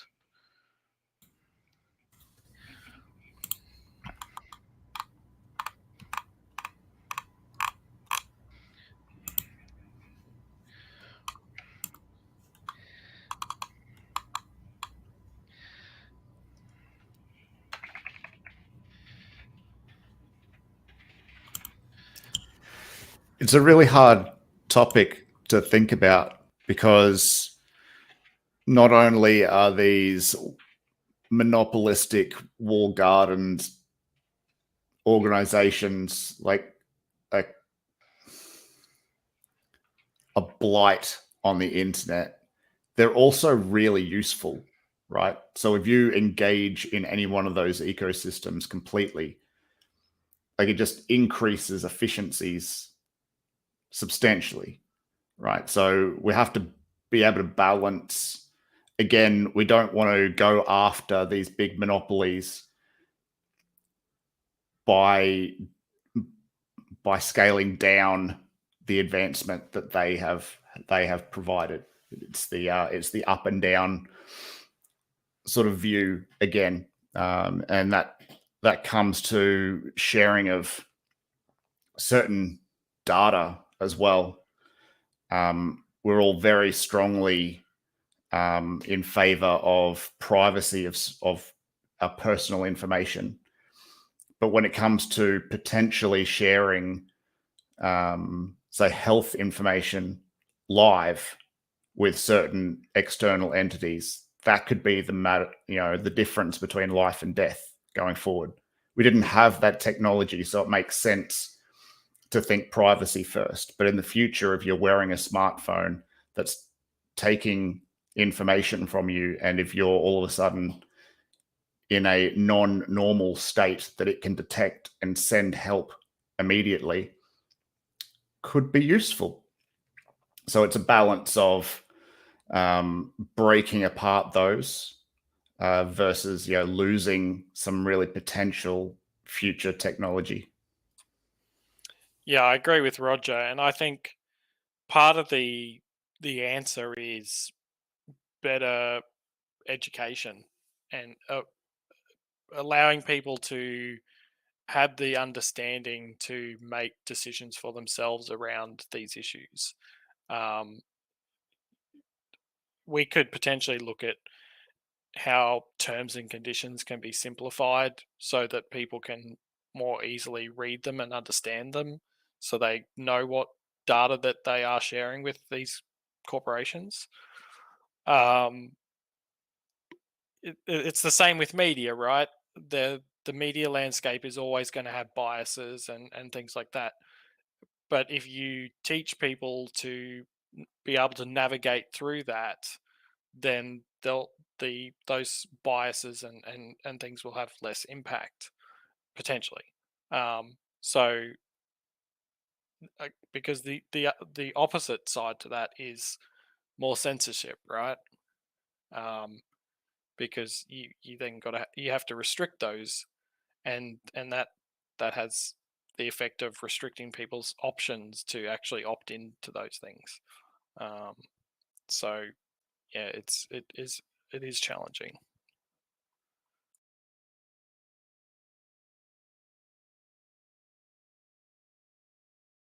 Probably also worth acknowledging different levels of technical comprehension and cognitive styles when it comes to the choice of technology. I know some people, well, most of the techie type people would prefer Android, whereas the less technically oriented that just want a simple single way to do something, they have tended towards the Apple side of the walled garden. So yeah, it's important to recognize that not everyone's the same. We can't expect everybody to even want to operate with the same level of control and freedom that some of us choose to. I also refuse to use Apple. Yeah, I don't do Apple. Yeah, you make a good point about cognitive and like learning styles. For instance, a lot of people can't read a wall of text, but they'll go to YouTube and watch an instructions video. So potentially terms and references could require a video presentation which outlines the things that you're actually agreeing to. And that could help a lot of people who, can't read properly, or they just simply can't process that amount of information. Those could be alternatives that, or even, we have speech to text programs now, so you could just click a button and it just reads the terms and conditions to you, rather than having to read page after page after page.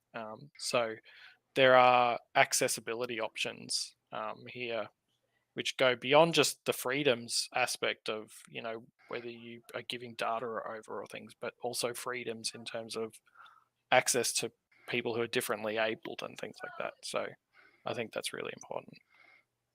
It's a great comment there from Jed too. Everyone wants their phones to just work, but nobody wants to be constantly spied on. But since the former is obvious, while the latter is hidden, the principle of out of sight, out of mind dominates, and that's certainly true. I've been caught out having just downloaded some random Android app or whatever, and then a few months later, after never touching it, Google gives me a warning saying we've detected this app may be compromised. We're going to disable it. So it's something that anyone can easily fall victim to, unless you spend all of your time maintaining your devices.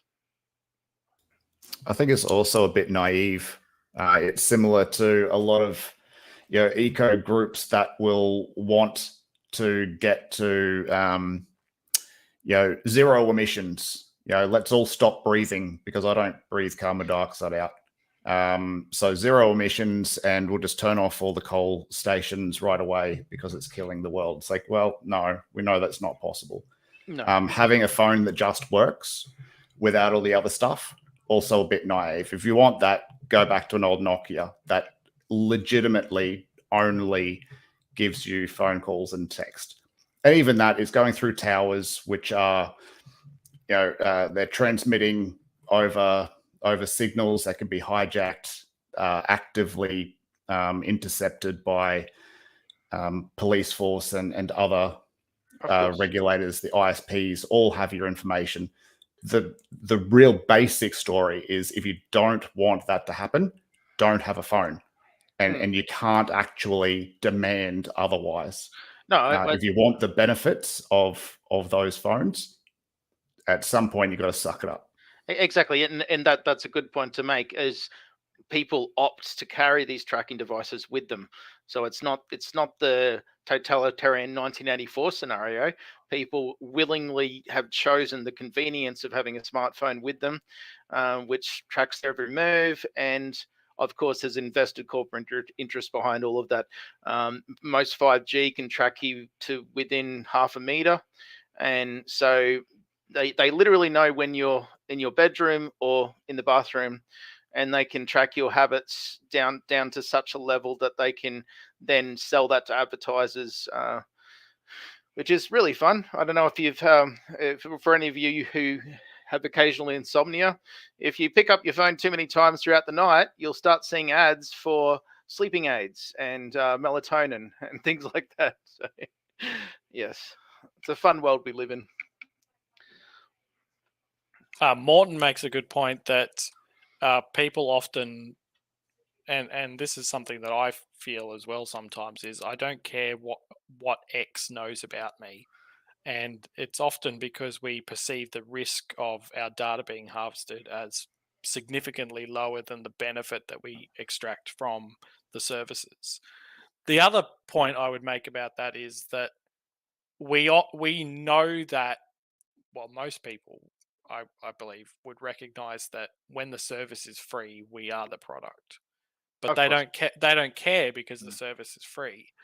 And that is the other challenge, is that these corporations have been successful because they've built business models on, using that data to push advertising and things like that. So if we were to remove those business models, are there alternative business models that would give the same level of, profitability to advance technology forward? Or would they then require government subsidies, for instance, to continue to operate? So it's a really complex area to think about. But I think in principle, our values as pirates to try and limit the overreach of corporations into the privacy of individuals is important.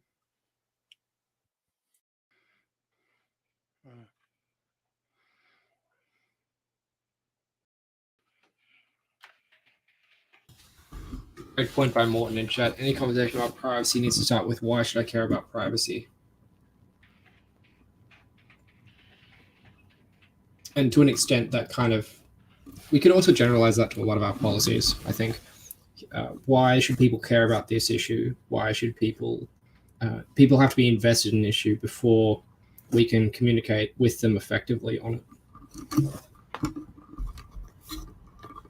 And one of those, I think, is, or at least for me, is the current misuse of the breaches of privacy. It's what can happen. So what's the risk?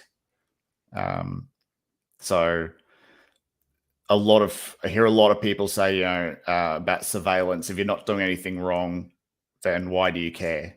Why do we care so much about the privacy? It's like, well, the default should be that what I do is private, and where I go and the kinds of things that I interact with.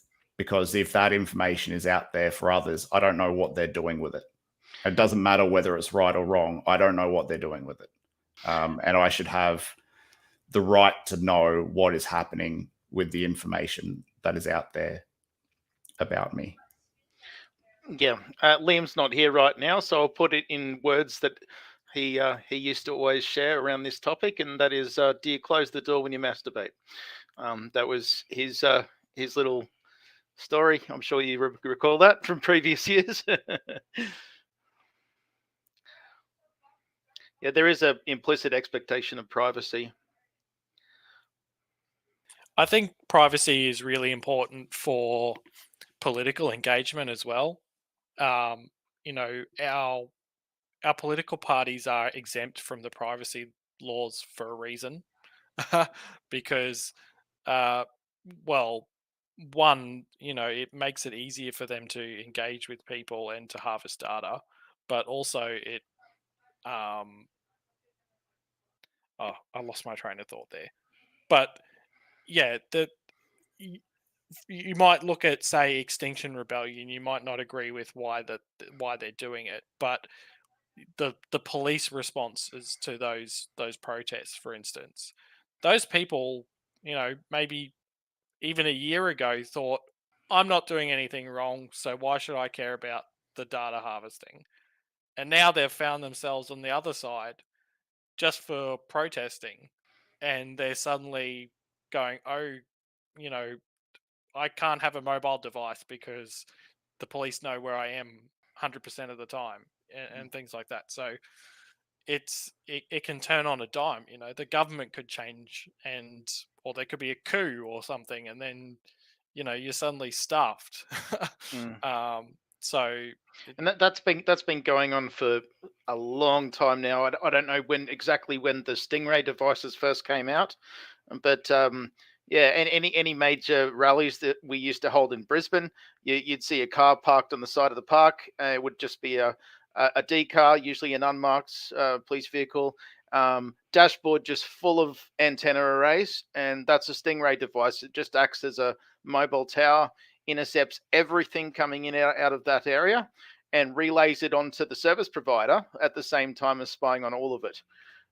And as I understand it, they did not actually have legal basis for doing that at the time. It was a bit of a grey area, but yeah, it is definitely a threat for activists, because it does enable them to group people together, and potentially, in the case of what you referred to with Extinction Rebellion, if they're actually causing real disruption to business and transport, then they can face criminal prosecution as a result, and possibly conspiracy to commit so. Yeah. Comment from Alex in chat, which is very important. The key concept is that mass surveillance is retrospective surveillance, and that things can change.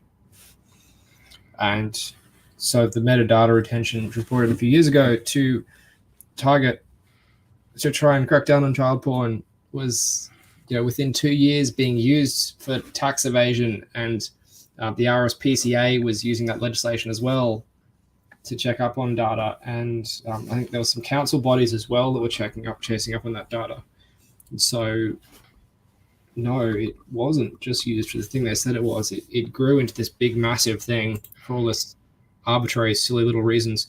Another comment from Jed B in chat, much in the same way that anyone can get offended over anything. Government and big corporations can decide they don't like you at any point for something completely innocent you did years ago, and that is why privacy is important. So there's a mantra which gets thrown around a lot, which I absolutely despise, which is that if you're on Facebook or Twitter or TikTok or Instagram or anywhere, that that's a privately owned space and the company can do whatever they like with you. And I actually tend to lean on the free speech side of it and say that, well, like in a legal sense, yes, but in a moral sense, no. No, Facebook has gotten so big, and Instagram and Twitter, they're all so big. They function as a pseudo public private space. They've replaced the town commons. They've replaced the agora. They've replaced the town hall. People don't talk in the street with their neighbors anymore. They're on Facebook. They're on Snapchat. They're on these social media platforms. They are a de facto public space. And that is where a huge amount of political dialogue takes place. And that's why right-wingers complain about being censored. That in a legal sense, no, that's totally lawful for them to be kicked off these platforms. Same thing with left-wingers as well. Same thing happening to them as well on Facebook and other social media. And so it's totally lawful to censor speech and activities on those platforms. But at the same time, what alternatives are there for protected and necessary political speech?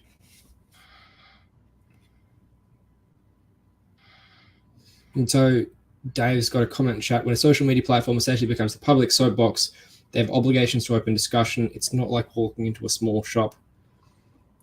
And I'd say that would be a moral obligation, I think. And a lot of people might disagree with us here. Even within the Pirate Party, there might be people who disagree with us, which is totally fine. You know, we're just talking about, we're exploring values and principles here. So, but I think that there's a moral obligation there, which is not reflected in the law. And it's not reflected in broader social understanding either. And I think this is a key insight which we pirates have, which no one else has, which is important for the foundation, the future foundation of what kind of society we want to build. And that is, how does discussion happen? How are ideas shared? How is knowledge shared? How is that meant to happen? What does that look like? What do we want that to look like? And we have the answers. We have the ideas, and we are developing the vision, we're developing the policies.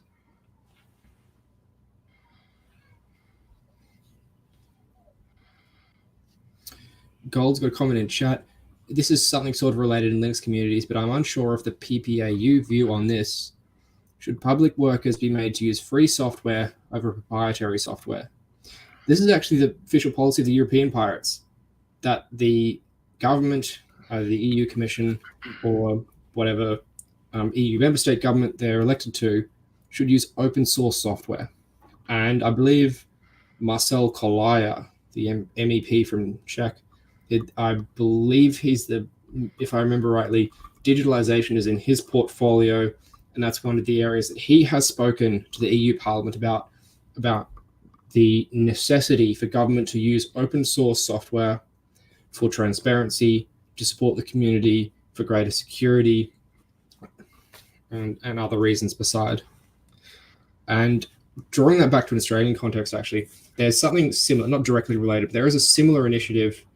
I don't know when or how it started. It's been going for years. There's a program called GovHack, which is a weekend hackathon which comes around. It's actually coming around again this year.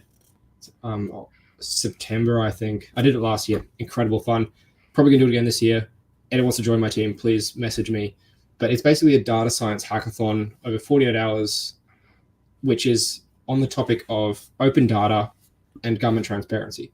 So there's about like 40 or 50 different government agencies, various federal, state departments, local councils, who will say, here's some data we have, real world data, which these government entities have borrowed, and here's an issue we're having which is related to this data, or here's an issue we think could be solved. And so the challenge is for hackathon teams to go in, take this data, and then develop a proposal for it. So it's real world data, real world problems, and it's data sourced from government entities, all about government transparency. I had a lot of fun last year. I think it's a fantastic project, and sometimes there is a little bit of question about whether it's used as a promotional thing for governments, but in many cases, or in some cases, the things that have been developed through this program, the apps and solutions and tech solutions and whatever, have gone on to be implemented by those government bodies, or even the hackathon teams have been hired by those government departments to implement those solutions professionally, which is something really exciting to see. And I think I think it's rare to see something that good in Australian public policy. Very rare to see something like that. But that's an example of good policy in terms of open data and transparency, open source, and digitization. Just to add to that, just drawing on my experience working across private enterprise and a little bit of government, I've found that on many projects, they've been quite willing for me to adopt the use of open source projects as part of developing solutions, but they have almost never been willing to actually open any of it up. So they're quite happy to take from that community, but as soon as I put that into a solution for the enterprise or the government department, it then becomes proprietary, and so it seems to be largely a one-way street there. So yeah. Yeah, exactly. Google's really bad for that. They started out in open source when they were new, and then over time increasingly cracked down and went to restrictive walled garden style infrastructure, and it kind of culminated when they changed their motto when they got rid of the "Don't be evil" part. Yeah. Classic. Mm. There's a really good point in chat from Simon. Yeah, Simon. In Victoria, they released all the de-identified My Key data, which is the Opal card or the Go card. It's the transport tickets. And then subsequently, all that de-identified data got re-identified.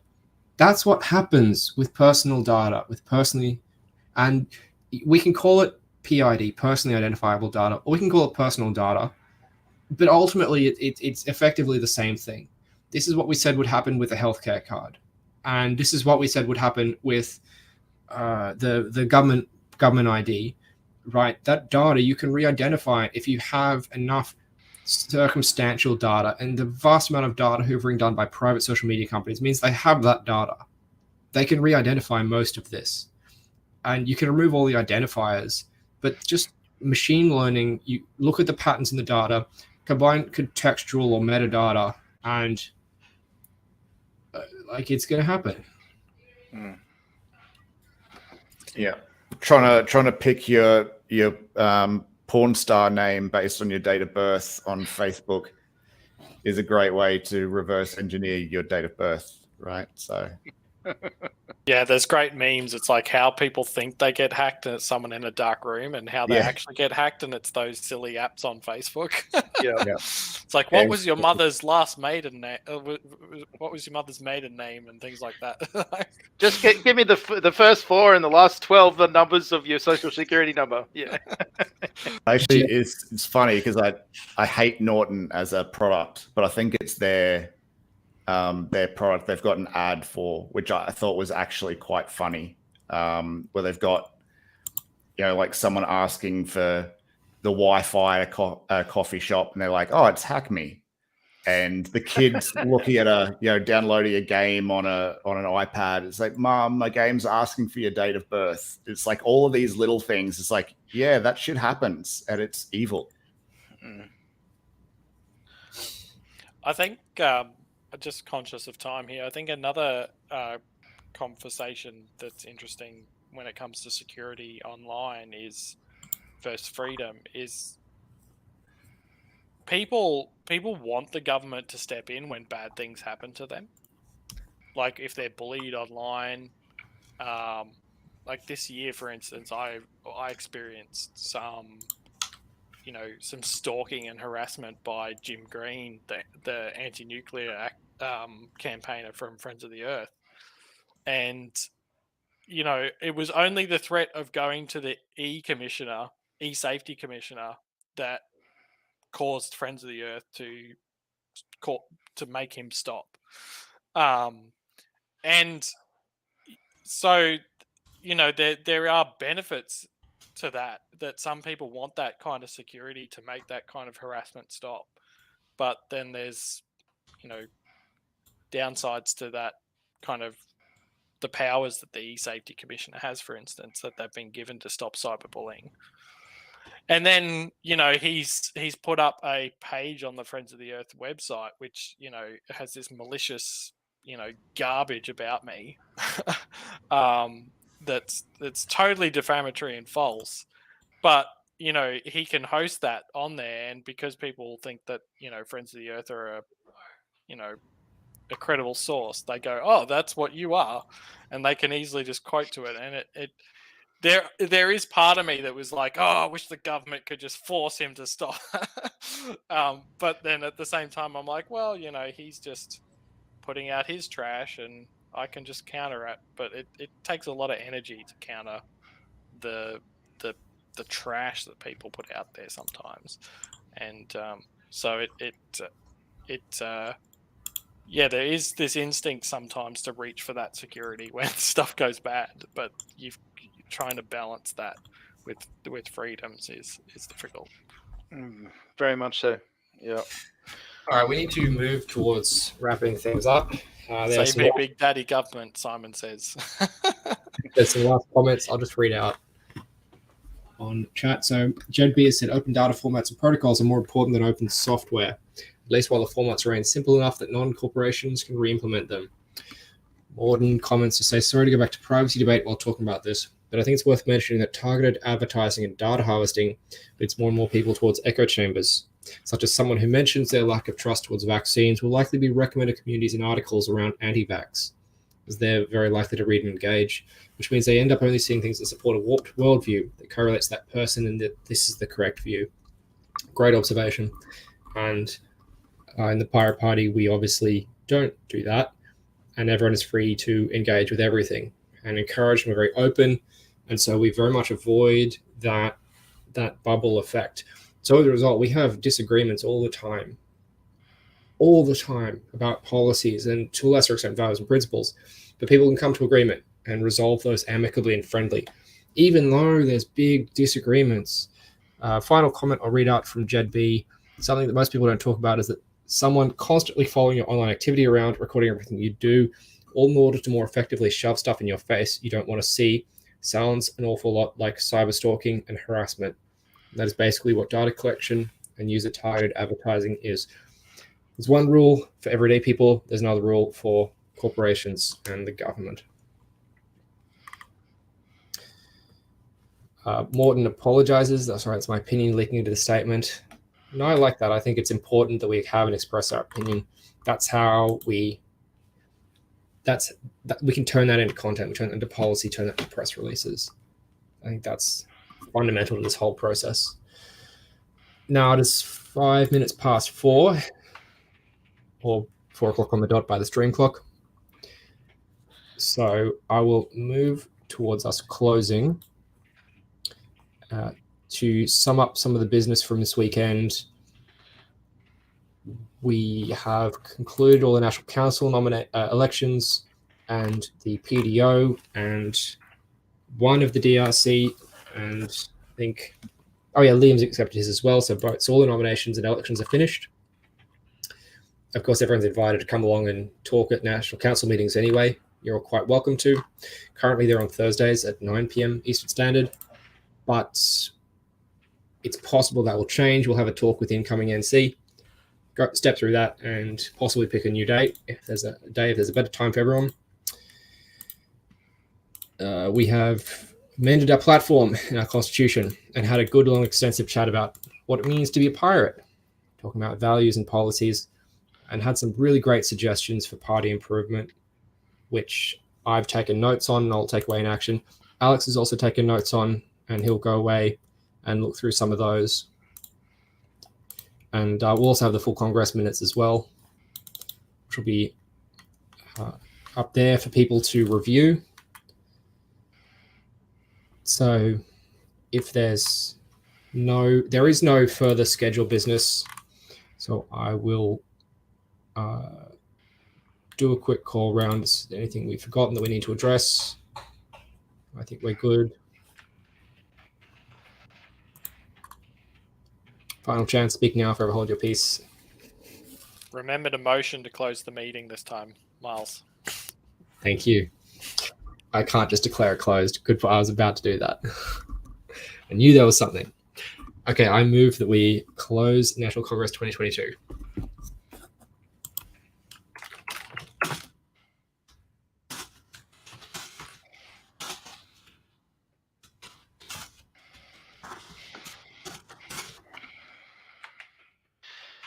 Yes. Just while that vote is going on, if you're in Brisbane, come for drinks tonight. We're going to Brisbane Brewing Co. in West End. We got the big copper tanks.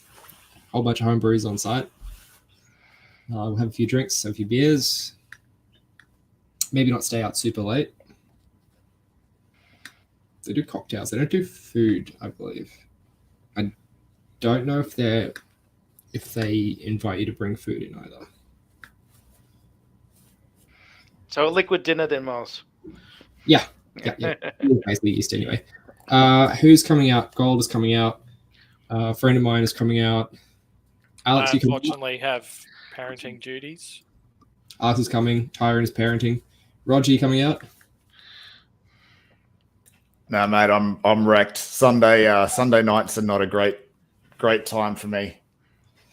I live a bit far out of town, and I got work. Some of us have jobs to go to. I have an early start too tomorrow, so I won't be out. I won't be out late. I'll just be in for an hour or two to say hi. Jay is actually in town at the moment, so Jay will be coming as well. Jay Stevens. He's starting an exciting new job tomorrow, so we need to wish him well by getting him utterly trashed tonight. That's generally what we do in Brisbane, right?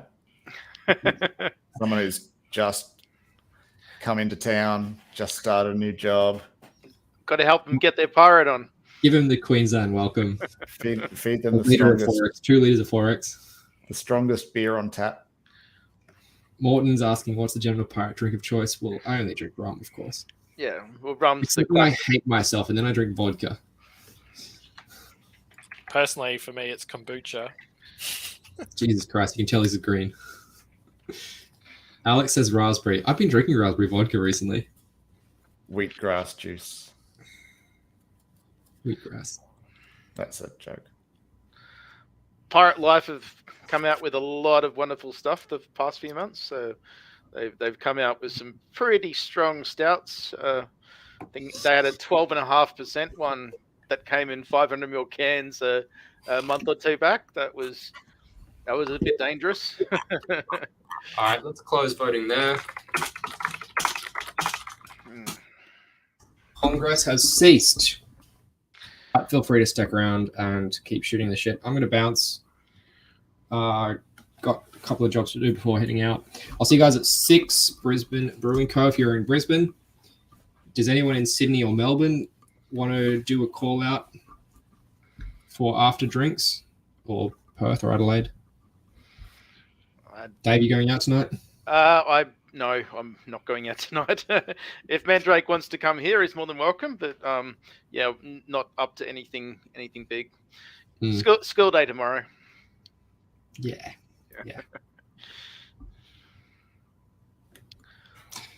All right. Well, everyone is always, of course, welcome to organize anything. Let's bring the stream down. Thank you very much.